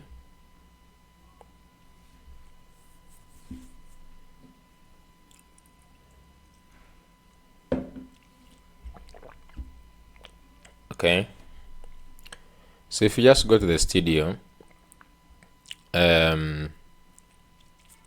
we have all the table, and if you check in the user, we haven't gotten any user. And if you go back to this, if you look at the required fields, you have the email, name, password. Only these three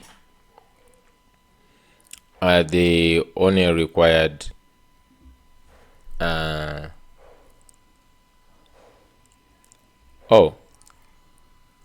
if you have this, we have also the callback. They say the URL to user for email verification callback. Now what I don't know is this supposed to be the URL for email verification. Is this at the back end or at the front end?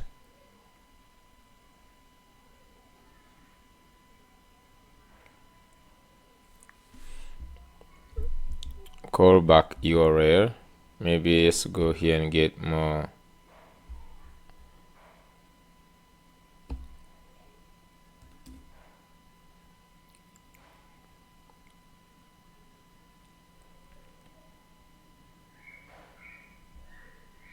If a user clicks this is the one I want.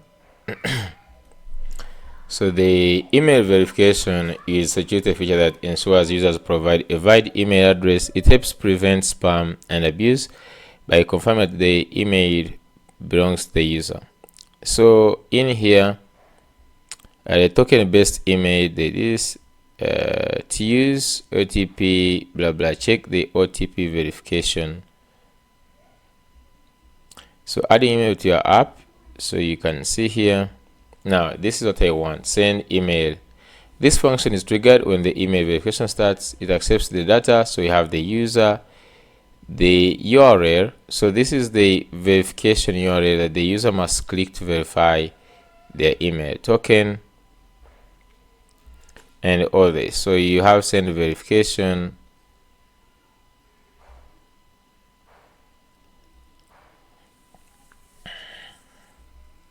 So what I don't know is avoid awaiting the email sending, prevent limiting entire emailing attacks. On serverless platforms, use wait until or submit inside the email is sent.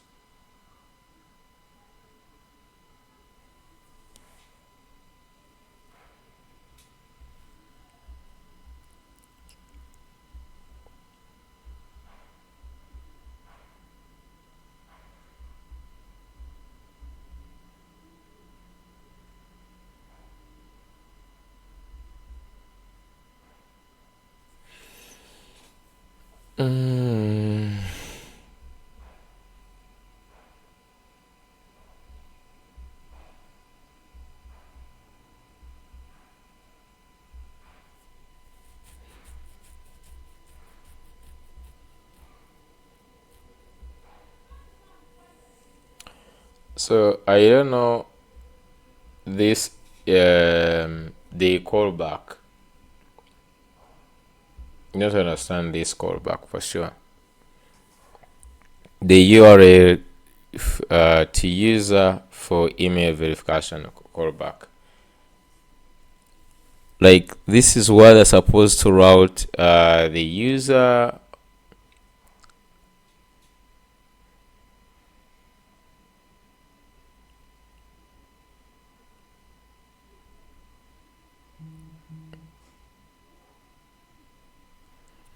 The URL, and this looks like it is optional. I don't know, because these ones have required, and this one looks like it is the callback looks like it is optional.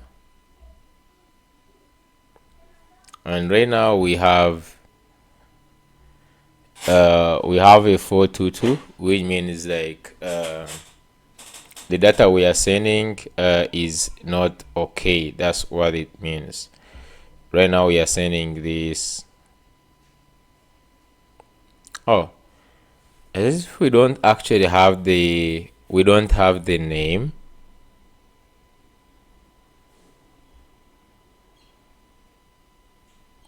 In the data we are sending,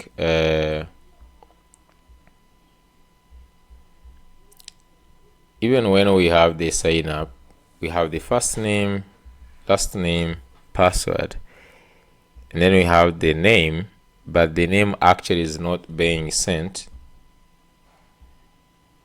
and the name is among the required fields, they said.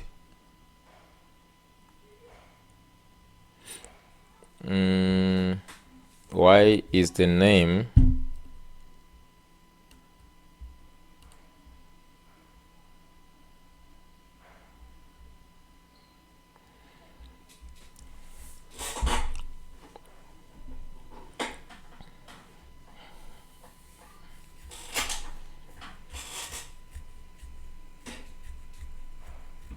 I don't know. Let me see.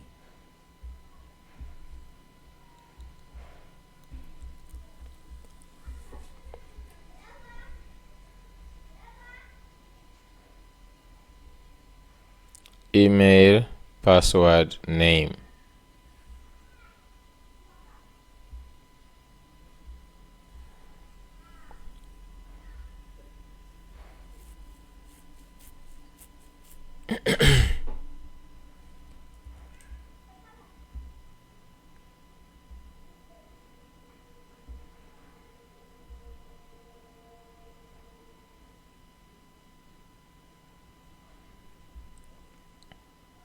Oh, No, this data doesn't have this here, but we are sending it.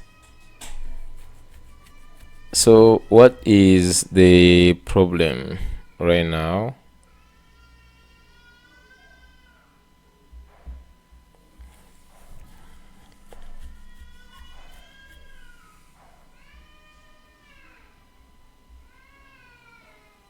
Sign up email using this is the data we actually need. Okay, can I just like test this?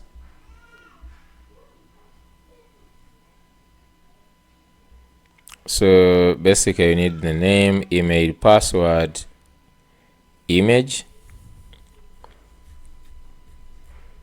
and the callback URL. I just like pass in this.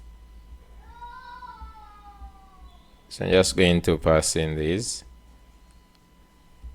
the image and the callback. Now for the callback, for sure, I don't know what that's supposed to mean.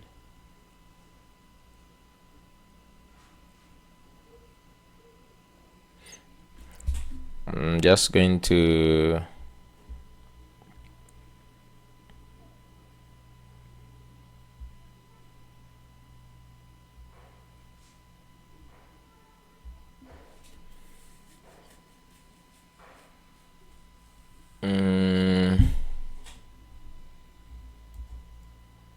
for the image.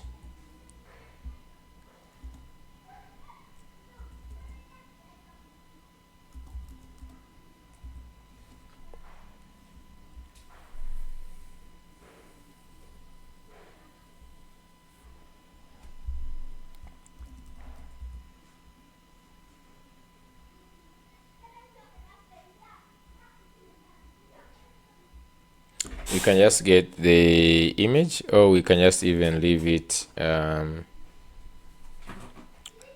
We can just even leave it like that. But here on the sign up, we can just like add any image, maybe the press holder.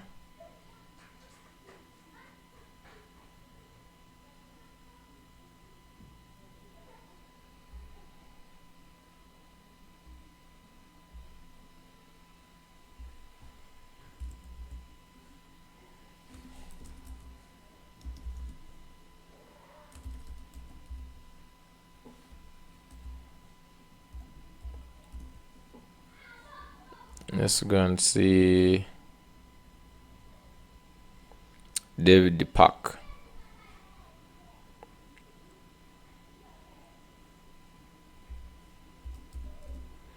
Okay, so callback URL, I'm just going to say that slash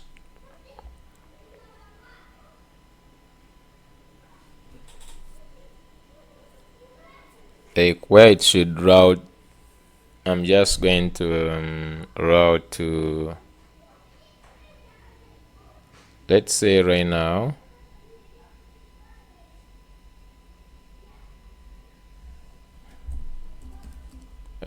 const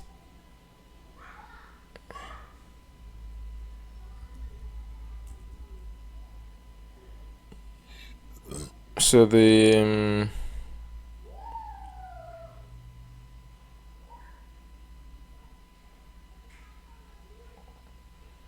let's just say base URL.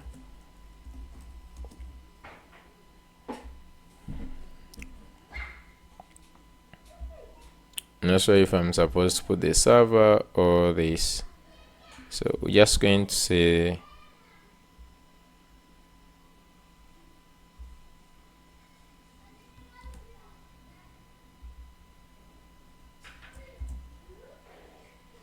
let's just say it's going to be auth verify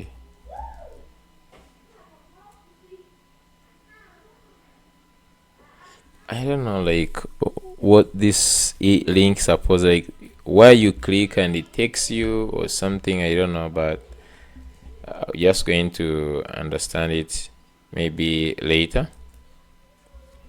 So let's go ahead and click now that I've added more data. Just going to go ahead and click create.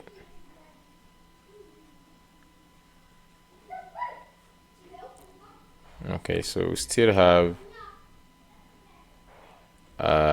we have an error.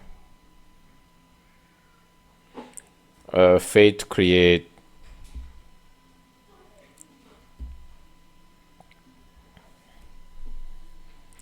code, failed to create user, message failed to create, and we're still having the unprocessed entity.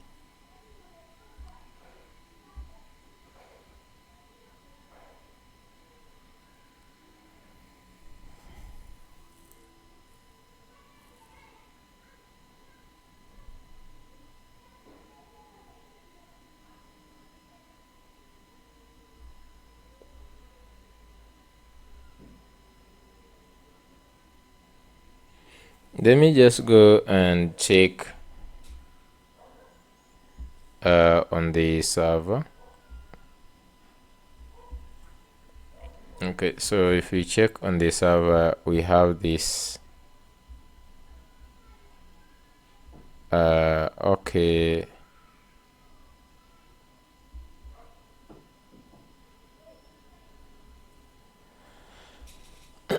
so error is failed to create user with Prisma invocation, Prisma create user. So we have all these details that I sent: first name, last name. So the problem came from role user, and it is an array. So you say argument role invalid value provided, expect user role or null provided string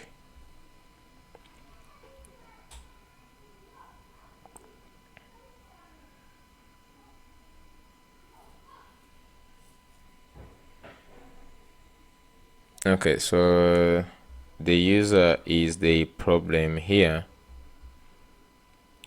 Okay, so can I'm just going to say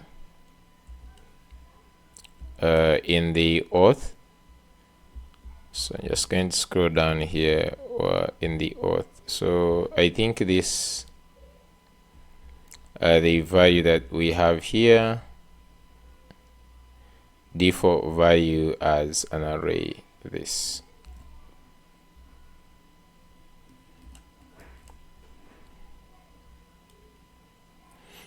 Okay, so we could provide user roles from Prisma client dot user, like this. Okay, let's just try now.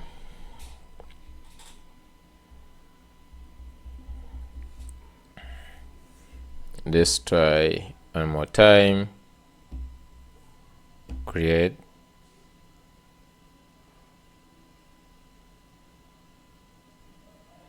And nice. Okay, so we go here, never, we can just say never. So we okay, go to this. So I don't know at this point the email I've received. So if I just go to my Gmail, so I received this verify email, which is nice. So what does this supposed to mean? Because if you look at this, okay, so it's saying if you hover here, it is having localhost 8787 API auth verify email with the token. So it doesn't matter the callback that you pass, actually they are the ones who provide you the with this. So okay, so you can just go ahead and click on this.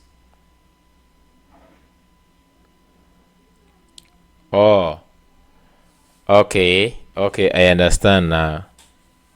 Oh, okay. So I think so whichever email you provide is after the authentication, where should the user be routed?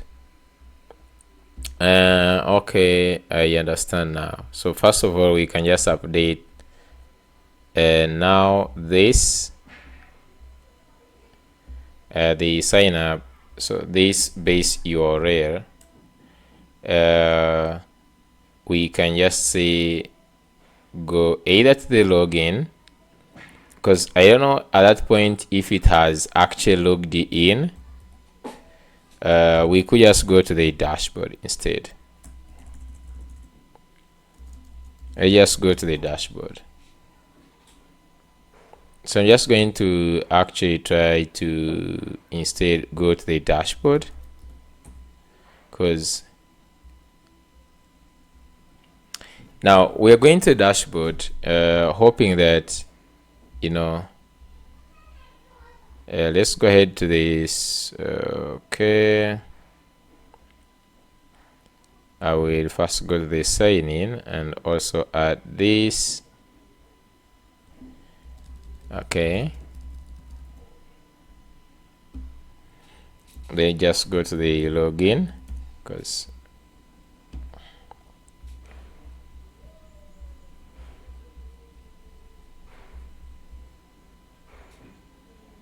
I'm just going to go and do this. Sign in. So the email is going to be data.email, and password is going to be email data.email. Sorry, the password here. We can just also do the toast. So you can just say toast dot success, and we can just say, for example, login successful, like that. So there is another one which is actually the handle Google login. So I'm just going to go here.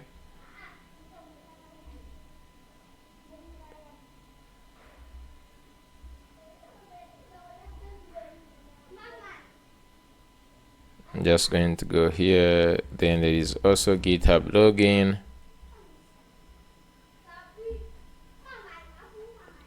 So in the social login here,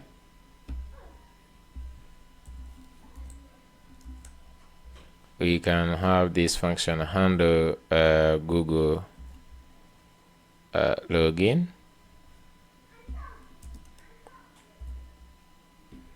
Provider.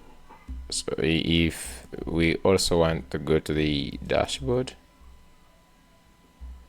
we can create the navigate. So const navigate is equal to use navigate.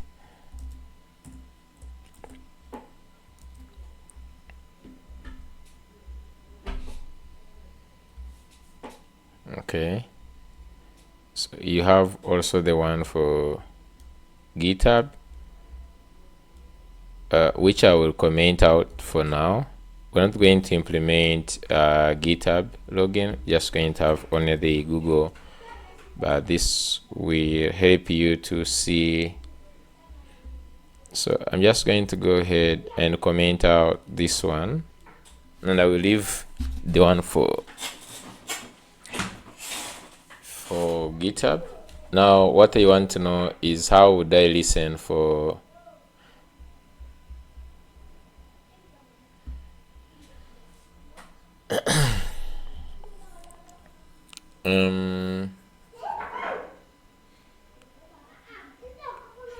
we can see how to add the loading.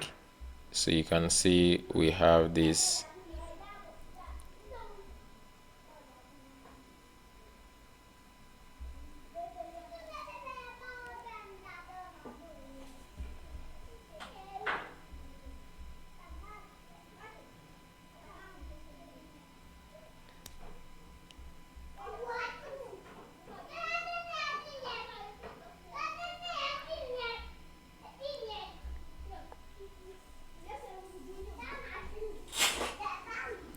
so we're just going to go back here and see.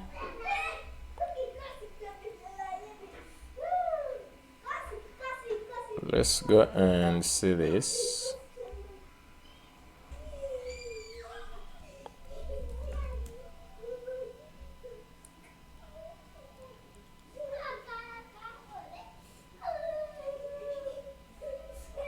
So this one was just like taking in a provider, and then you just click and pass in the provider just to use the same,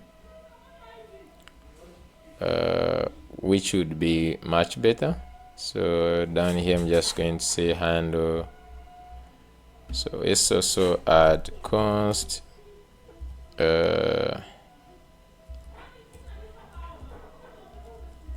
loading set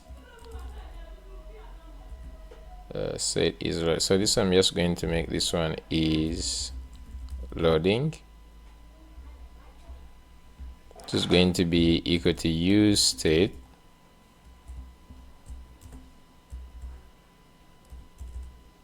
Just going to say start with false.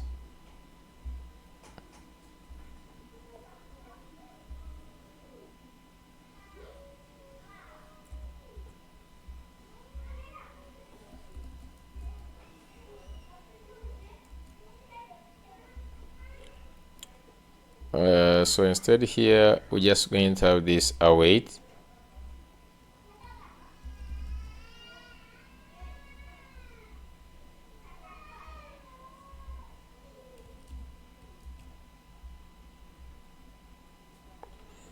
So since we are passing in the provider here, I'm just going to say provider, who is going to be Google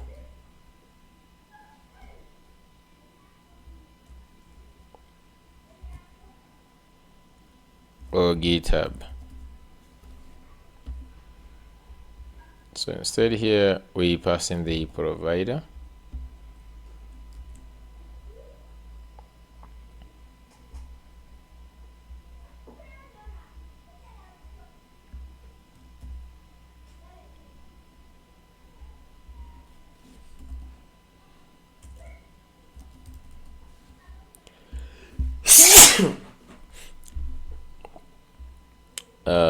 Okay.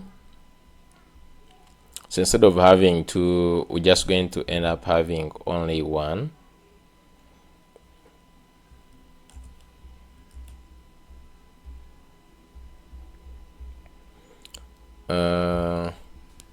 Then here we're just going to add if it is loading and if it is not loading.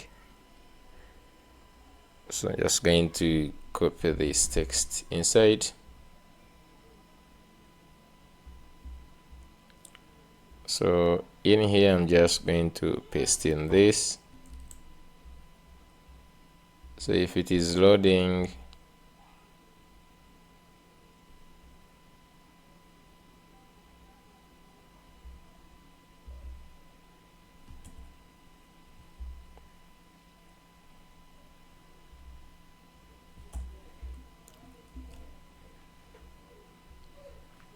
so here we're just going to have if it's loading, we saw the spinner, and then for the text to say signing in, and then we need also to disable if it is loading. We can also go ahead and disable this.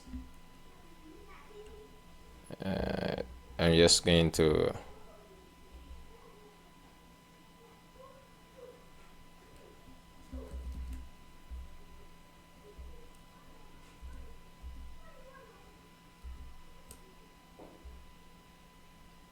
just going to go here. So we can just add this, and we can say disabled is equal loading. So here we can just pass in handle sign in like so.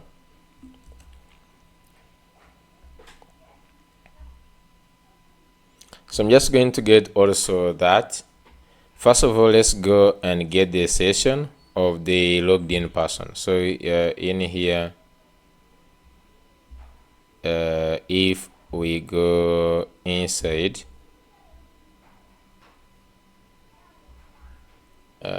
okay.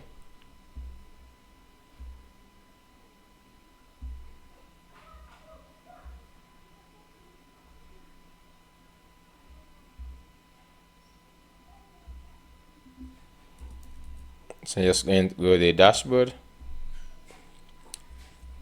Also close this. I just want to get this person so here. So if you go back to to the documentation of create client, so of create client,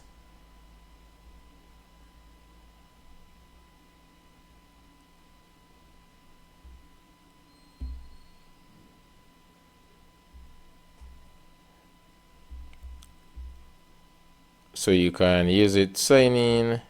You can also use it to get the session. So you can from create client, you can also just get this. So let me just go ahead, go to the client. So you can see that in this Auth client we can get the session also. So since we are, so you can see already we have the use session. So you can just go ahead and use this session to get the data. Okay, so that means that you can just go ahead to get the logged in user. I'm just going to go components. I will probably go in the layout, dashboard layout. Now up here there must be somewhere we have there is somewhere we have the, so you can see here the user menu, and if someone clicks outside the user menu, so just want to go ahead and look for this the user.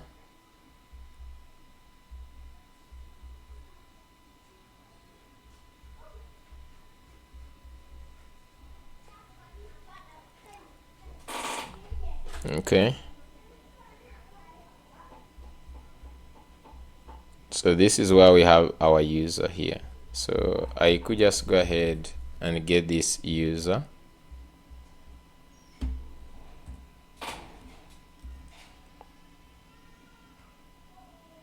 And just even put it up here.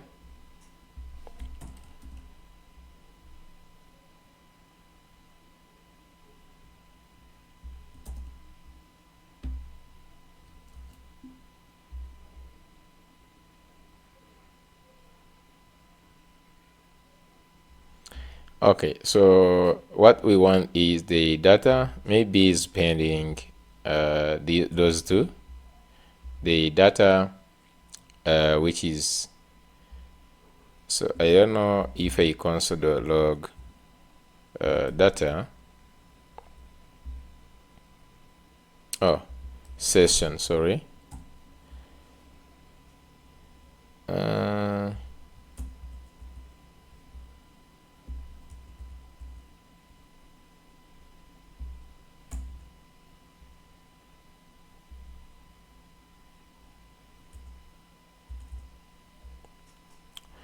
So if I just console log the session, and for penning we'll also use it, but for now we just want to go ahead and see if we actually have this session. So I'm just going to go to the console, and we have an object. Yeah, so we have the session of the user, which is really nice. Like the entire object is the image and everything. Okay, so we could just actually, we have the types, I think, even the type of the user from the client. If you just go to the Auth client, yeah, you have the type for the user and the type for the session. So you can basically actually get, so from the session you can just get the user. So you can just go to the dashboard layout,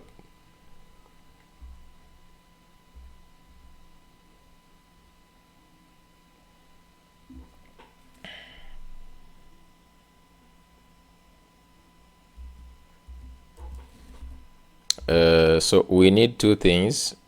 We need the name of the user, okay, which is going to be equal to, so I can just say if it is pending,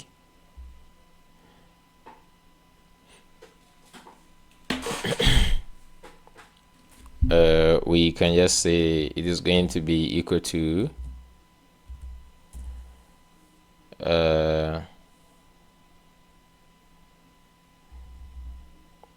this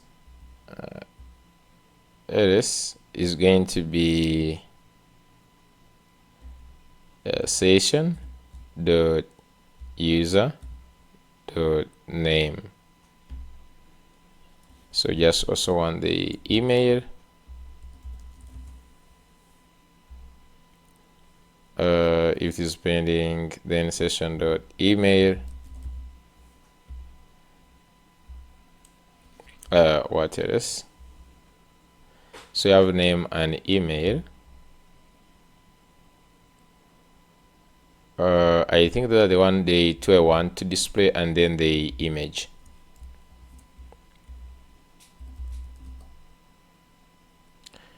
So for this we're just going to get a placeholder. So here I'm just going to have dot image. So those three are the ones we're going to use down here.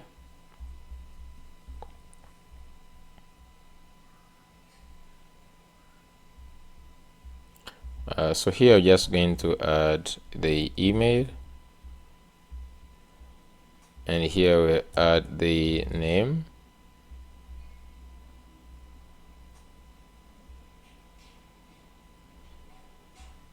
and then we'll also add the image. So according to the image, I'm just going to add here the default image. Can I just like go to, I get like a placeholder of the user, like this one.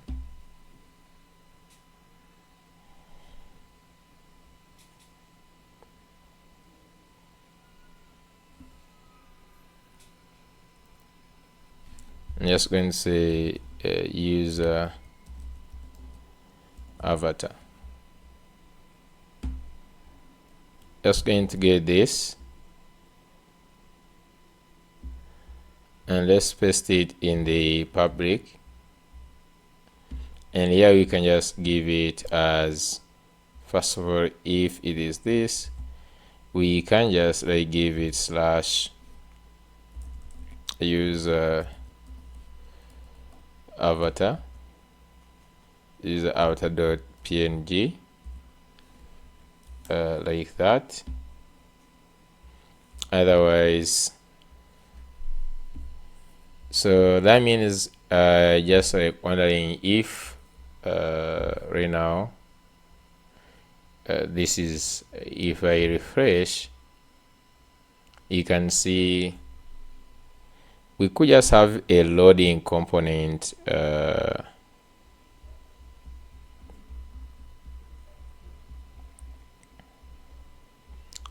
for this. Let me just get it. If sidebar is open,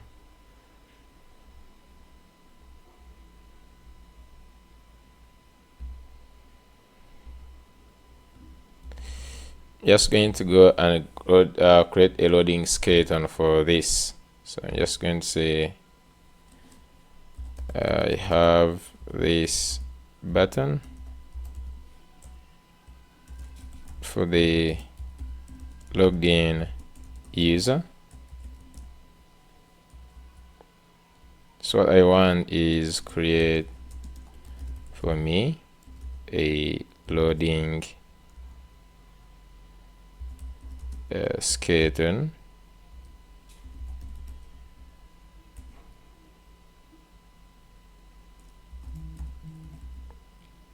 for this button. Just want to get an equivalent like loading skeleton for this. So we'll also get we also check the login and the logout. Okay, so we have the loading skeleton. So we can now just say if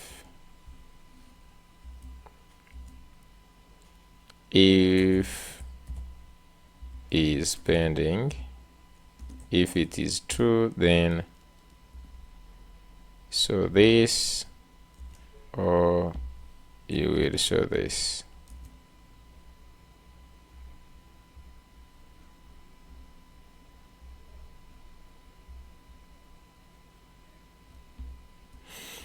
And that, if that is the case, then we don't need this this part here.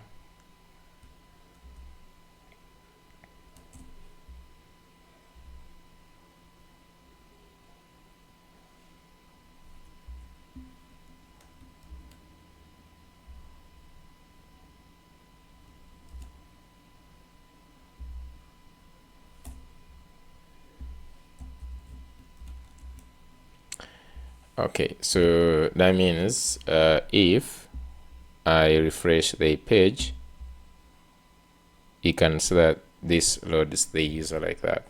So just need to import also the logout. So I'm just going to say log out. So here we have this button.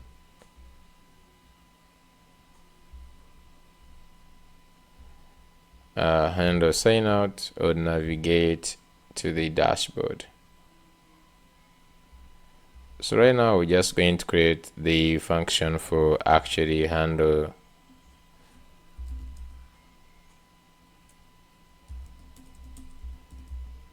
sign out. So this thing, this should also add it here, maybe async function handle sign out. Okay, so we can just like also get register signs out of the user. So if you want to sign out,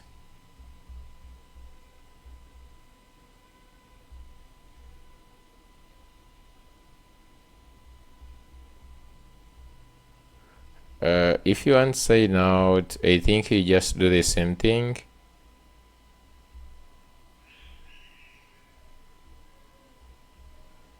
Let's just go to the docs.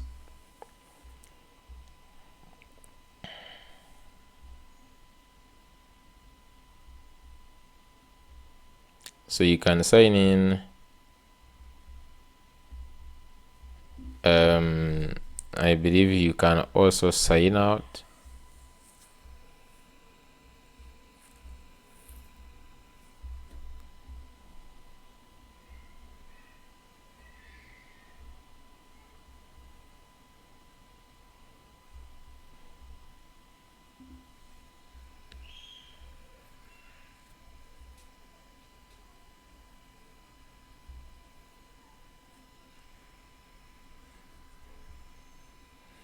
So if you want to capture errors, they have added them here. Maybe I'm just going to call the sign out. So wait.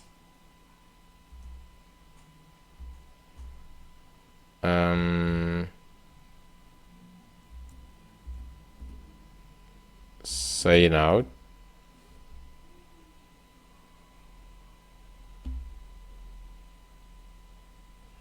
Let's look at how we implemented all others.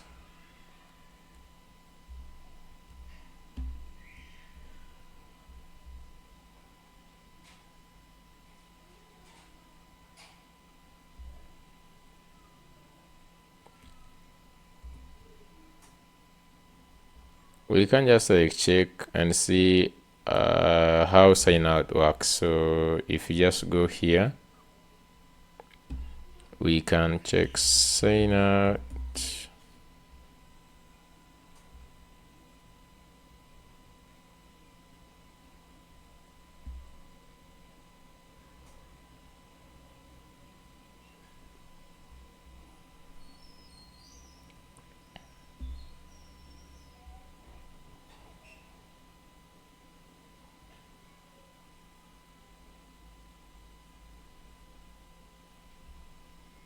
So you can just say await auth client dot sign out. You can pass fetch option to direct on sign out. So you can just use this.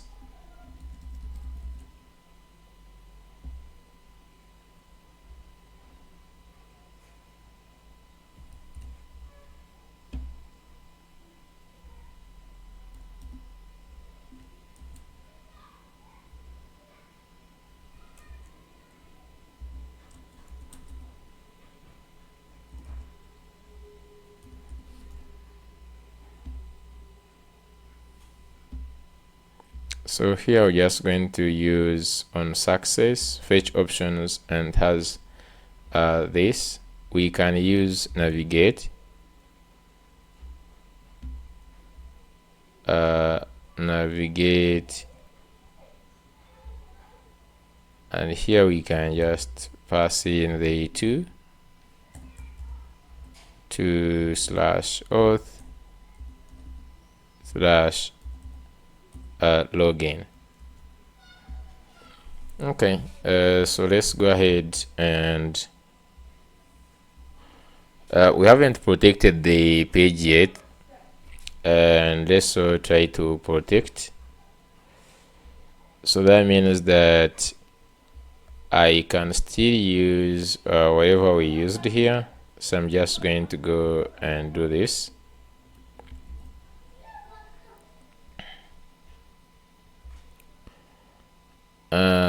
So how do we protect the dashboard? I think we can check from routes. I can just check from this one.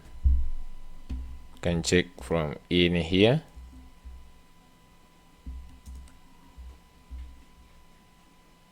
Okay.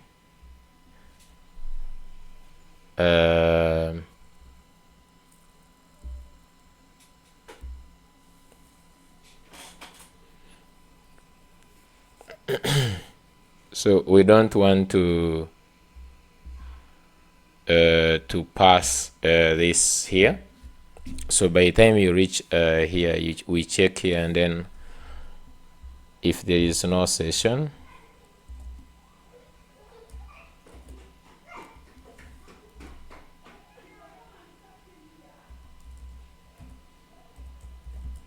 okay, we just want to navigate. So const navigate is equal to use navigate,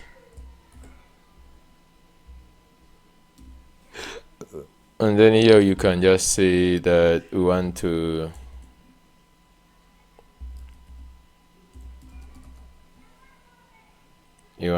navigate to auth login, And then if it is pending, we want to show a loader here. Want to you could just ask this, create for me a loading skeleton.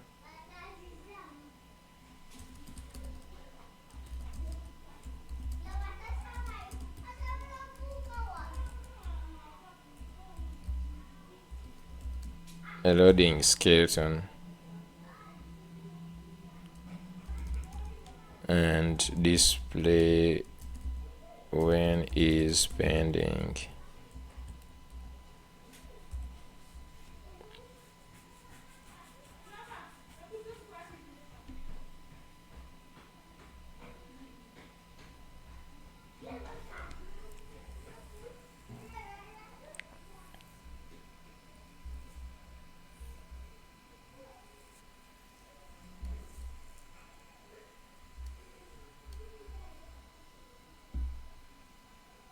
Okay, so we just come back here.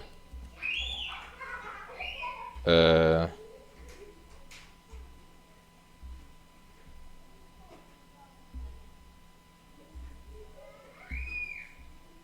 just going to, so we have the dashboard loading skeleton, and if it is pending, if there is no session and is not pending, so we just go ahead and navigate. If it is pending, we show this. Otherwise, we let it pass on there. So now I'm just going to go ahead and log out.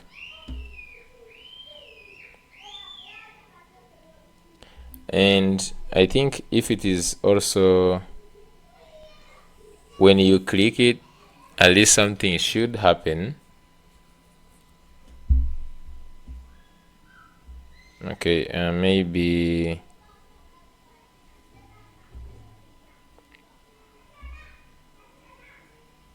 then we just go to the dashboard layout. So when someone clicks log out, so here for my dashboard layout,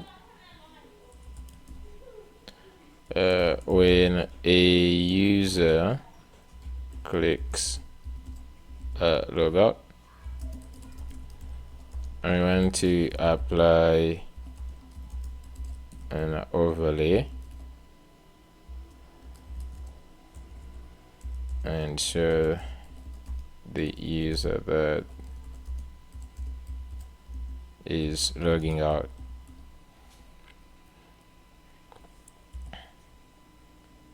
But right now, what I just want to see if the protection is working. So if we try to go to the dashboard, so this, okay, so you can see that it checks dashboard, it checks and returns back to the login. Okay, so if you just go to dashboard products, I just want to see if, okay, so all the pages are all protected, right? Okay, I'm just going to go ahead. So the next thing I want to do is check if the login is working. So let's go ahead and log in.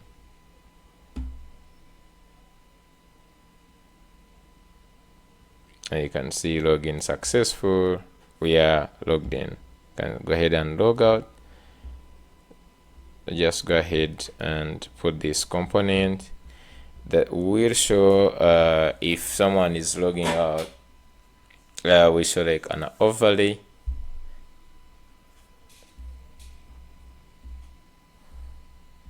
Okay. I don't trust this.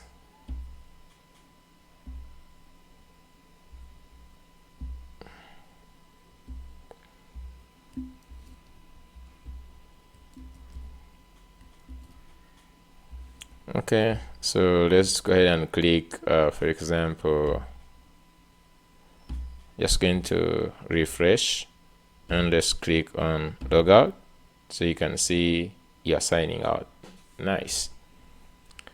So right now what we would want to try is if you log in using the continue with GitHub. We're going to first set up, so let me first go to social login. I'm just going to say this is going to be grid column 1. Yeah, nice.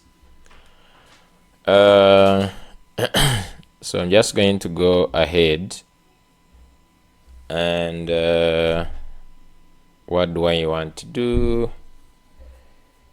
What I want to do right now is go ahead and get these the keys that we can just use for this. So let's go and say Google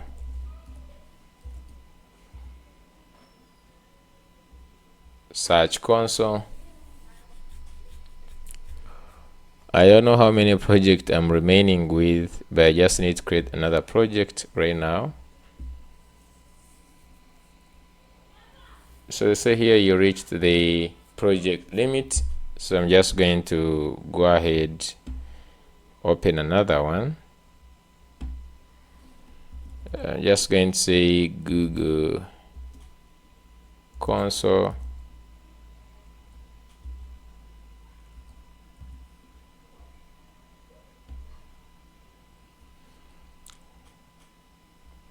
So I want to see these ones, how many projects am I remaining with, because I'm very sure I've also created many of this site, but I think I haven't exhausted all of them. So I'm just going to create this one and call it stack. It's called B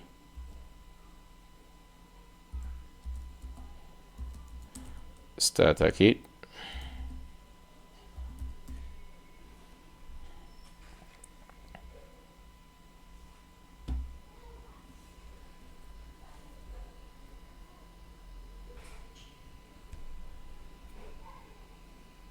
Okay, so we just go ahead and select the project we have created.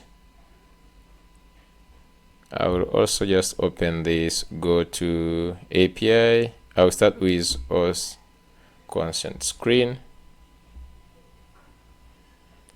and let's create the consent screen here. So the app name is going to be you can just say BHVR.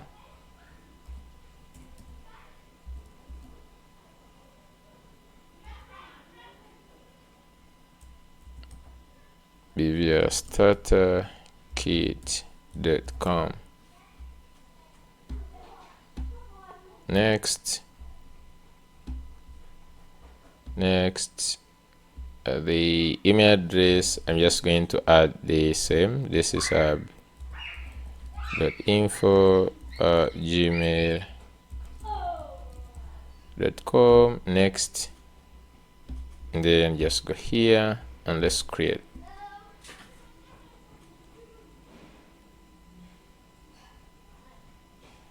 Okay, so create the Auth client. Then here this is going to be web. You can just call this one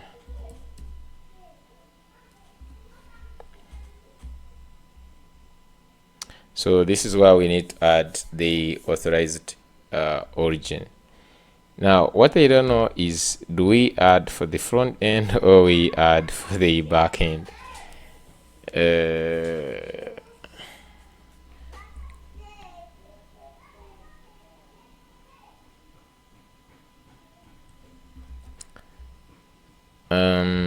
Just going to go back here and let's search for this.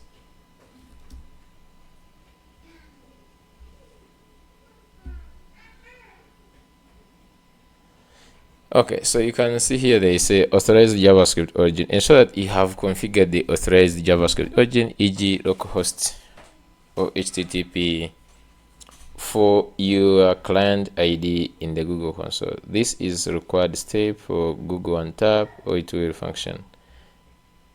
Like, I would want to know more. Is that like for the server or the client? I think it's just going to add like I'm just going to add for now the server.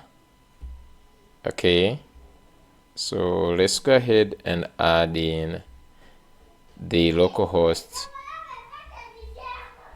So what I have in here, I'm just going to add table client.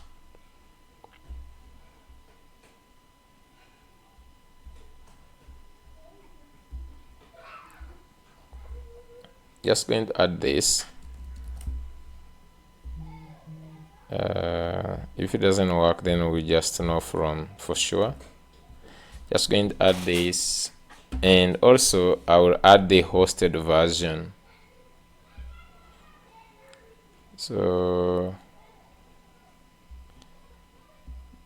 here we have the hosted version. I can just click on edit to see it.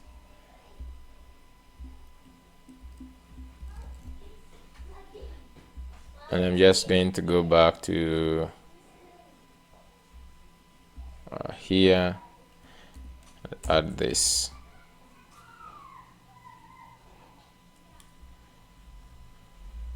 And then I will add also the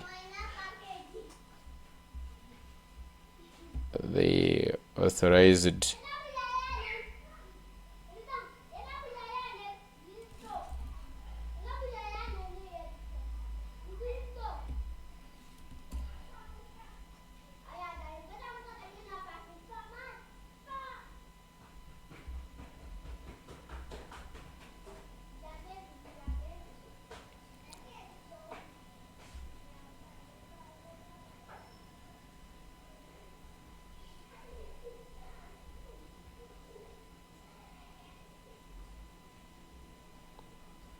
just want the one for Google.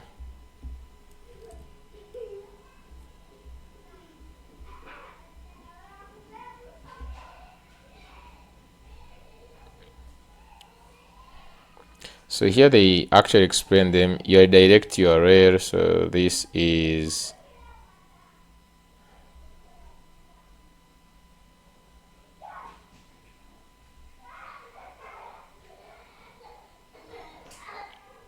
okay. So I'm just going to go ahead and first add in the this.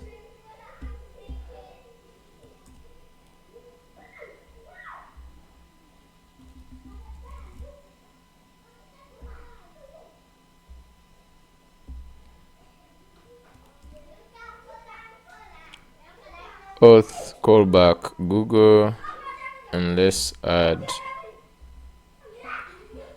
this one.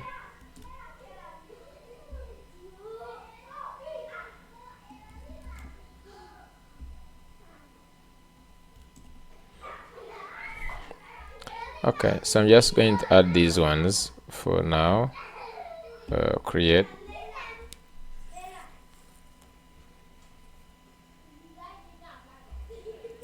Let's first get our client.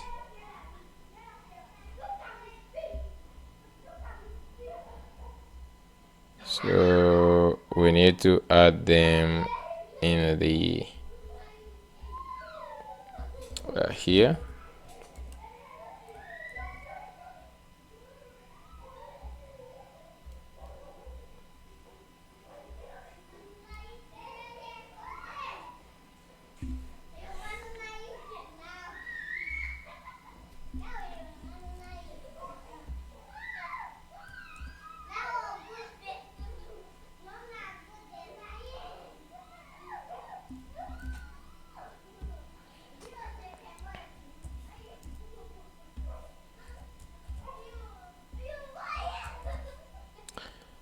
Okay, so I'm just going to go ahead and add these. We start with the client.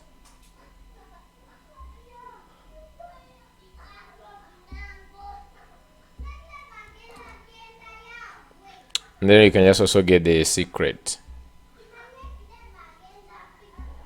So the secret, I'm just going to go to edit. And then I'm just going to copy it here as the secret. So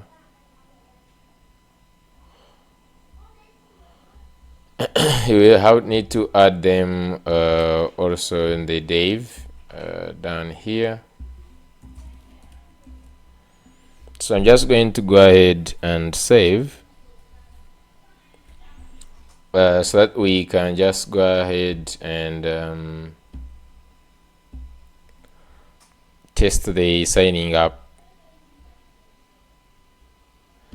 So let me just go get the app, go to this side. So I'm just going to try to sign up using this.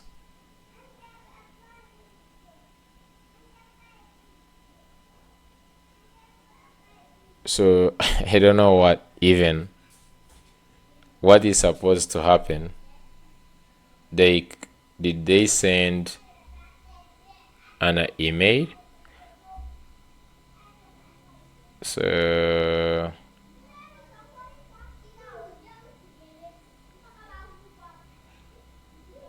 if I go to my Gmail,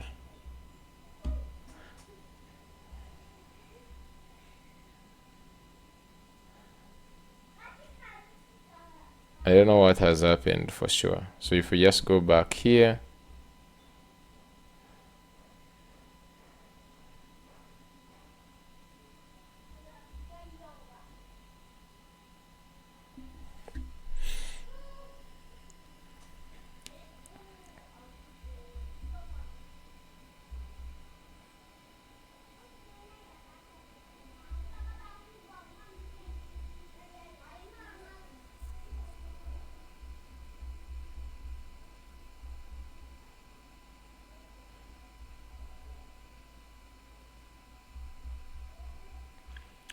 okay, just scroll down.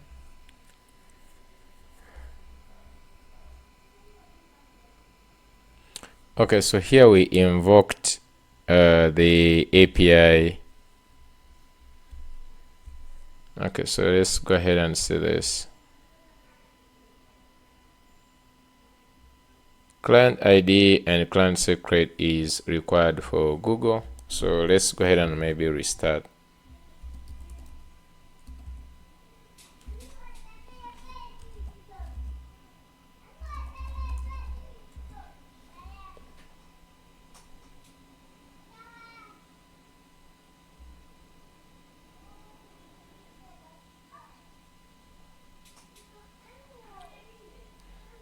So I'm just going to go ahead and go here. Let's refresh the page. I'm just going to use Google right now. Okay. I'm just going to choose this account. And then just going to continue. And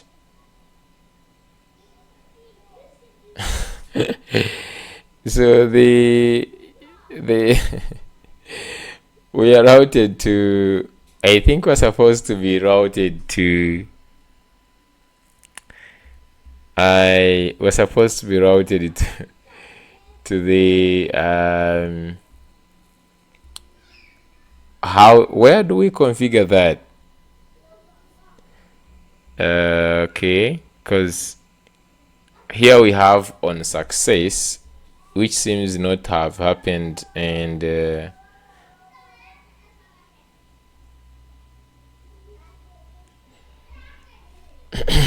we have on success,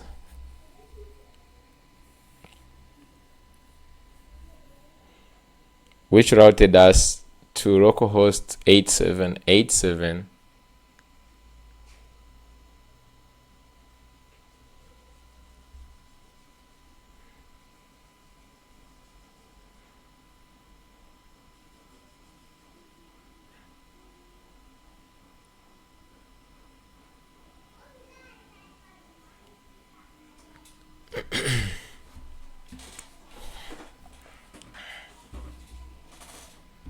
So I'm not sure where do we update. um where do we update? Because on the front end everything was done. First of all, on success didn't happen.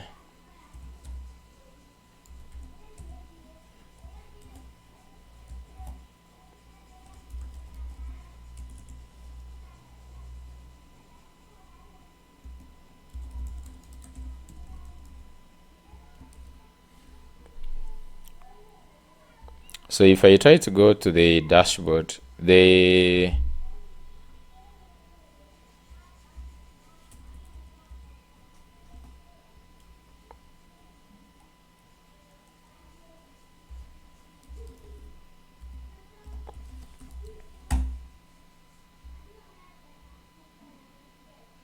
yeah, the session is there, but so the routing is the one which has a problem. If I log out, okay. The problem is on this, when you click on login, I don't know, do we change the here?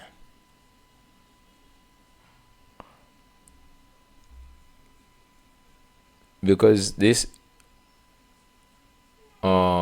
authorized JavaScript origins. Oh, okay. Okay. So we have the origins, like where this comes from. I think like which one is going to be requesting. Okay, so let's go ahead and change the origins actually and see. So we have the two origins. I'm just going to have the one that has this. Okay, I'll have this origin.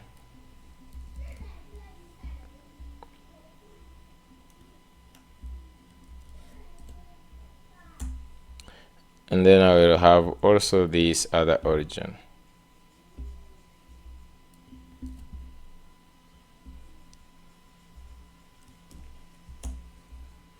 So I will save.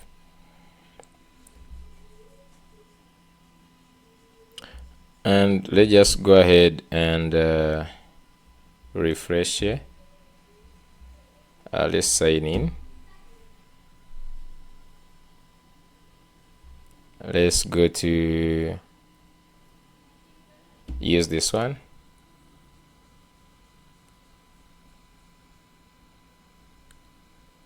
Oh no, we're still having the unsuccess coming to the API. Why?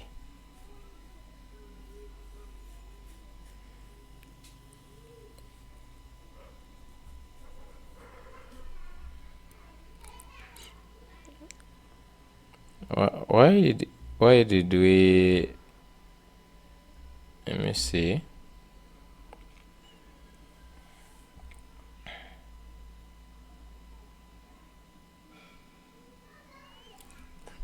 This is the origin. They can say authorized for users we request from a browser. For users request from the web server. So I think this is very clear actually. Maybe we just need to restart actually the server. So let me just go ahead and restart since we changed. I'm just going to go ahead one more time. Go to the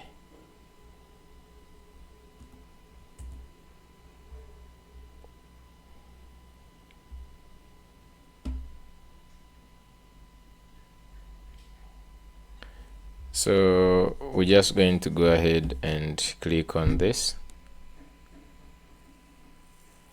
And by the way, that is the success from the client. So like the on success ran. No, whichever, I don't know if this is set at the backend or not.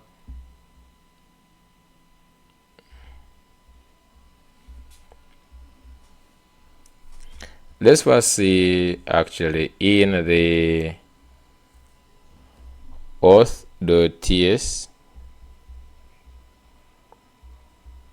Let's look at social login.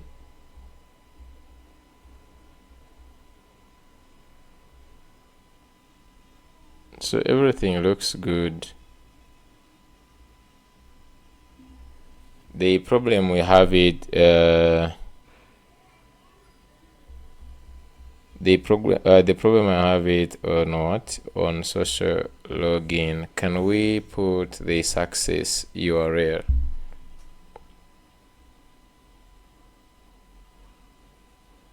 Can I ask here cloud?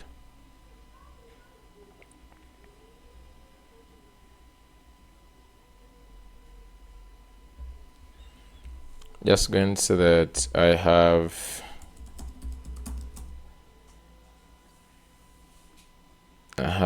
a client React app running on 5.3 port and my server running on 8787.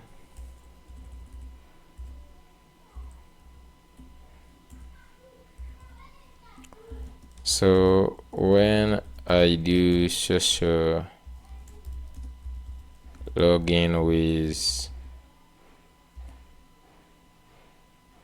Google, after successful login, it's routing to 8787 instead of 5.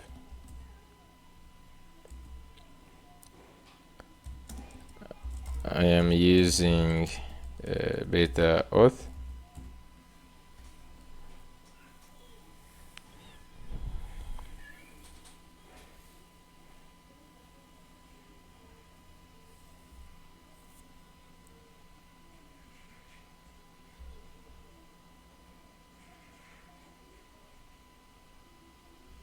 So when using beta auth with separate client and server posts, you need to specify the full client URL in the callback parameter.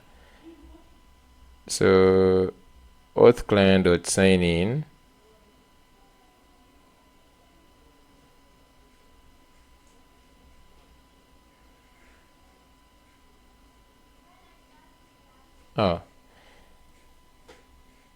dot social.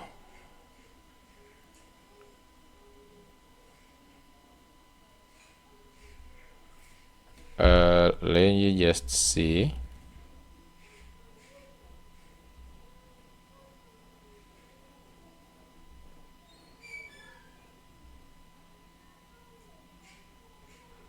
First of all,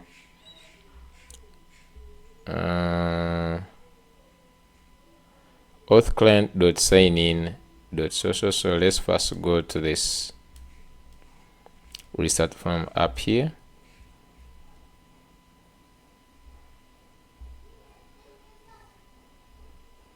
So this is for the server, but is like when you just go into social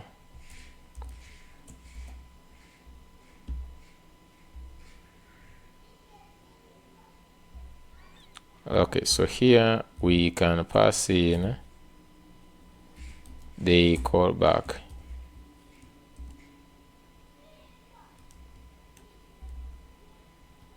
The callback URL. So this one is going to be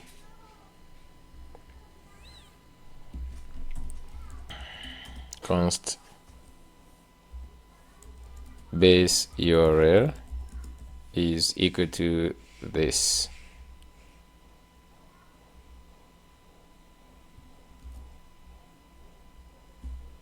It's going to be import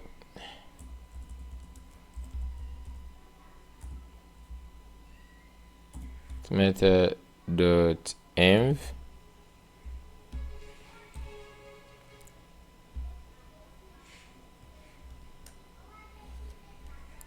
I just need to set this as the base URL.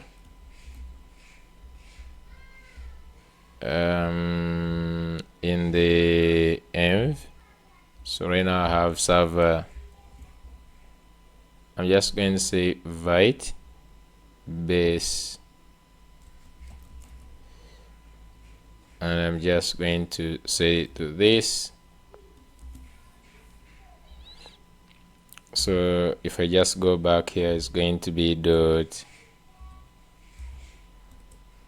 void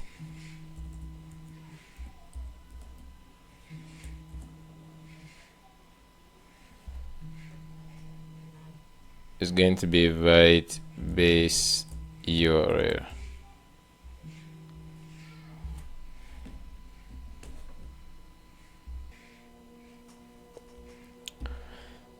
Okay, so here we have this void base URL. So I'm just going to come here and I use it in here. Callback.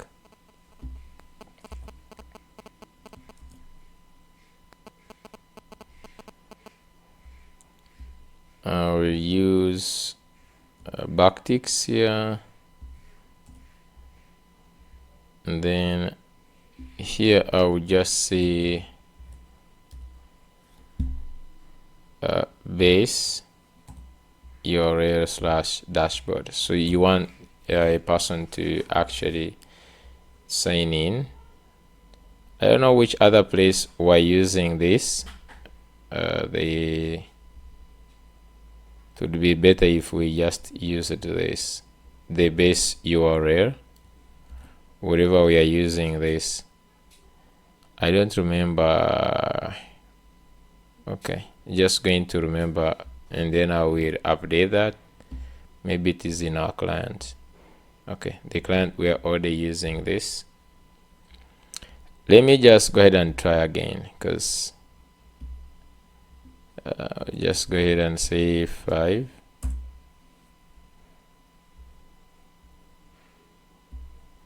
Sign out, and then I will sign in. Go ahead. Nice. So that one is fixed. So you pass in, you have to pass in to go with the, we have to pass in to go with it in here. So far so good. The authentication, protection, and all that is good. So we could actually add the data on the profile page. Okay, we can just add like this information here. I don't know why this page is like this. Let's first check it out. We have personal details, as if it is actually repeating twice. So let's go to the profile page.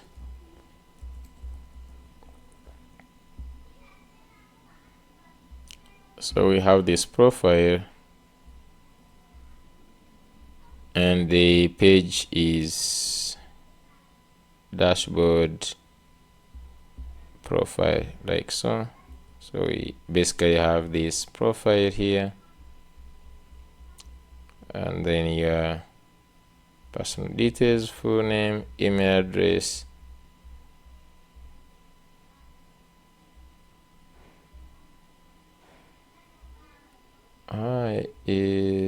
why is it doing this? Okay, let me just go ahead and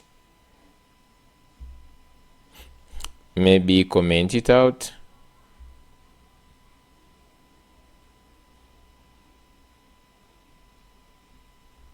Okay, let's first log in from this side and see if it is the same issue.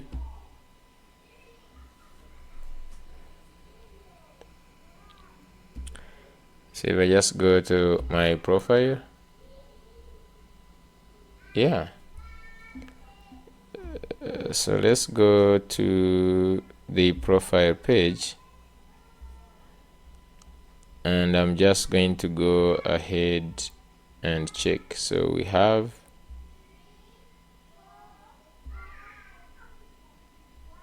your profile, and this is the div.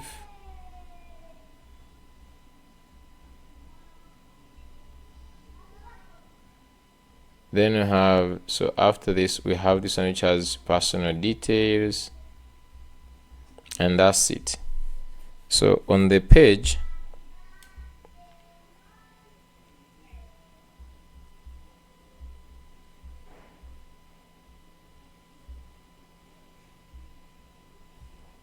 just going to do this.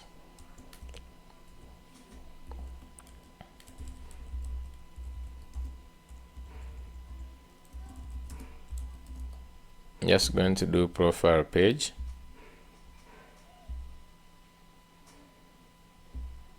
No.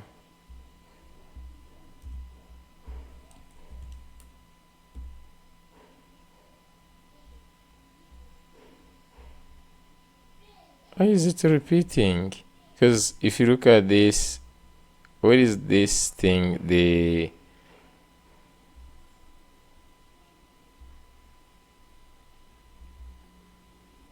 This is references.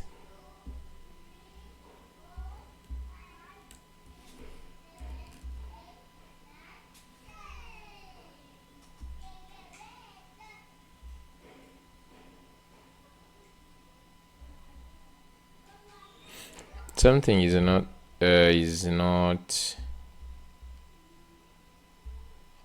right. So maybe let me just go to the page here. Let's give first of all class name bg green and min height of screen.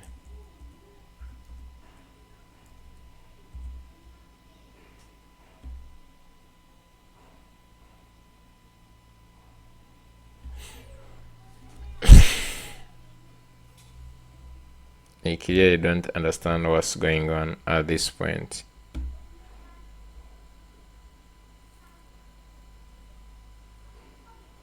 Why would this be repeating?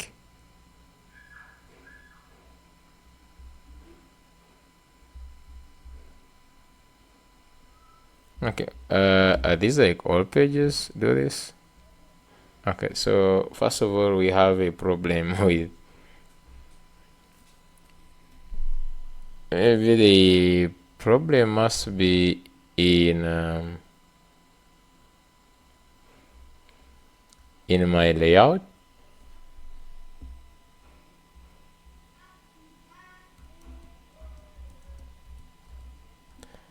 I don't know if the problem is in the layout. So let's go ahead.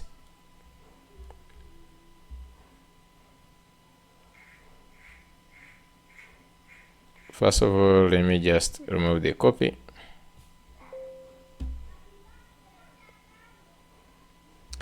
So I want to go to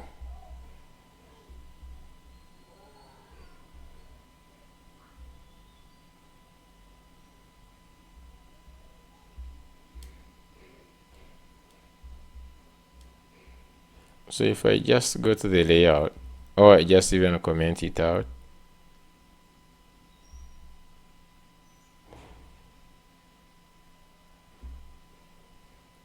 so the problem basically is here, because if I just now go to dashboard profile, I basically have one profile, and if I put back this,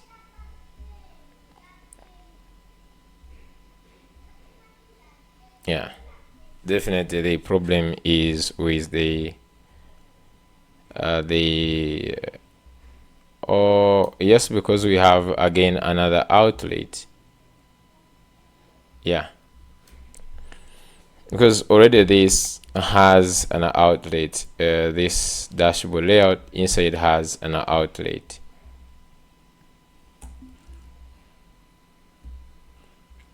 Okay, we are good. So what I want to do is I want to bring the information that is for the user, and we customize this page with that information. And when you click on update, we should be able to update the user details. Let me just first of all get this. So from here you can just get this session.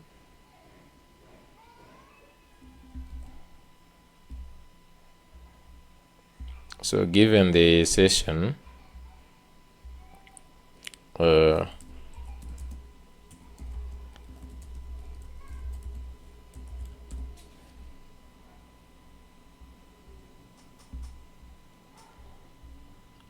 okay.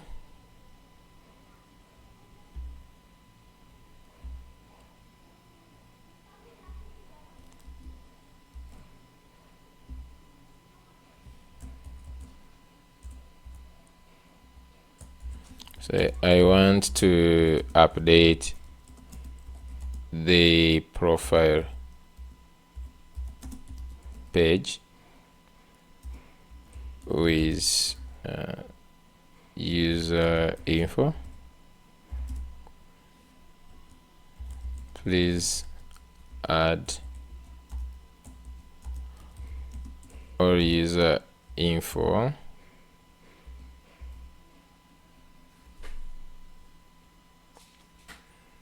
I will give it the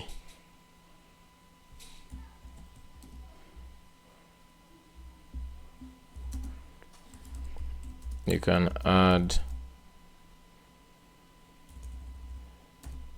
update the UI to have all details.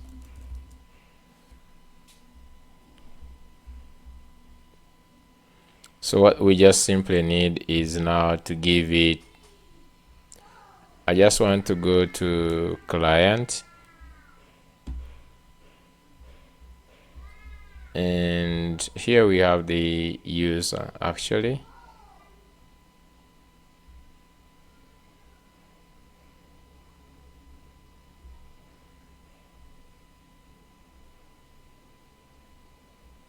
So you have this is the user and this is the session.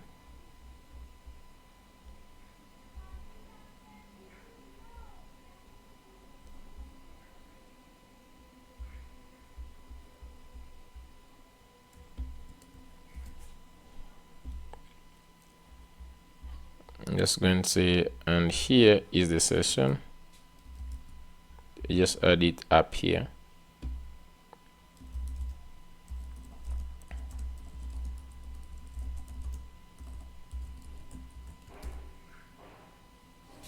Okay.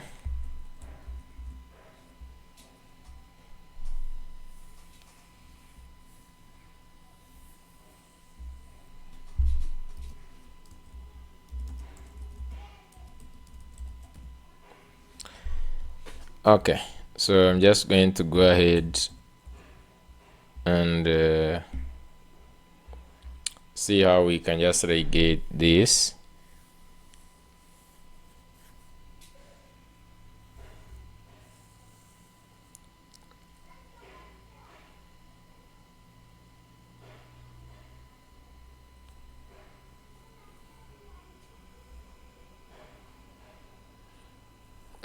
So what we are remaining with, I think at this point,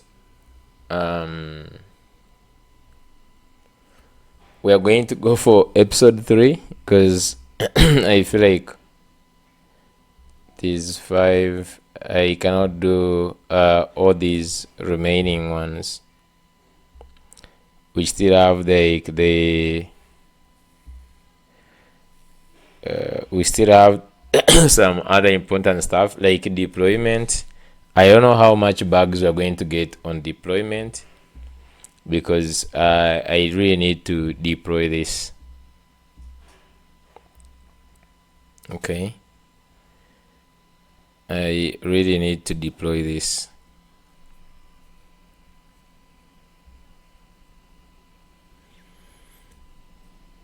Okay, so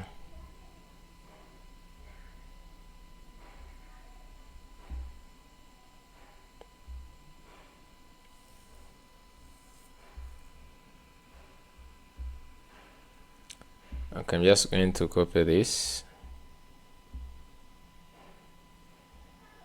Let's go back to the profile and we're just going to update this.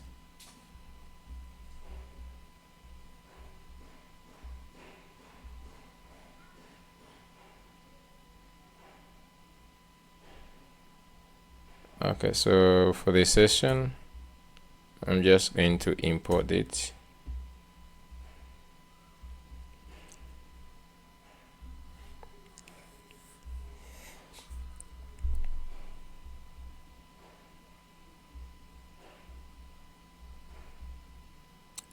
So if we just go back to the session, to the profile here, so you can see that we have the personal details, the user ID, joined, and the image. And if you just go to this one, you can see that the image is there, the names verified, email status verified, account created, user ID, kind session,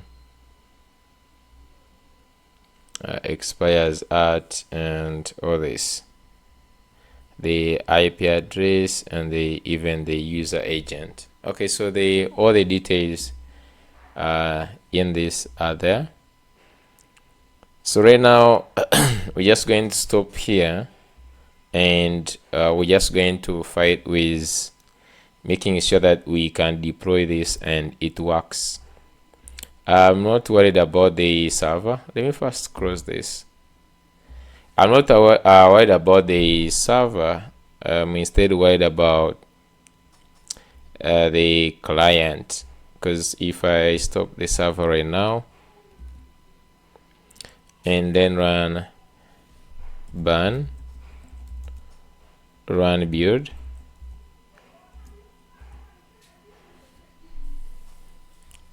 should just go ahead and build and see if this is going to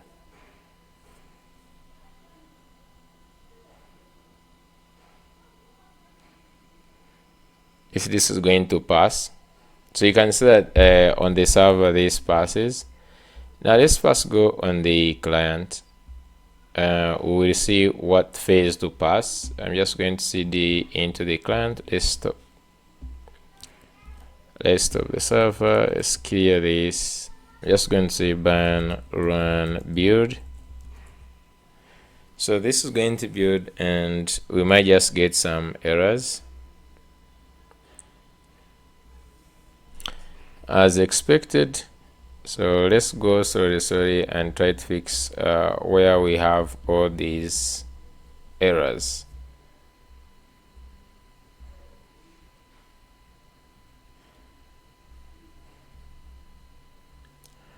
Okay, so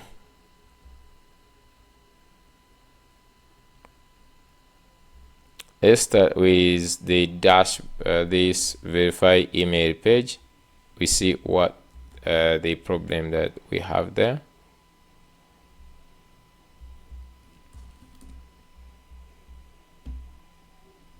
So even all the yellow ones. I mean, we just need to remove all these ones. I think this one had only this problem.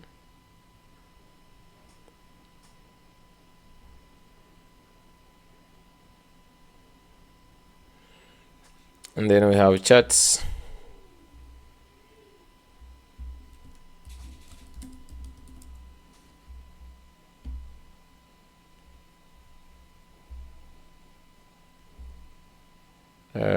We have chat message. I'm not sure where this one is supposed to come from.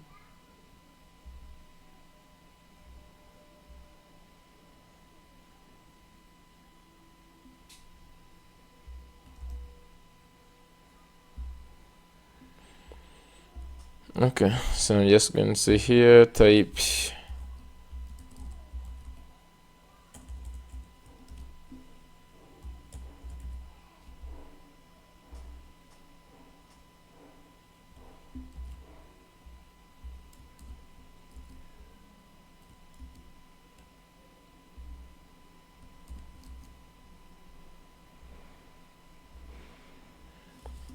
this is a string.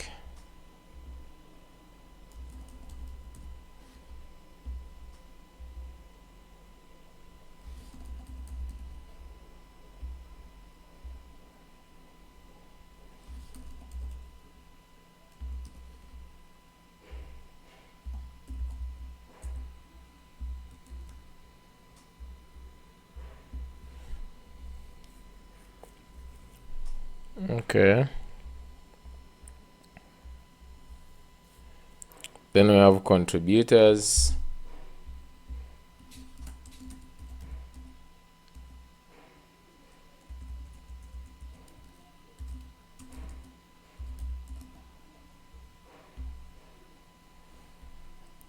Okay, so the same types.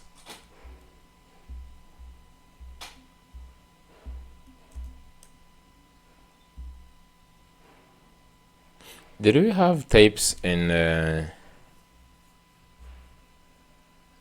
other client? Not sure if we had the types. So these were the types.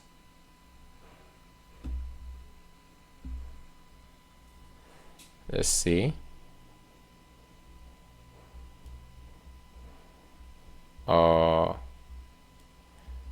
Okay, just going to copy this, and in the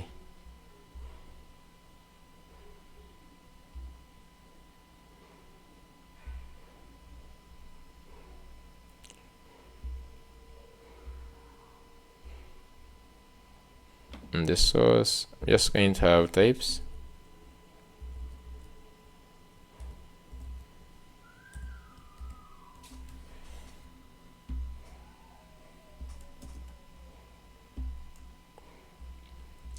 Okay, so this doesn't have any other issue.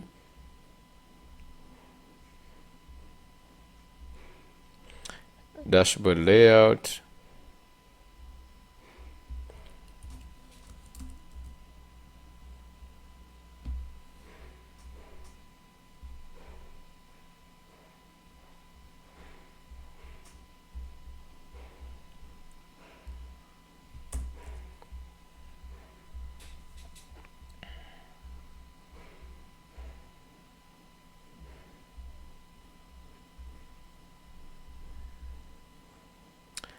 And then we have the orders.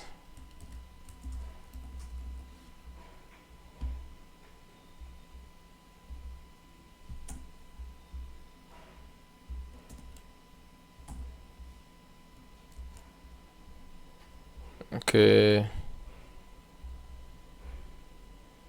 we have overview.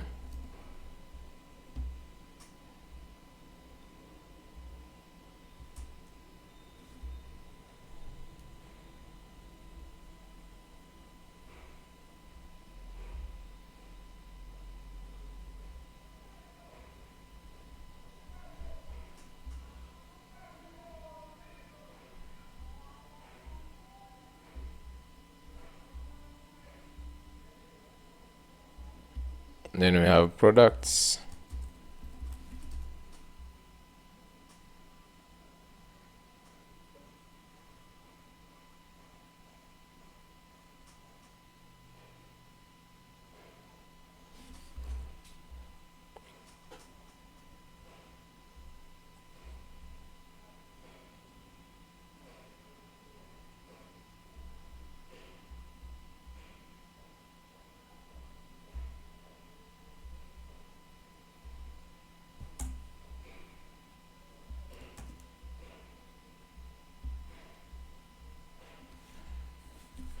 Okay.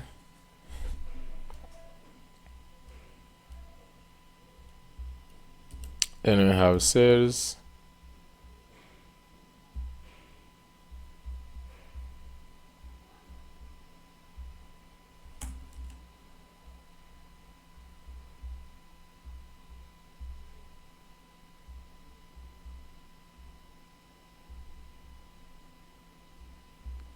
And we have landing page.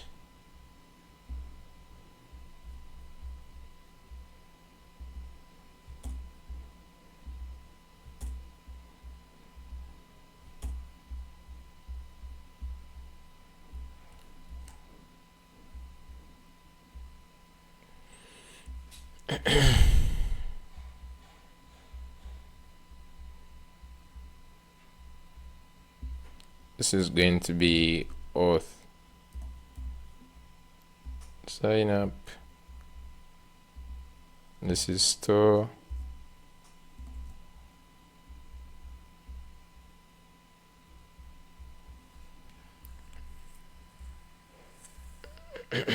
And then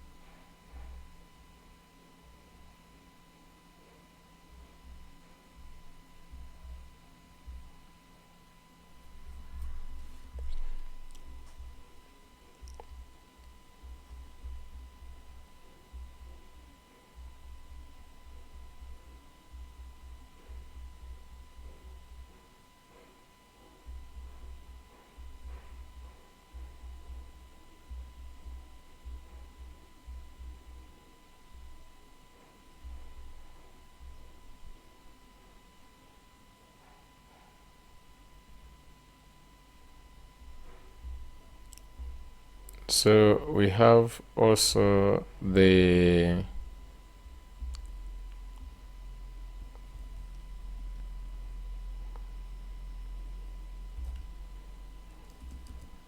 FAQ.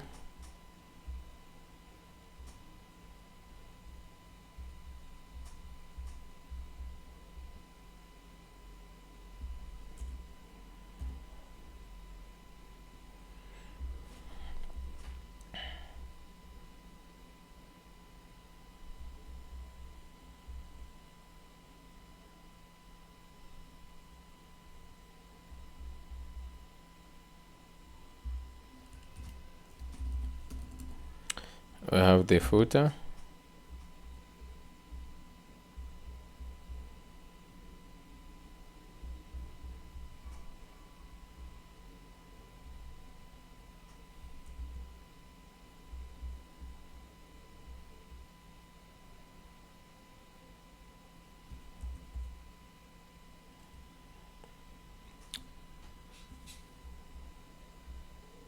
So maybe we could just actually here we could just use the anch tag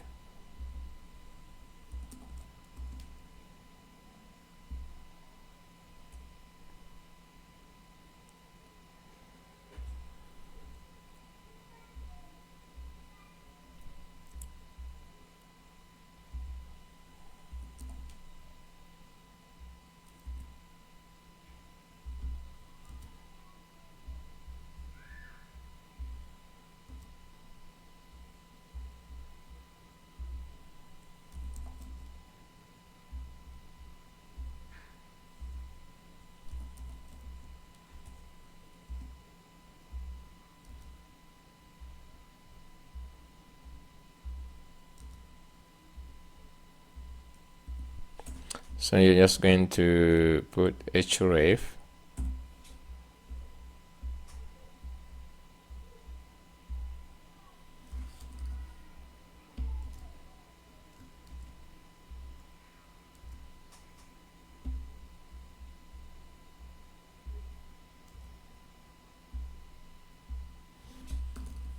okay, just going to update all of them.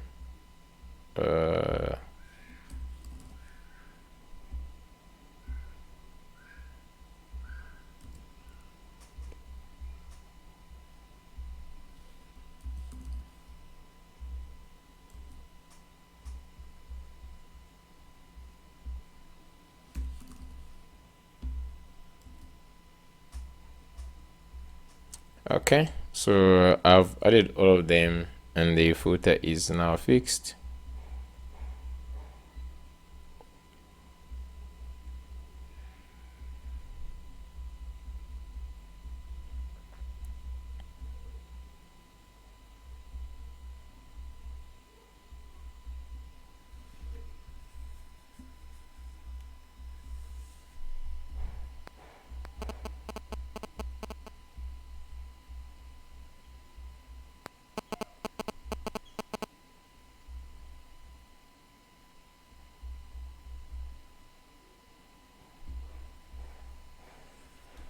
So we have the logo section.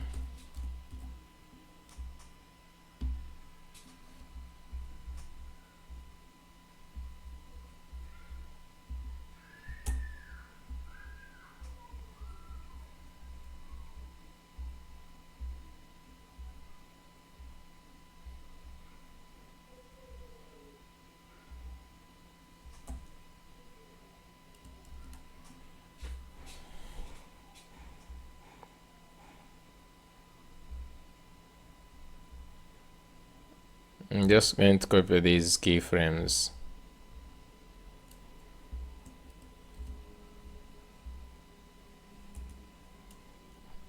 You can just go ahead and add them maybe in the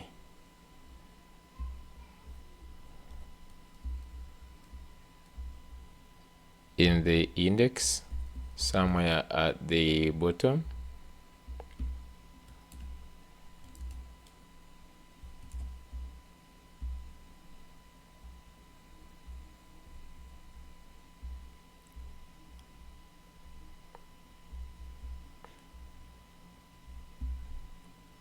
And we have the navbar.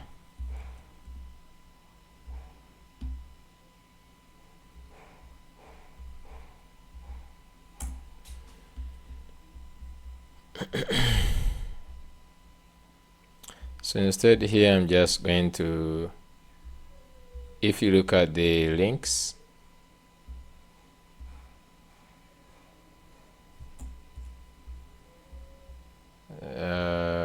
I'm just going to leave these ones.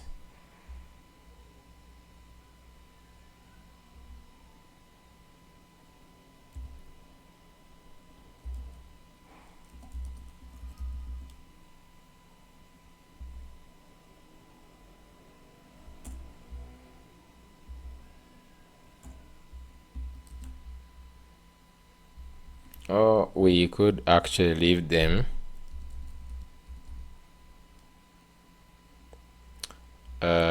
for now. I just want to change this to anch tag and this one href. Okay, to this and we slash marketing and even this.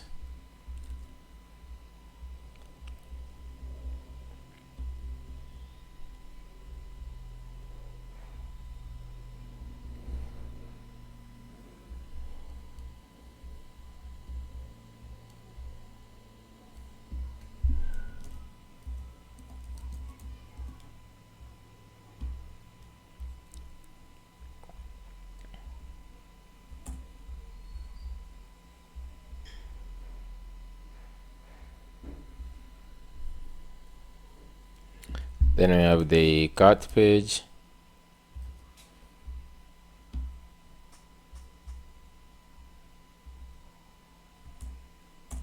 Okay.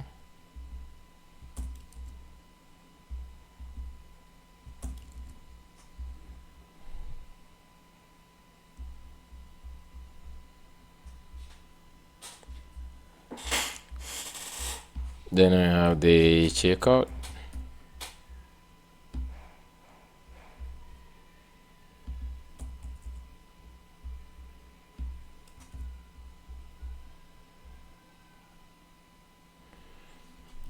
This one actually we can just say navigate to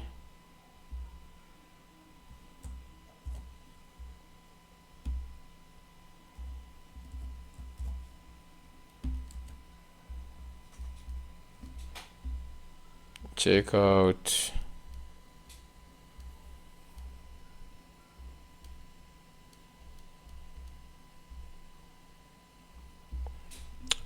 Order success.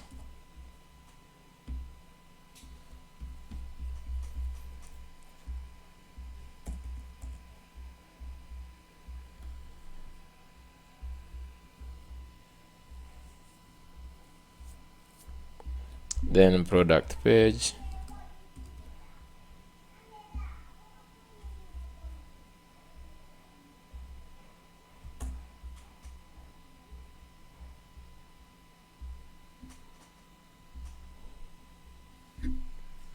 Then shop page.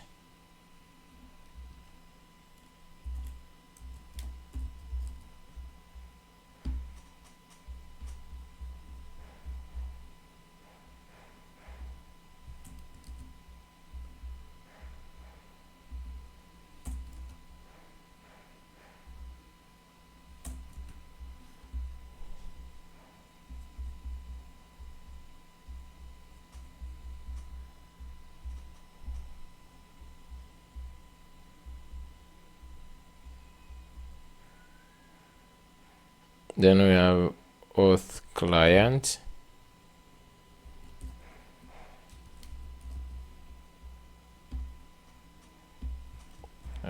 Just going to first comment forget password.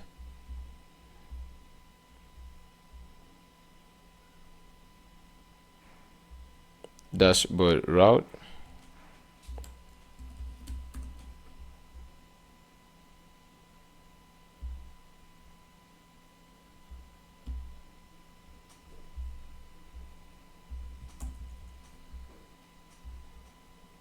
Outlet.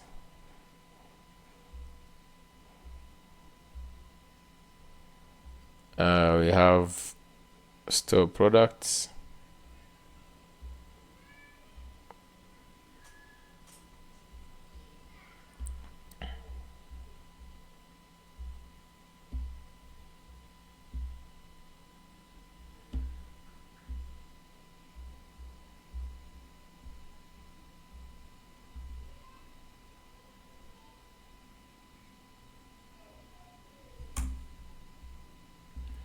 Just going to go remove all this.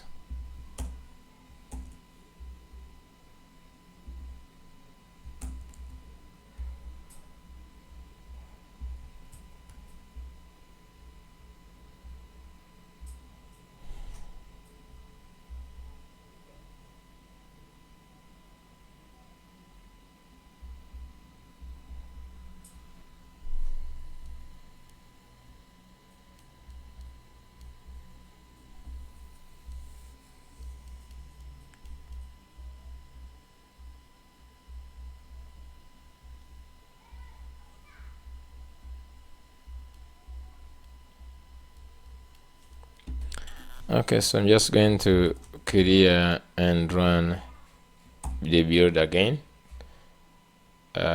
We see which errors that we have. Okay, so right now we have categories.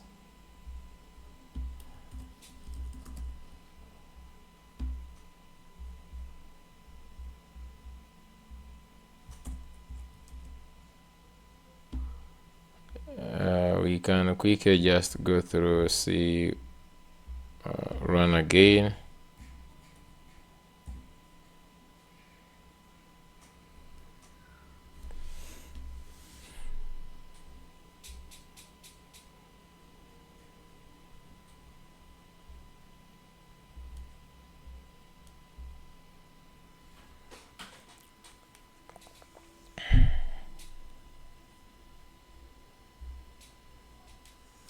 Okay, so it seems like it has gone through the build locally. So the first thing I'm just going to do before I push, I'm just going to go to env. Now you can see that we actually added also this void the base URL. I'm just going to go to, I will go to the site, add environmental variable, add a single variable.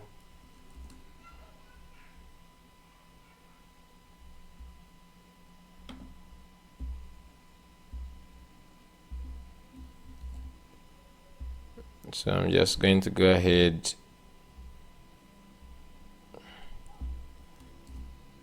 and add this. Let's create the variable.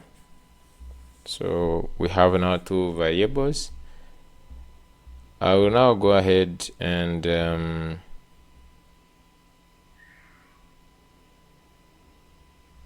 open this,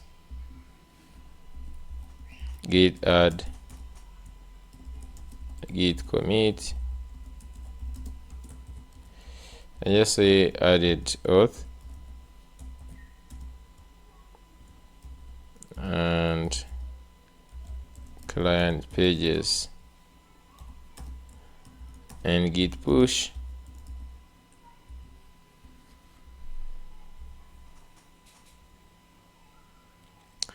Okay.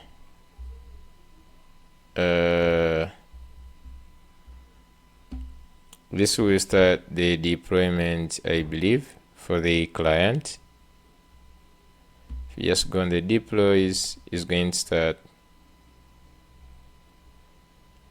Seems like the something is not right. The most similar command is commit. Okay, so it's in my command I have an error.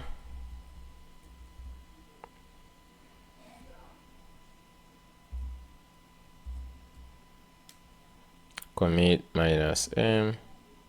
I think this is the one I was intending to do. Okay, so this is going to go ahead and start deploying the this site. I'm just also going to go ahead and so clear this. We'll deploy the front end, so just say ban run deploy. Just going to say server. This is going to use Wrangler, and I will also copy all the. Okay, so here we get some problems. Okay, so I'm just going to say yes.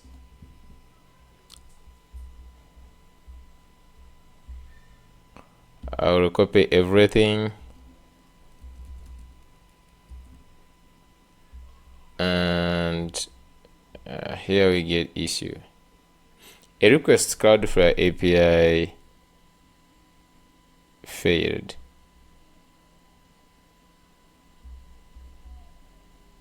Missing API key for resend. Okay, so I'm just going to first go to Cloudflare.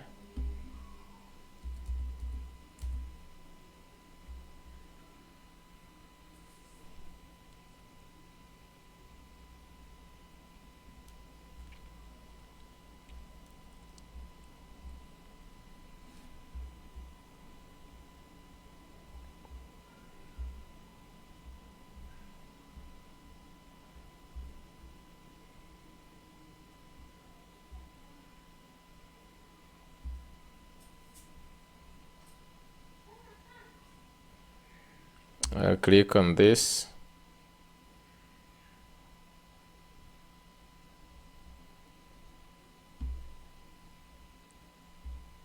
Okay, so I'll just go here, settings, and then I'm just going to go to secrets. So you can just go ahead and edit this. In fact, I think I'm just going to go ahead and like remove all this, and then I add afresh all of them.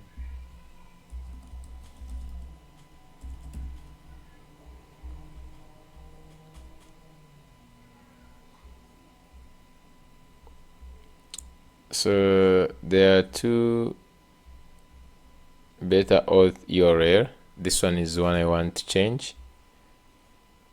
So this one,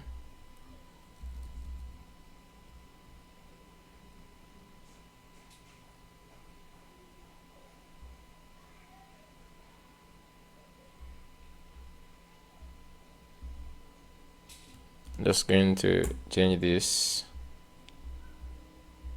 Okay, then I'm just going to go ahead and deploy.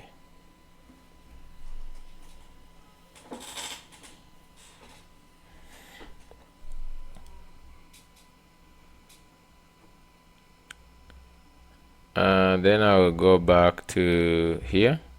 So this one failed, and it failed initializing.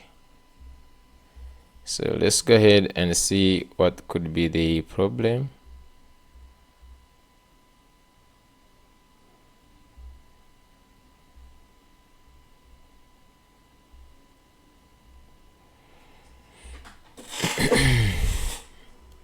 So the error I can see here,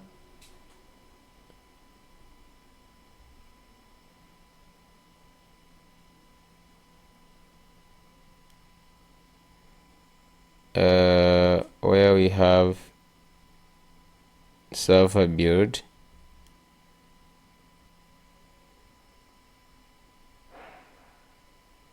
so in the email.ts there is cannot find module resend. So if you just go to source utils,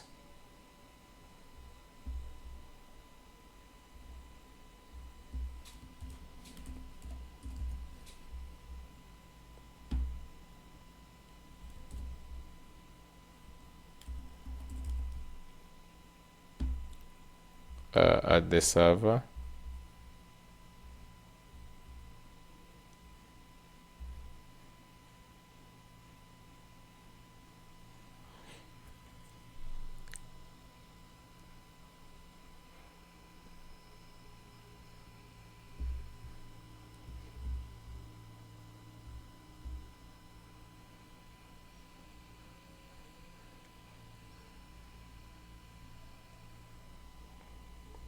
TS cannot find the module.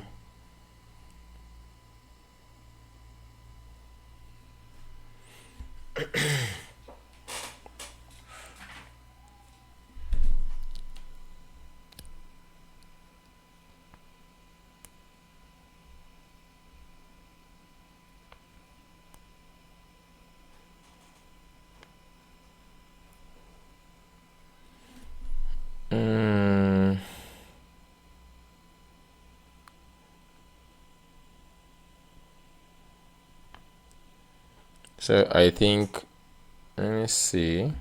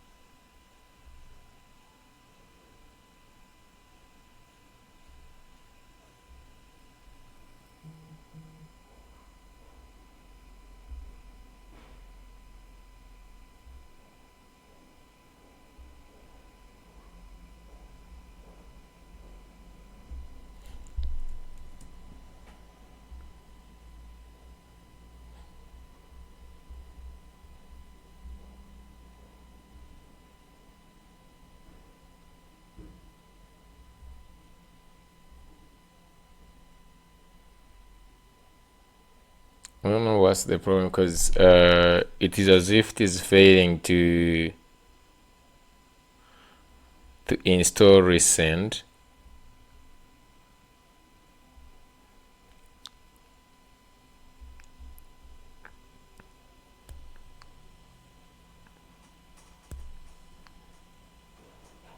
Because it's saying failed during stage install dependencies, and then yeah, couldn't.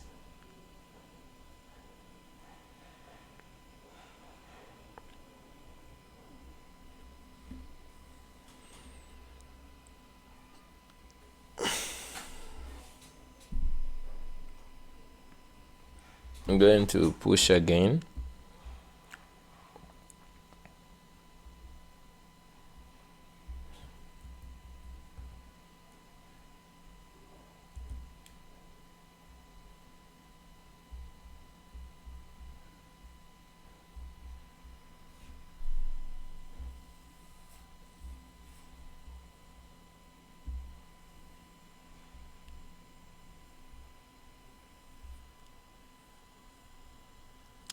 If it fails, I will first fix it, then we'll move on.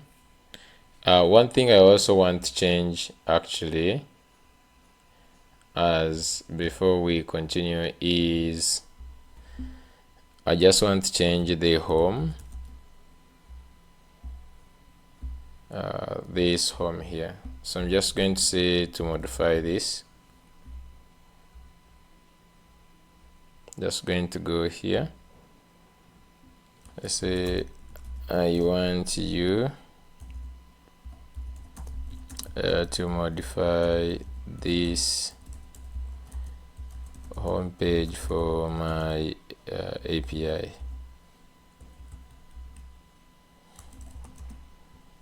The API is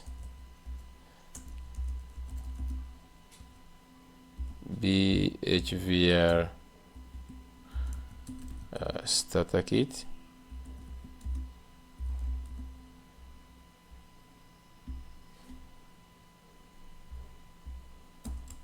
API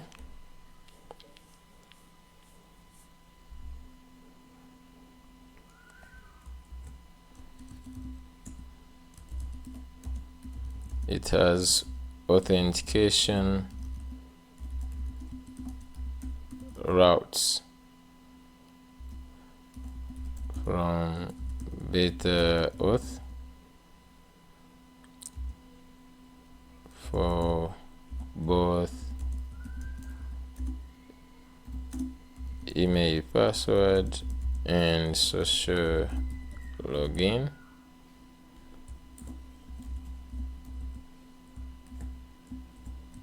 It has product code API,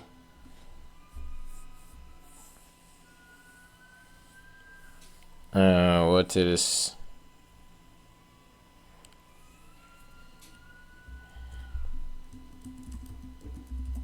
Dashboard analytics,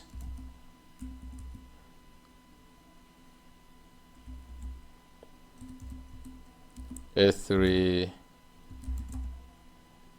and R2, file uploads API, and others will be editing, so please update. So I'm just going to go ahead. So again, it fails, I think, with the same reason.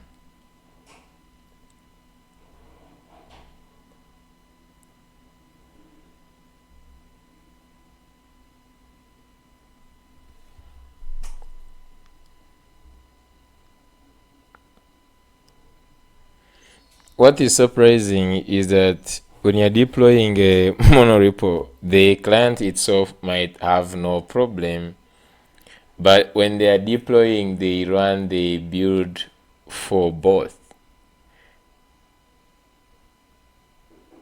I don't understand that. I don't know if it is something you can skip, because if you look at this,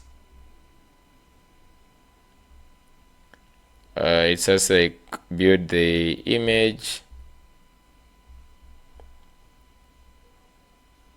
and you can see here table repo new now collects anonymous this, then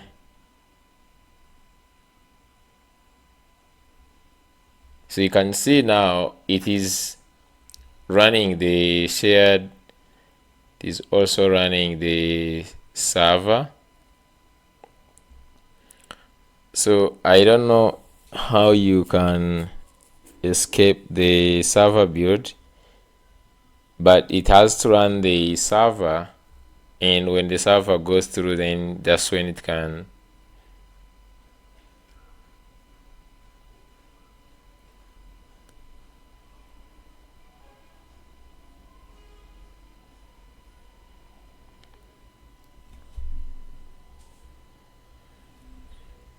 okay. So let's just update this. I'm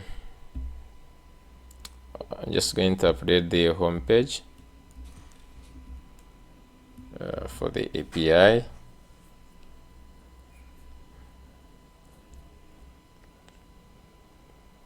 I don't know what to do for the emails, because resend now is becoming a problem, and here it installed really nicely, so I don't know what the problem is. I don't know what the problem is, because it says it seems to is having difficulties installing resend, because it fails when it is trying to run ban install. Let me just try to run ban install and see. So at the server, just run ban.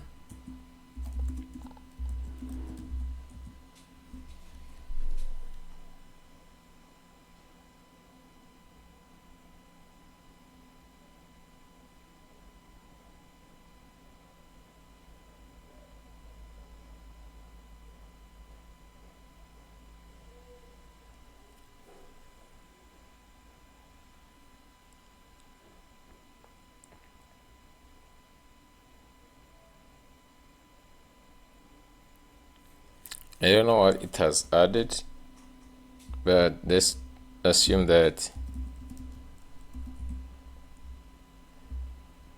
now when I do the push, it's going to maybe go through.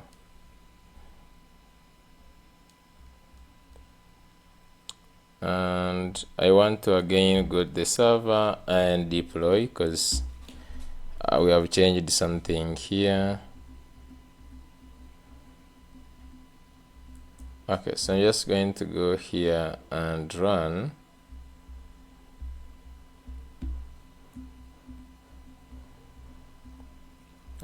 We just run it outside here, the ban deploy.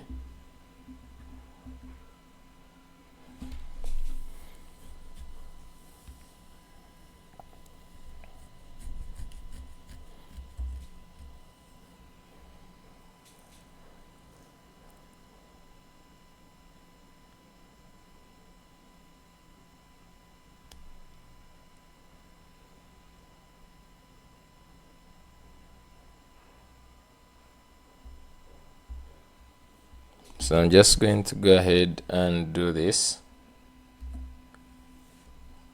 which I need to go ahead and copy these and add them again.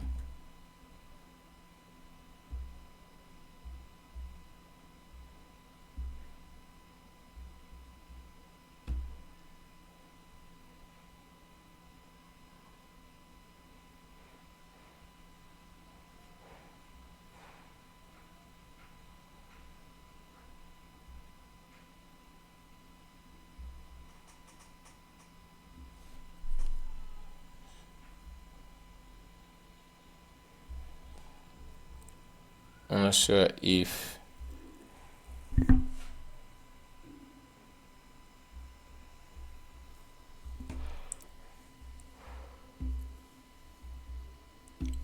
if everything is okay.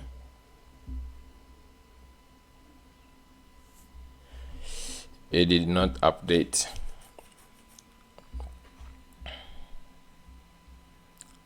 And this is where I'm supposed to go to connect. Like, I don't know if I just go to deployments.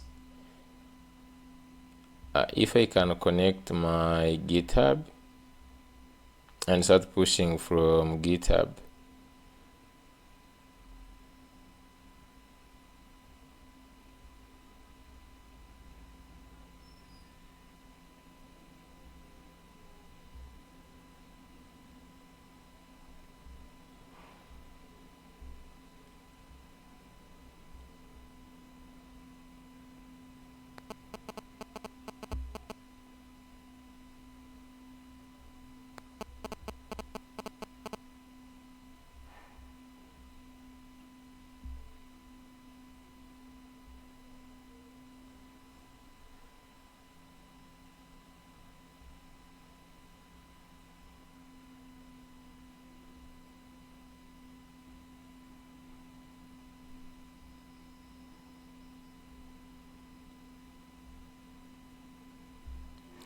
Okay, so you can say connect your work to a GitHub for automatic build. So I'm just going to connect my GitHub. Just going to select the repository and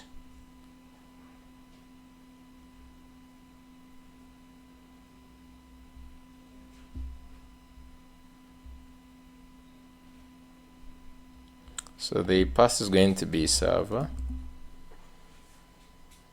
Okay.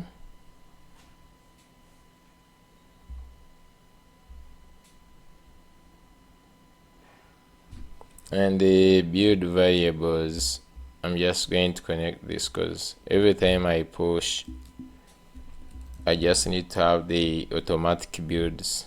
So let me just go here.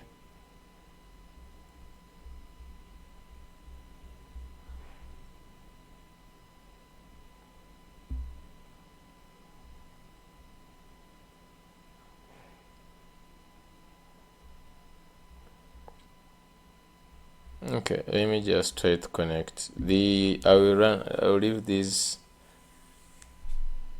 other ones the way they are.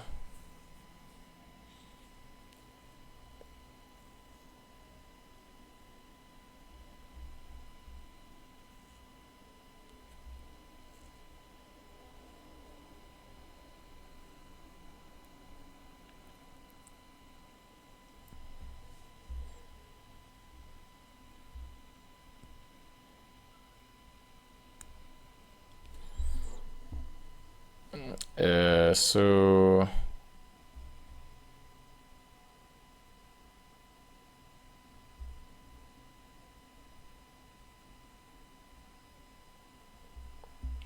if I go and push, wait, I did this one again, it failed.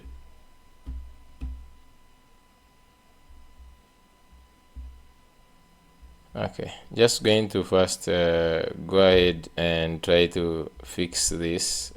When I fix it, I'll be back.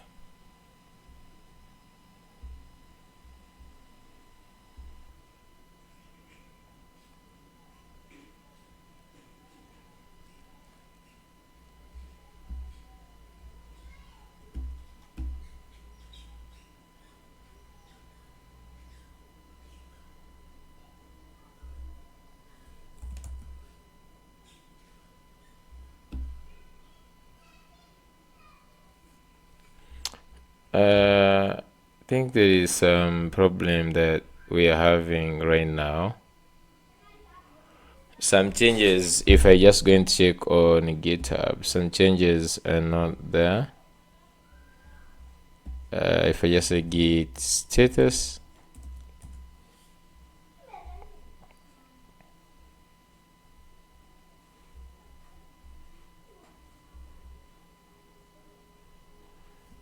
how comes the homepage is not changing? Because the homepage, if you run the server right now, if I just go and say ban run dev, okay, and you just go to the home page,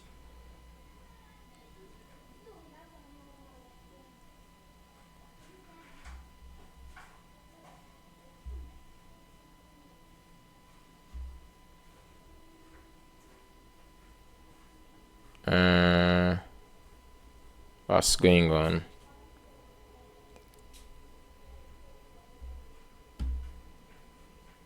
Okay, yeah, so you can see that this is what is on the home page, right? And if you just view the SCAR docs, it is having these two stuff. This was supposed to have, for some reason on GitHub, I don't know what is there. So let me just say git add and git commit. I'm just going to say trying to fix the recent bug, and git push.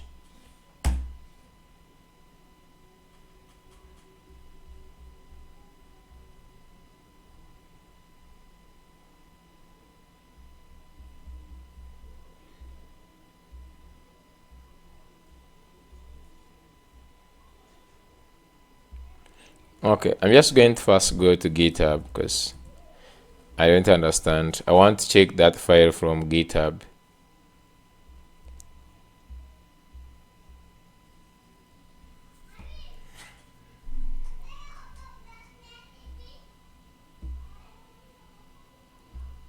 Let me try to reduce on the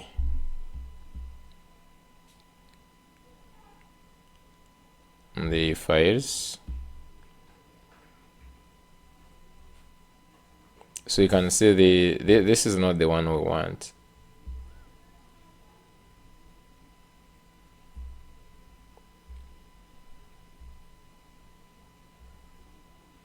I don't know if it's just my internet, something is not right.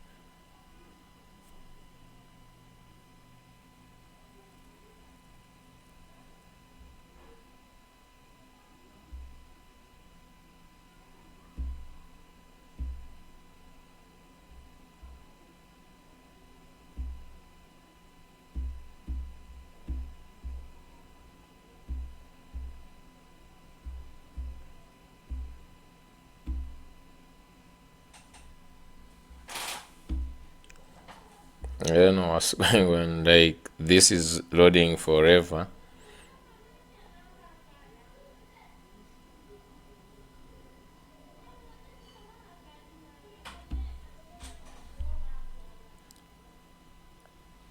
You can search for the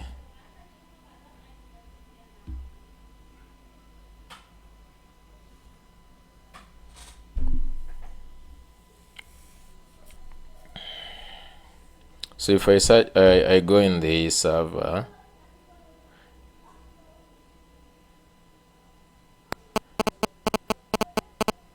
going in the server,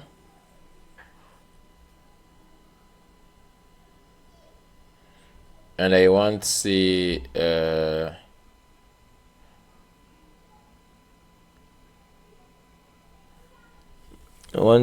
an endpoint for home. What is the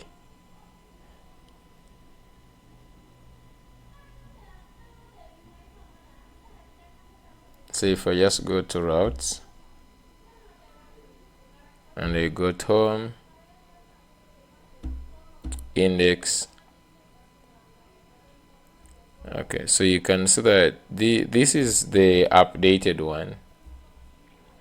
So if I just go back to this side, the build went through, the secrets were removed. So just go ahead and add the secret one more time. This time I'm just going to leave out this node env. I don't know, maybe since I already added it in the required things. So go to the variables. I'm just going to go ahead and add these variables.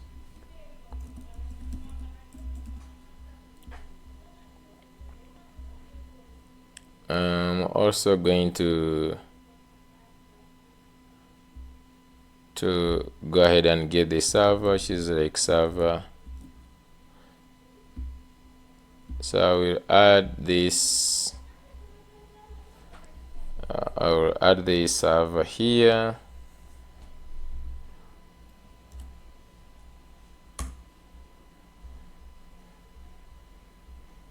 And I will go ahead and deploy.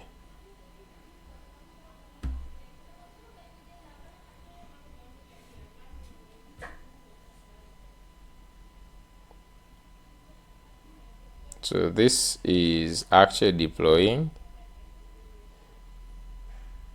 If I go to deployments,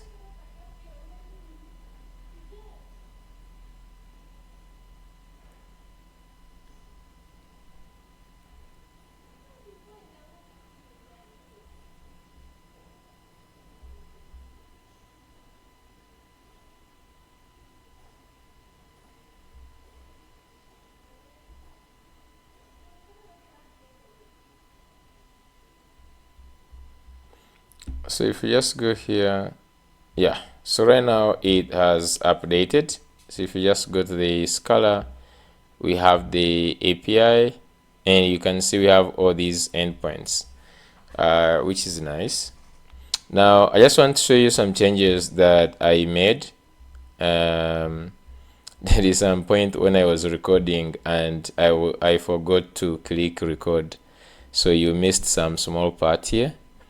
So first of all, the problem was originating from in the server we had this email.ts. So the email.ts we had was actually initiating resend from outside. So every time you have environmental variables in, and you're going to use Wrangler, so you're going to use Cloudflare workers, and you have variables outside, they are not going to work. So you have to pass them as a parameter. So when we pass these as a parameter, so that we define resend from inside, while we pass this, it forces us to change the auth.ts. Okay, so when we change auth.ts,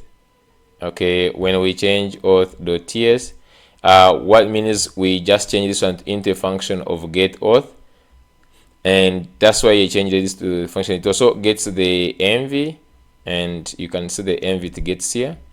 It gets the env including even the Prisma, and it passes this env to these functions, the send reset password and the send verification.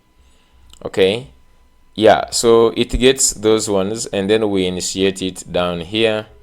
We can just initiate this, remove this once all code is updated. So this is just like to still remain with the auth working locally, but then in the index, So there are two places we update the index. So in the index is where we need this auth here. So we actually just come in here and click and get the auth, pass it here to generate the handlers, and also in the create app here we also pass get auth, and we use it to get the session and everything we want. As well as the Prisma instance, we get it and then we pass it in this one. Okay, so that's how I have done it, and right now let's just go ahead and test the deployed version. Just going to refresh here, and I'm just going to go ahead, click on login. I'm just going to go here, add this and the password,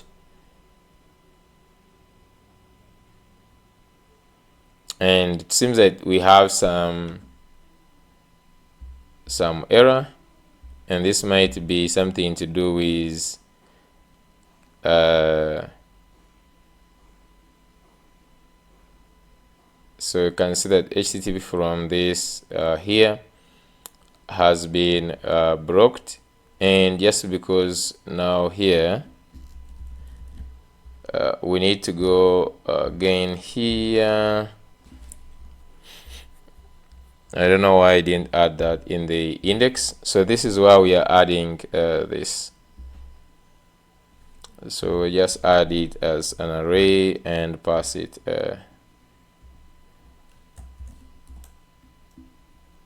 add this. Okay, and I'm just going to go ahead and deploy this. Let me change this and say fixing. Just going to say here fixing cause. So that's the only change we need to add this here. So just add this, and this is going to go ahead and push, and that means we're just going to copy the environment. Like this is this is a very exhausting process. We don't need to change anything, I think, on the front end. However, it starts building again, but the only thing we just need to do is changing something on the back end. The problem, every time you have the build process successful and you just notice here on these environmental variables, they will all be gone.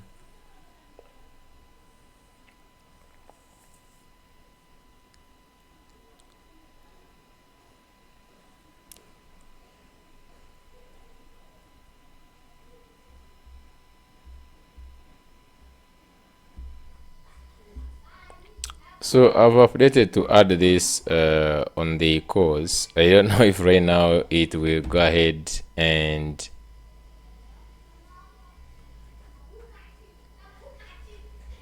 I don't know what has happened. Let me first go back here, and I'm just going to go back to the login.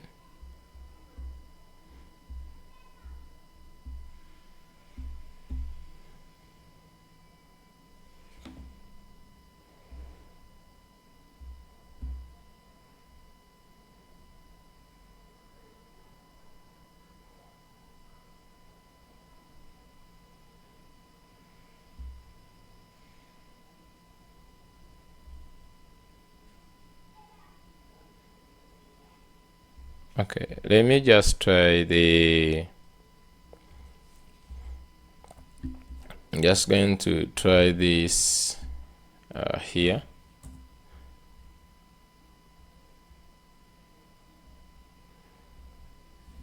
I don't know what's going on.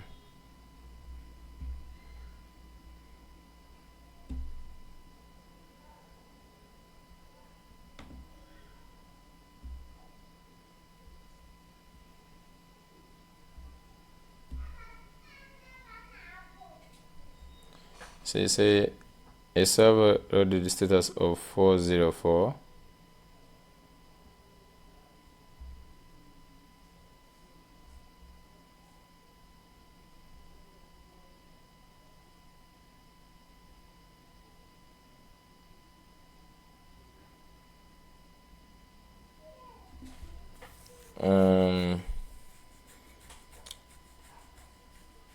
If you look at this API endpoint right now we are on, it is actually targeting, let me see.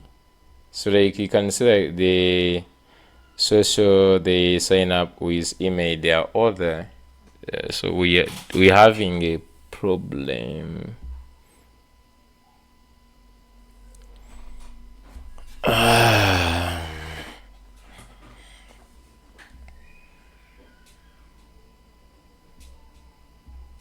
Let me first check on this.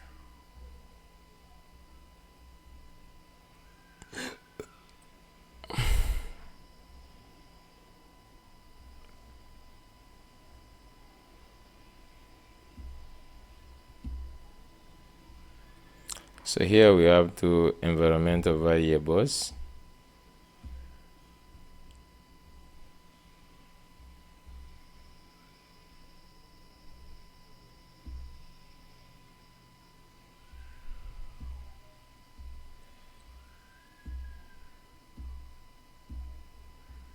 We also have this one.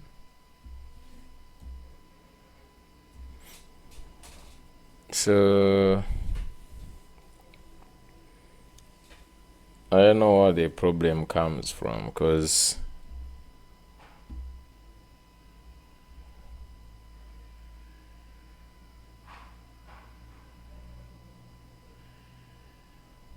why is it not having the auth? Did they change something in the index?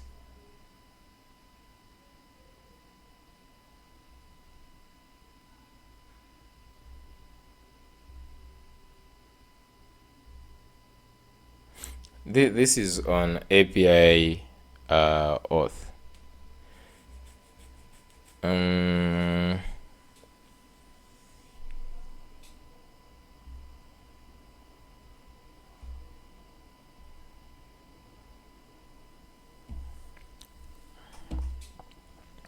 If the API is working, what would be the problem?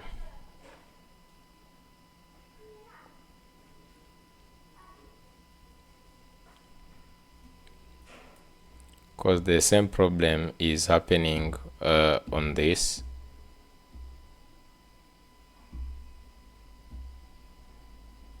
We are sending on API sign in email. Supposed to be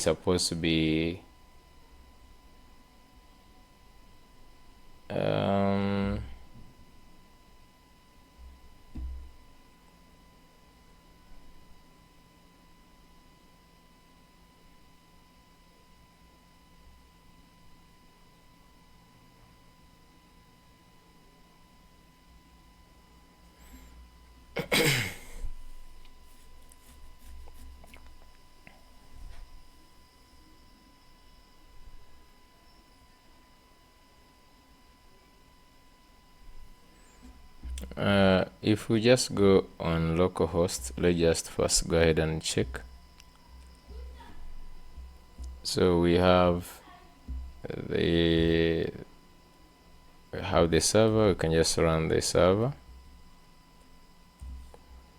We can also run the client.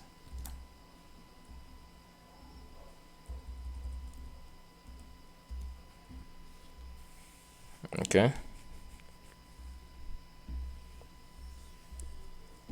So if you go on the client,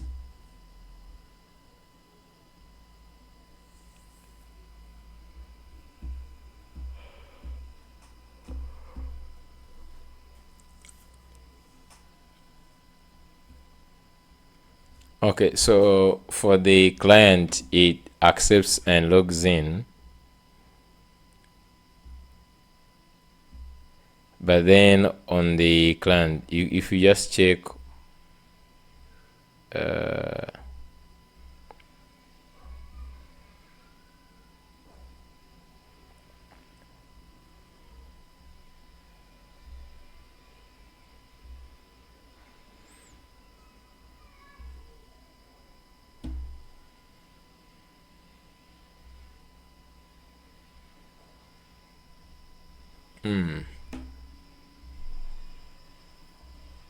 So does it append on the wherever you pass in the client?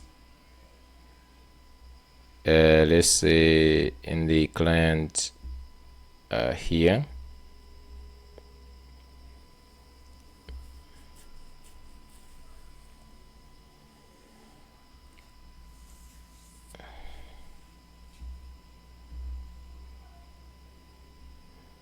Why is it leaving out the auth here in the production?